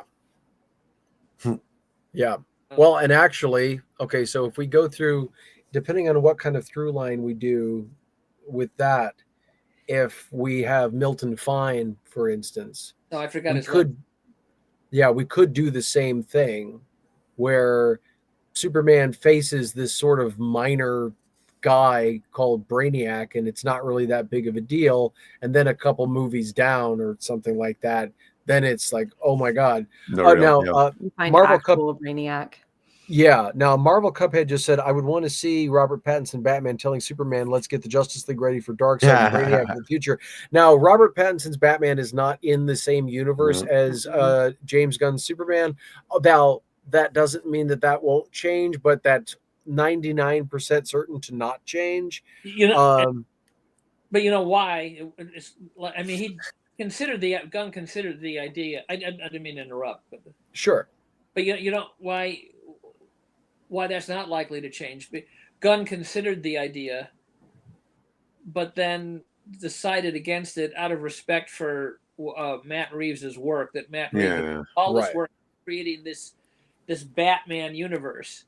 Yeah. And to just take it and subsume it into the larger DCU, he just thought was disrespectful. The tones of their universes are very different, and that's an example of something like I love Matt Reeves' Batman. I love The Penguin. I thought was a phenomenal series. I don't know that I would want to see that mix in with the Superman that we just saw. It's a little bit too jarring in time. It would have a hard time. It would have potentially have a hard time. Those things, not that it can't be done, but I feel like both would have to be watered down in a way that both creators wouldn't necessarily want to do. And I'm here for having multiple DC universes coexist at the same time and enjoy both of them. Like, because I really enjoy the Batman's universe, and I obviously we've been talking for almost 4 hours. I love Superman, so like. Okay, so here's a thought. Okay, first off, Texas Ghost Hunters movie was so good. I can't wait to see it again. That was awesome. I 100% agree. Now here's the thought.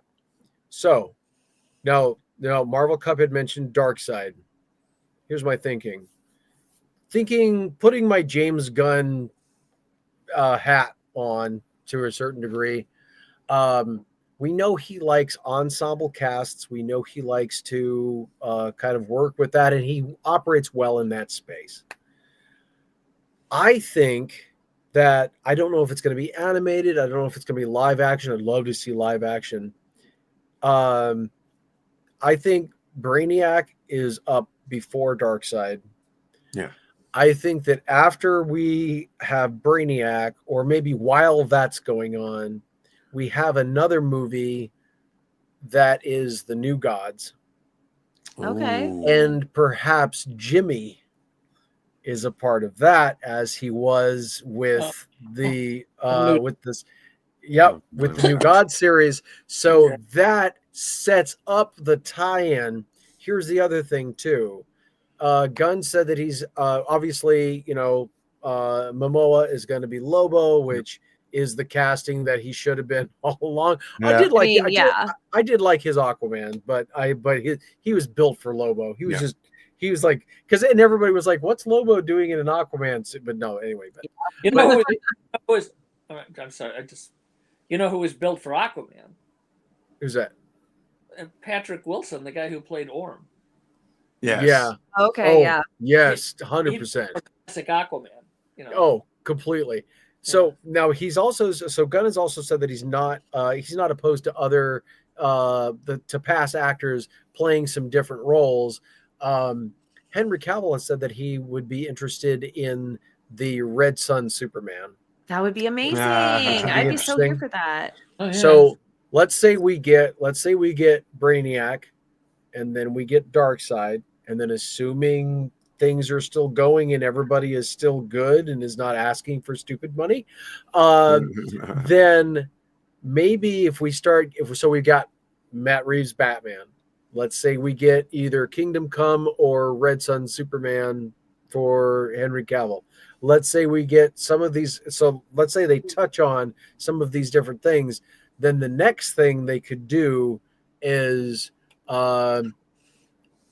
Crisis has been done twice, but maybe Convergence. Okay. Or something that like Yeah. Some kind of, or maybe instead of Crisis on Infinite Earths, maybe it's Crisis on Two Earths, or it's like finding different ways to take these characters after they've kind of had their main runs, or while they're still doing stuff over there, but every once in a while for a movie they'll find a way to kind of bring them together, whether that's animated or live action. It's hard to say, but all of that could be DC Rises. Actually, oh god, that's the Black Lanterns. Yeah. Right. Yeah. Oh, that's a blind spot for me too. Yeah. Like I would kind of love to see it. And the Green Lantern series is coming, so that could be a slow cook deal. Go ahead, Mike. Mm-hmm. Well, aside from the personal consideration that the prospect of seeing another version of Crisis is just going to trigger me. Right. And I'll be worried for Kara the whole way.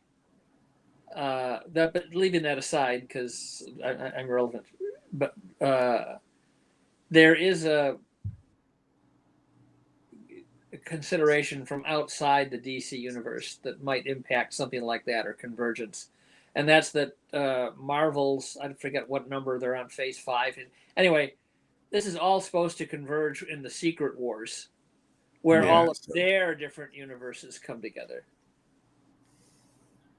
True.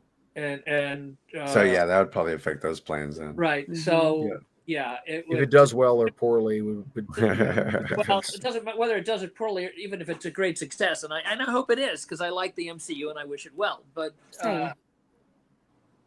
it will, if they do something like Crisis or Convergence following too close on the heels to that, it's going to invite accusations of like copying or whatever, them, or it'll just be compared to them. And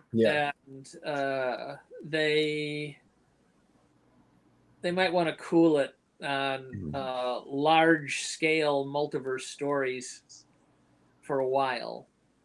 Well, and that's why I think I would really like to see a couple of standalone Superman things. Like, I'm excited for Supergirl. I'm excited to see what she does. Yeah. I'm excited to see Superman 2, because I would really like to have a Superman 2 for the first time since whatever year Superman 2 came out. Since 1980. Was that 80? 81. 81. Okay. It was before my time, but the United States, they back in overseas, they got it earlier. Okay, but like having a Superman 2 and whatnot, and I am excited for the future of this universe, basically, because I know we have to wrap up because I'm about to fall asleep. But I'm excited for the future of this universe, but I don't want anyone to rush it either, because I think that was any qualms I had with Man of Steel as a movie itself. I liked things about it. I was excited to see where that Superman would go, and I don't think we ever got to see it. And that's one of the biggest bummers for me, is that I would have really liked to see him on his own before the Batman came in. And like I said, I was very excited to see Superman suspended in London and all these places without a bat in sight. And that is not to say that I hate Batman. I do not. I like Batman. Well, little shade toward Batman, but like not tons. But at the same time, I like Superman being front and center, and I want to see more of this character, and I want to see more of this world, and I want it to be fully developed, because James Gunn clearly has a vision for this world, and I want to see more of that before other worlds start invading or whatever. And I think there are already like a rich enough cast of characters that we can tell a bunch of really cool stories, and I can't wait to see Supergirl just be a total bitchy brat. Like, I can't wait. It's gonna be great. Well, and I will go on. Sorry, I'll just say this real quick. Like, if we go Superman, Supergirl. Oh, by the way, do you need to watch Superman before watching Peacemaker season 2? Probably not necessary. No, I don't think so. Probably not necessary, but there will be some Easter eggs you'll catch if you have. So it's a good idea. It'll make it more enjoyable, but it's and I don't know how much necessary. season 2 is going to necessarily reference it, but like it's definitely tied together. Yeah, I've never watched Peacemaker, and I didn't feel like I missed anything necessarily in this movie. So you understand who Peacemaker is when you see his cameo. Well, it's like exactly. Peacemaker season 1 is technically set in the DCEU. And so there's a few things. So but anyway, here's what I'm thinking. So Superman, Supergirl ties into Superman 2 with Brainiac that has Supergirl involved in it as well. Yeah. So that gets done. Meanwhile, over here we have like a New Gods movie and a couple of different things like that has Jimmy and some of these other elements, which then sets up for Darkseid. And then after Darkseid is done, then Darkseid, perhaps, because Darkseid's death in the comics is what creates the absolute universe in the comic books. Okay. So if that opens the rift to these other worlds, then that is when we start to see a bunch more of these like standalone universes created. And then after that whole wave, then we get all of it together. So like we wouldn't be talking multiverse to the degree that I'm talking about here for like another 15 years. Right. And that sounds like a great time to do it. That's well after Secret Wars is due, which I think is like in 2 years. Right. Exactly. Right. So this would be so far in advance. And also with Secret Wars, they are referencing certain things, but they're not creating a lot of universes to then go to this. This is kind of congealing a lot of universes that were already made because of Marvel's various deals and selling off pieces of itself to various movie studios and companies. Whereas this would be James Gunn, just all in house. Like, yep. So building all of these universes specifically with a plan to jump to something else, which would have a more cohesive, but also a grander strategy. Not to say one is better than the other, but there are different enough approaches that I don't think the comparisons will always be made, but I don't think it would be as bad, especially they're not going to make them the same mistake that they did last time and try to push things through. So, but gentlemen, thank you so much. We're going to go to sleep. Thank you so much. Yes, thank you for coming on. I'm so happy that you jumped in. Like I said, anytime. All right. Yay, this was really fun. It was so guys, good have to a see good you night. guys. Have a great night. Have a good night. Quick final thought from me is this definitely felt like half Marvel as we've known it over the years, especially up to Endgame, and half the DC universe that was competing with Marvel at the time. Kind of like, they had Guy Gardner, they had Mr. Terrific, and just like they did Justice League before doing the origin stories, we were kind of like, back then. This felt like half and half of all that we've known. But again, I think we talked at the theater, it's because it's James Gunn who has already done Marvel stuff. Right. So he's got that kind of, I think, in his pocket or in his wheelhouse to help DC get what it could be. And I think this is a stepping stone to the right way to do it. Yeah. He's built that muscle well. Mm-hmm. And I think and especially given how many characters are in the DC universe, and there's such a rich, vibrant history to pull from. He's got so many things that he can grab.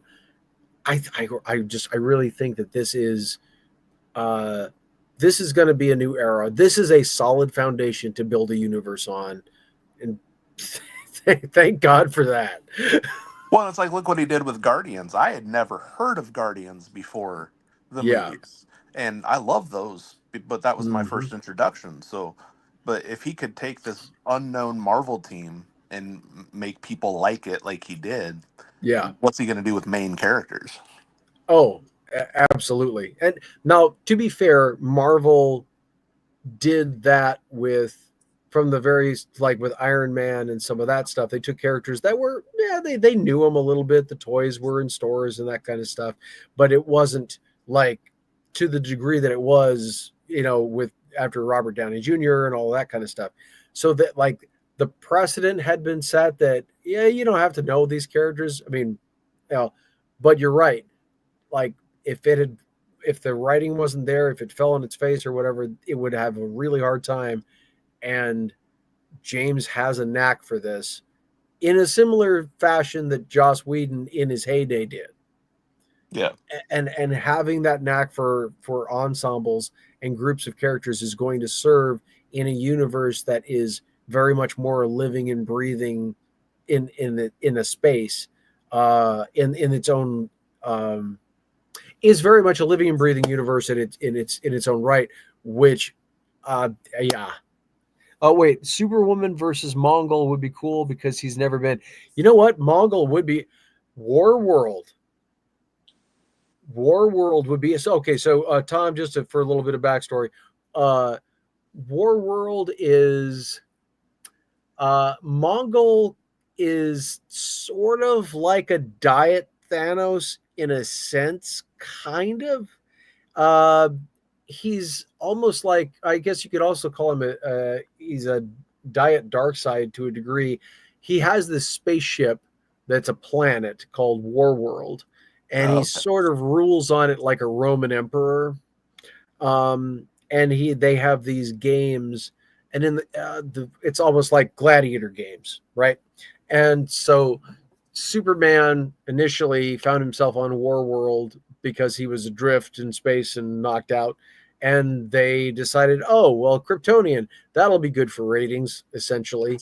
So think Mojo for reference, right? And so it's a little bit of Mojo, a little bit of Roman Emperor, a little bit of Darkseid / Thanos. So if you look at that as a combination, that gives you a decent sense of what's going on. But Mongol is a very interesting character. That would be cool to see. Oh, and that opens up for the man who has everything. There's the Black Mercy is something that gives you your fondest wish as it slowly eats you alive. And it puts you into like a hypnotic, like a deep, like sleep dreaming trance, and like sucks your life energies as it gives you what it thinks you want. And Superman had one of these attached to him when Wonder Woman and Batman showed up, and Mongol was the reason that this happened. And Superman had to rip away the dream of a life that he had wanted on Krypton in order to free himself from this thing. And so the pathos or the pathos from all of that was incredibly Justice League Unlimited, I believe, did a cover, and that's excellent, by the way. And I think it's the same title, For the Man Who Has Everything. If you get a chance to watch it, everybody who is watching this right now, DC Justice League Unlimited, For the Man Who Has Everything, highly recommended. Yeah. So, yeah, Supergirl adapted it too. What's that? Supergirl adapted it too, an episode called "For the Girl Who Has Everything." Oh, that's right. I forget. It wasn't Mongol who unleashed the Black Mercy. It was. I think it was. Who was it? The guy who Peter Facinelli played. Oh, Maxwell Lord. Yeah. Yeah. Oh, and Marvel Cuphead said, your DC lore in Marvel too. Congrats. I'm very proud of you. Thank you. Yeah. Just so you know, Mike Kelley and I in Metropolis, we have talked for hours. Like, this is a 4-hour stream. We've gone for 7 hours straight talking about just Superman lore. And that's yeah. It was we were on from, I think, from 10:45 until 8:30, wasn't it? Something like that. Or wow. 8:30 to 8:45. Yeah. Yeah, So something like that was a marathon. That was the record, I think. I think that's the record so far. So yeah, that's how big a Superman nerds we are. Yeah. I may not know my Superman, but I know my Power Rangers and my Animorphs and my Star Wars. That's awesome. That's awesome. Well, I'll tell you what, at some point we'll have to have you on Jack Life because I know those to a degree. I know those to a degree, but I don't know them incredibly well. Star Wars, I probably know the best out of the bunch. I have a passing enjoyment of all of them, but that would be cool to talk with you about that and kind of get your peek on how these are how you're drawn to these, where you connect with these properties. That's awesome. Oh, that'd be great. Yeah. So say Marvel Cuphead says any good merchandise you get, like recently or just ever? Because like from the movie tonight, I got the crypto popcorn bucket. Yeah, his cape, and I love that. I went to Dairy Queen, and actually, when we were filming the One Change That Fixes Superman 3, we got all 3 of the different sizes of cups from Dairy Queen. Yeah. And the Blizzard is really good, by the way. If you're talking about ever, this is a favorite. Oh, that's cool. I believe this is like, I said, like 18 karat gold and then painted, which is hilarious. It's like if you're gonna gold plate something, just leave it gold. I love the paint job on this. Like, look at the. Oh yeah. And this is a real piece of marble. It is heavy. It is super, super heavy. The film was a celebration of the character unlike any other Superman film we saw. I completely agree with that. That's absolutely. Oh, from the movie tonight. Yeah, this was my big thing. This is my big thing that I got. If they'd had a drink, I would have gotten that. But I was bummed they didn't have any of the cool cups there. Yeah, that would have been, But I am going to get the soundtrack and the score. Like, the soundtrack and the score, I definitely want to get it at some point soon because those I enjoyed both tremendously. Yeah. Yeah. Very cool. I did not eat drink for several hours before the movie. There was no way I was going to let my bladder distract me. Same. Yeah. I was in pain towards the end because I had to go to the bathroom, but that's what I wanted to avoid. Yep. Did. Yeah, I don't know how I escaped because I drank all of this. So, but I did not eat all day, saving room for my large popcorn, and I'm still full. Yeah. Yeah. I had to eat something earlier because if I hadn't, the grease in this would have gotten to my stomach really. Oh yeah, pretty bad. But what was the other thing? Oh yeah. Speaking of Brainiac,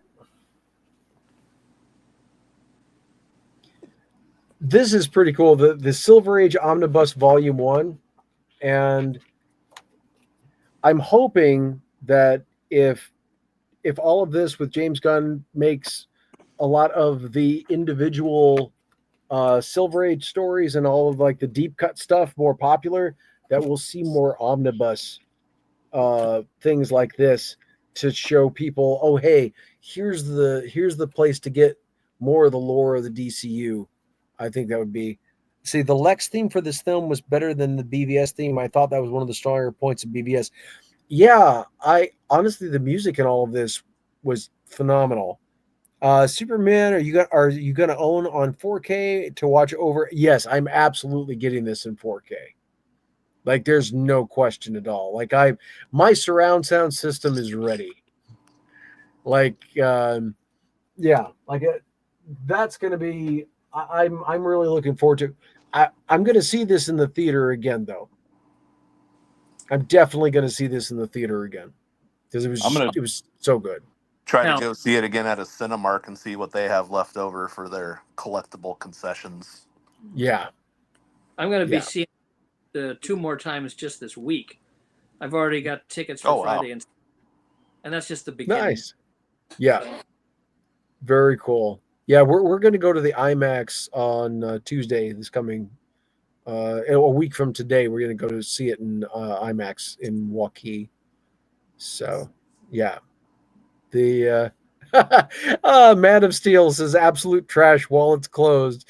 Well, if the only version that you were going to be okay with is the Snyder, then I understand, because this is not that. And it was never going to be that. And I will say, as someone, I say this with all sincere respect and empathy. I didn't walk out of Man of Steel. I watched all of it. I watched Man of Steel. After having spent a week after watching Man of Steel not really wanting to eat anything because I disliked the movie so much that I couldn't eat. Well, not at all. I mean, I could eat a little, but like my stomach was upset for a week after seeing Man of Steel. After having been through that experience, thinking that the direction of the character that I'd loved for so long was gone, I know how you feel. I know where you are, and I do not wish that feeling on anyone. Not Zack Snyder's fans, not anyone. And I sincerely hope that there is some sense of closure for you in the future. Because I got that eventually. And while I don't want the character to ever go in that direction, I hope there's still some sense of closure that you get to, at the very least, see the characters as you love them again. That's because I don't wish that kind of thing on anyone. Tom Rolfe says, I always get collector's editions if I buy a movie or video game. In this case, I definitely will. Oh, absolutely. Yeah, I have. I was where you were in 2013 after New 52 and Man of Steel, and I am really sorry that anyone is in that place. And I would say, at this point, this is a solid enough basis for things that I think the best way forward is through. And I hope that this leads you to the point of getting to see. I'd love to see Henry Cavill play Superman again. He might not be the main Superman for the universe, but I'd love to see him play, because I may not have liked Zack Snyder's direction or David Goyer, though there's people's writings, but I really did enjoy Henry Cavill. And when he was in Black Adam, I was really hopeful that he was going to play Superman again. I went to the theater because I found out he was in the post-credit sequence. And so I have nothing at all against Henry Cavill, and I hope we get to see him again for sure.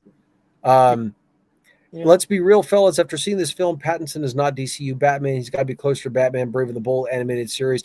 Yeah, Derpy Entertainment says that, the Robert Pattinson's Batman is not going to be the DCU Batman because he doesn't fit the tone. I think that that's probably true. And Gunn has said as much, that he wants to respect what Matt Reeves is doing. And I think that that's great. Letting the creators breathe. And that's what kind of gives me hope for seeing stuff for fans of Snyder's work. Maybe not in movies, but that doesn't mean that there won't be animated or a comics series or, graphic novel. There are a million ways to skin a cat when it comes to this stuff. And like I said, I hope that for Snyder's fans, I hope you get something to help ease the feeling. 4DX moving chairs you should do for Superman as an idea. Oh, the 4DX moving chairs, I do want to see the movie that way too. Now, Tom, the theater we went to, B&B Theaters, does have that. Yeah. And Mike, if you have a theater near you that does the 4DX, it is a cool. You're talking about the chairs. I mean, if there's like an earthquake or something, you're going to feel it. Yeah. Well, they had that where I went. Oh, cool. How was that? Chair vibrated and rumbled, and you could, I mean, you feel it like you're there. Yeah. It was pretty effective. At first I just thought maybe is the sound up too high or something, but I realized this is a feature. It's designed. It's pretty cool. I mean, my seat is all the way in the back. AMC Dine-In, AMC 12 Dine-In in Rosemont, Illinois. Okay. They had it, and maybe That's they cool. just had it on that one screen, but Right. that's the screen they picked for the preview showing. Oh, that's cool. I Yeah, didn't that's know it. okay. They used to have a thing called Sense Around that I never really experienced much, but this was, I mean, you could tell it was coming from under the seat. Yeah. It was pretty cool. I must have been sitting right by a subwoofer up in my row in our theater, because when those buildings were dominoing on each other, I felt a lot of rumble in my seat. In fact, my seat even like shifted where like a bolt like snapped real quick into place. I was like, what was that? But it wasn't quite 4D, but I felt a lot of rumbling because I was right by that subwoofer. I felt it. I felt like this chair is coming loose from its moorings. Yeah. Well, now here's the sad thing with the 4DX, because like the first movies we saw in 4DX, those chairs literally picked up off the ground and were going like a Disney ride, and they don't seem to do that so much anymore. I think because people complained, and it's like that's unfortunate because oh man, those early movies, Shazam, the first Shazam we saw like that, and like there was when it was snowing, they actually had like I think it was like soap chips or whatever. Let's see. Derpy Entertainment says, remember when everyone thought the Chai was going to be problematic like the Flash? We can confirm it's not even close to the Flash CGI. Oh, the CGI. We can confirm it's not even close to Flash CGI problems. Yeah, I had no problem with the CG. Did I clock some of it as that's not incredibly realistic? Sure, but that's where tone is important. The comic book tone of the universe was cool enough that was in its flavor enough that even though I was like, that's not a very realistic monster thing, it didn't take me out of the film. I just sort of mentally clocked it, and that was the end of it. Like it didn't really bother me.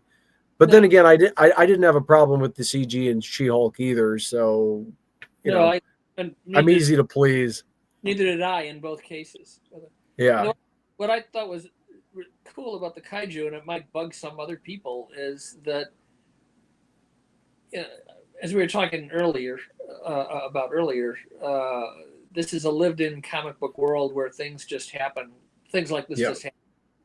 And in any earlier film, I would expect that the origin of this kaiju would be foreshadowed somehow. Yeah. Or there'd be some explanation of where this creature came from. Yeah. But they don't. No.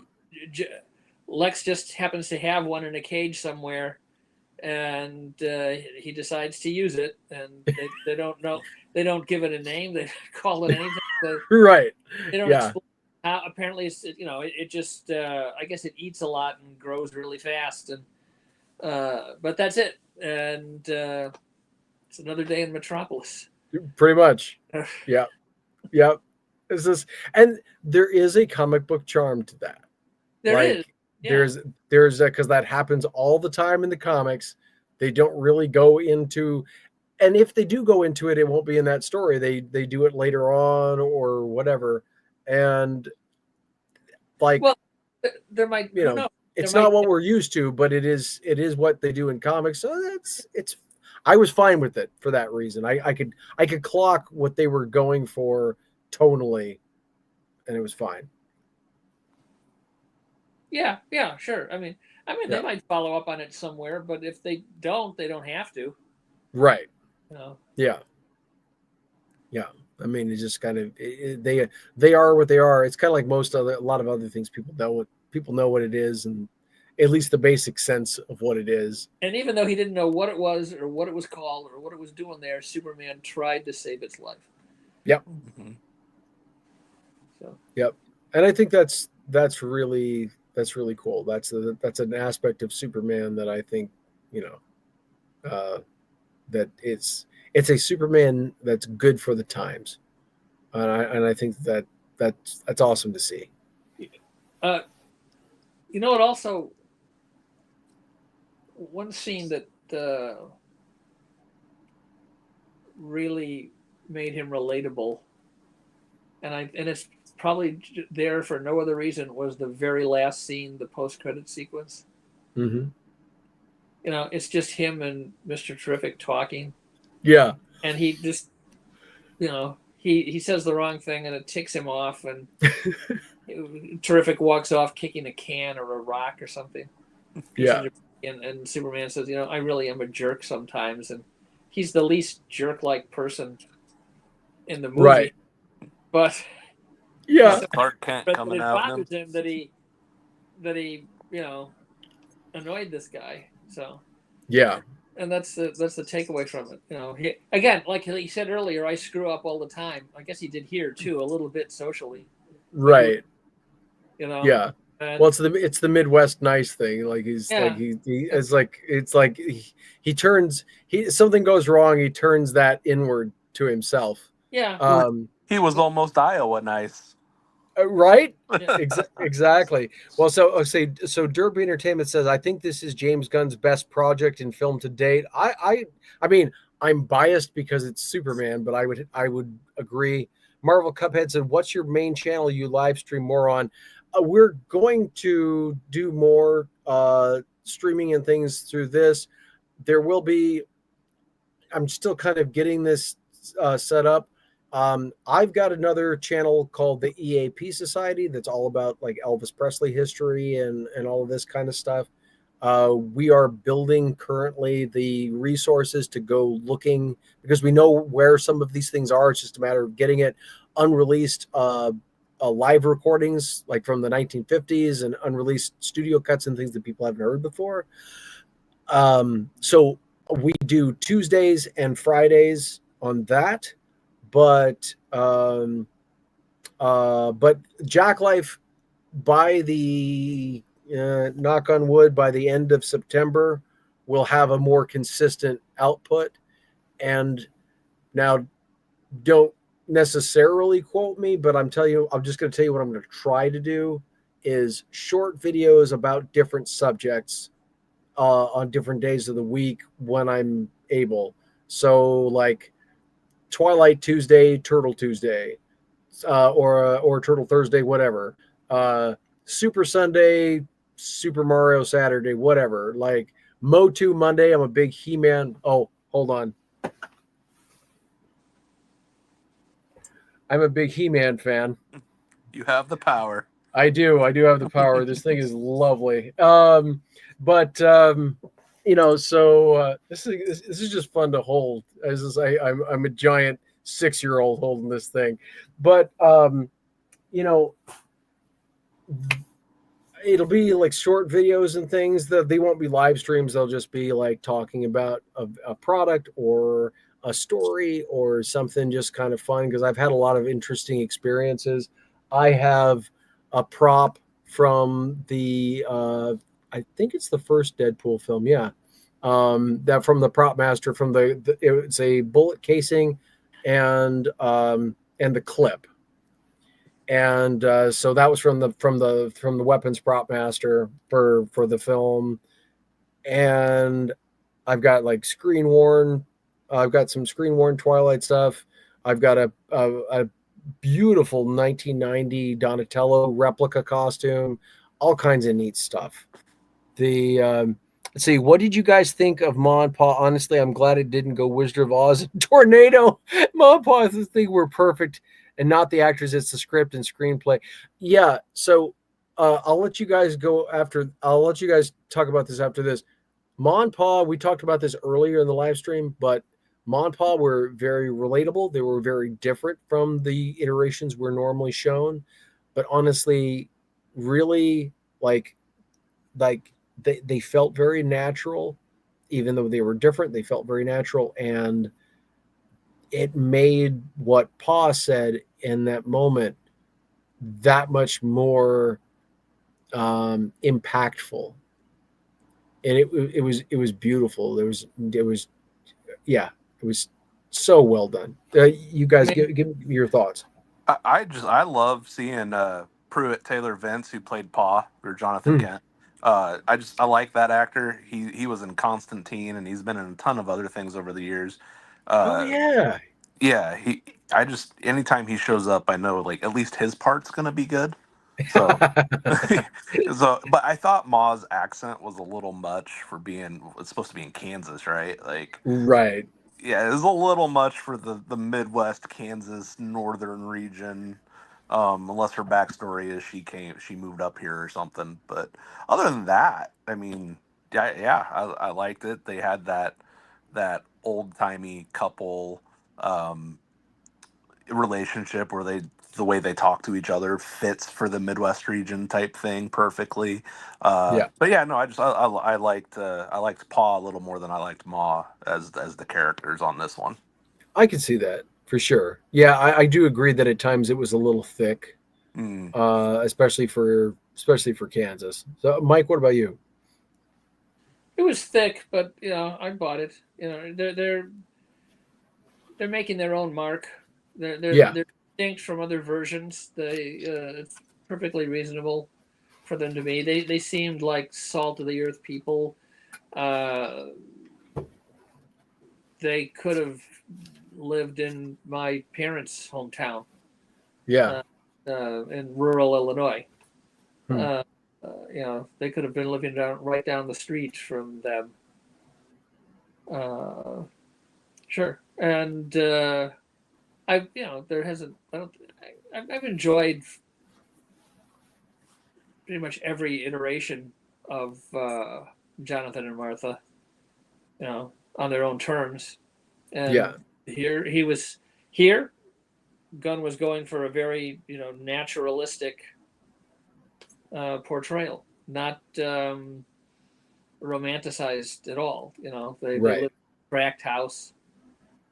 I don't know if they had a flamingo out on the lawn, but it looked like a couple who'd been together a long time, and very real people. Yeah, and I think that given the weight of so many other aspects of not weight, but given the grandiosity of so many other aspects of the film, them being very grounded serves as a really nice contrast. It works incredibly well. Derp Entertainment says, I'm kind of interested in how they'll be used in the future, maybe used like Christmas episode from Justice League animated series special, if you know what I'm referencing.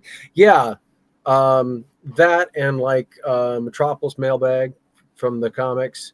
I think that there would be some beautiful ways to use Jonathan Martha in future, for future stories.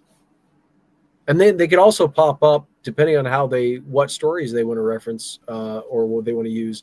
They could potentially pop up not just in Superman stories, but in just other DCU stories, depending on how Gunn wants to use them. Yeah. So yeah.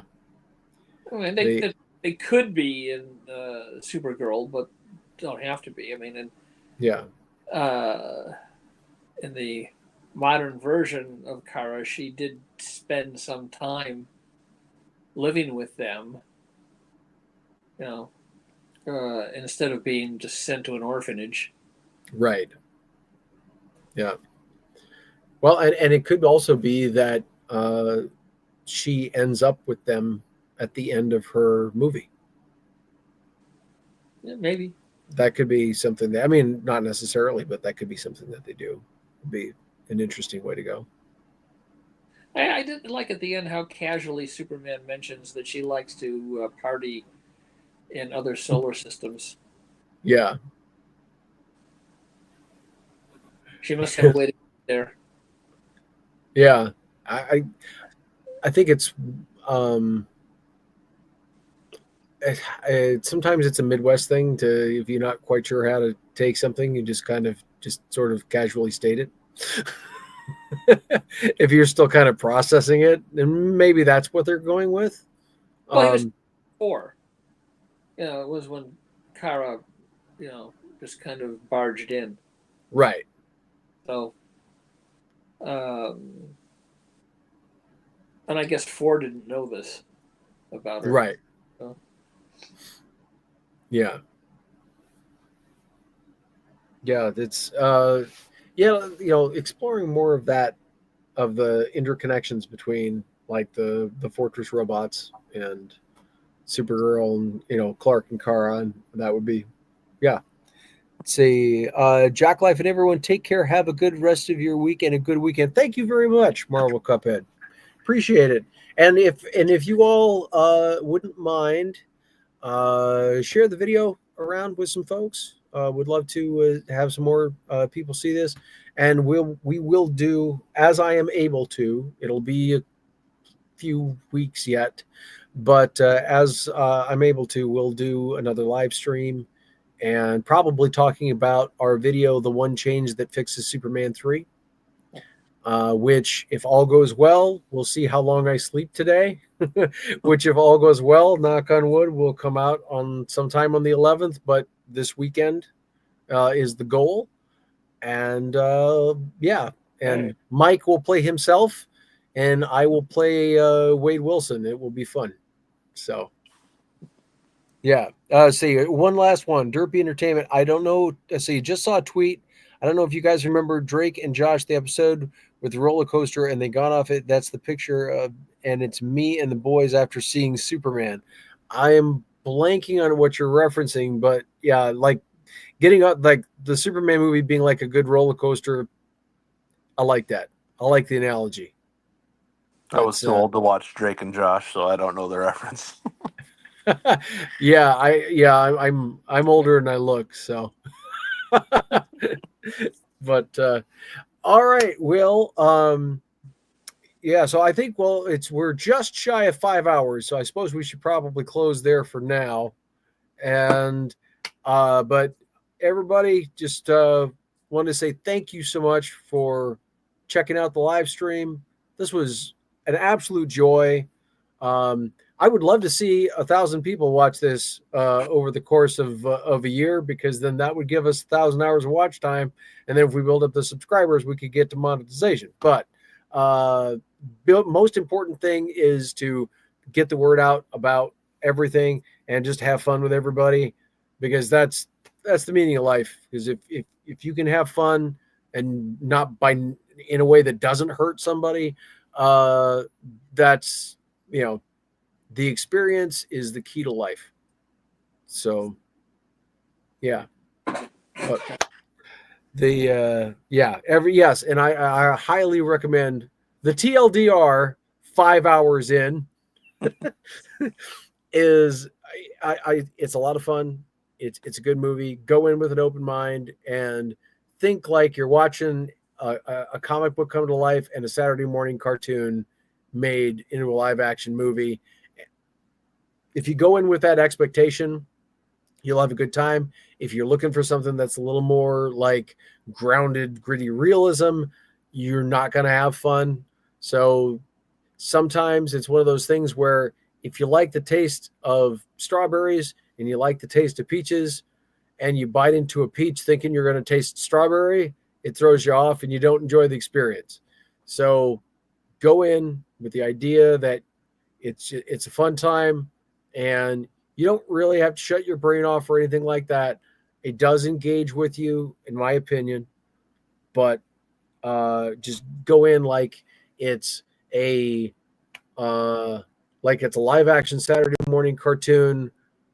I would say on the level of like maybe somewhere between Batman the Animated Series and X-Men. Like it knows when to be, it knows when to be more serious, it knows when to be lighter, and it knows where to break it up. In my opinion, the jokes will be too much for some folks, but I didn't have a problem. So, well, more than one person. I think Zach was one of them. Described it as an episode of the animated series come to life. Yeah. Like almost shot for shot in some cases. Like I could absolutely see it being from like Justice League animated series or Superman the animated series or yeah. So very cool. All right. Well, so check out the channel right now. All the other videos are Twilight oriented. Because I am also a big Twilight Saga fan. I am totally unashamed of that. All of Robert Pattinson's stuff fits me like it was made for me. So if I ever get my hands on a Batman suit,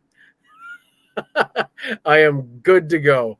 But anyway, let's say everybody, Mike Kelley and Tom.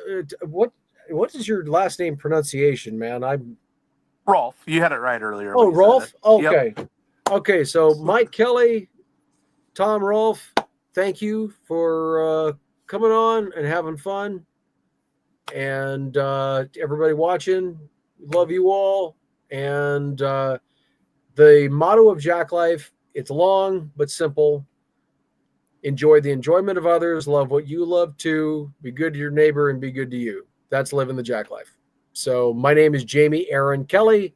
That's Jack Life, JAK Life. That's where Jack Life comes from. So anyway, everybody, like I said, love you all. And Mike and Tom, again, thank you. And go see Superman. Yep. Bye, everybody. Thanks. Bye.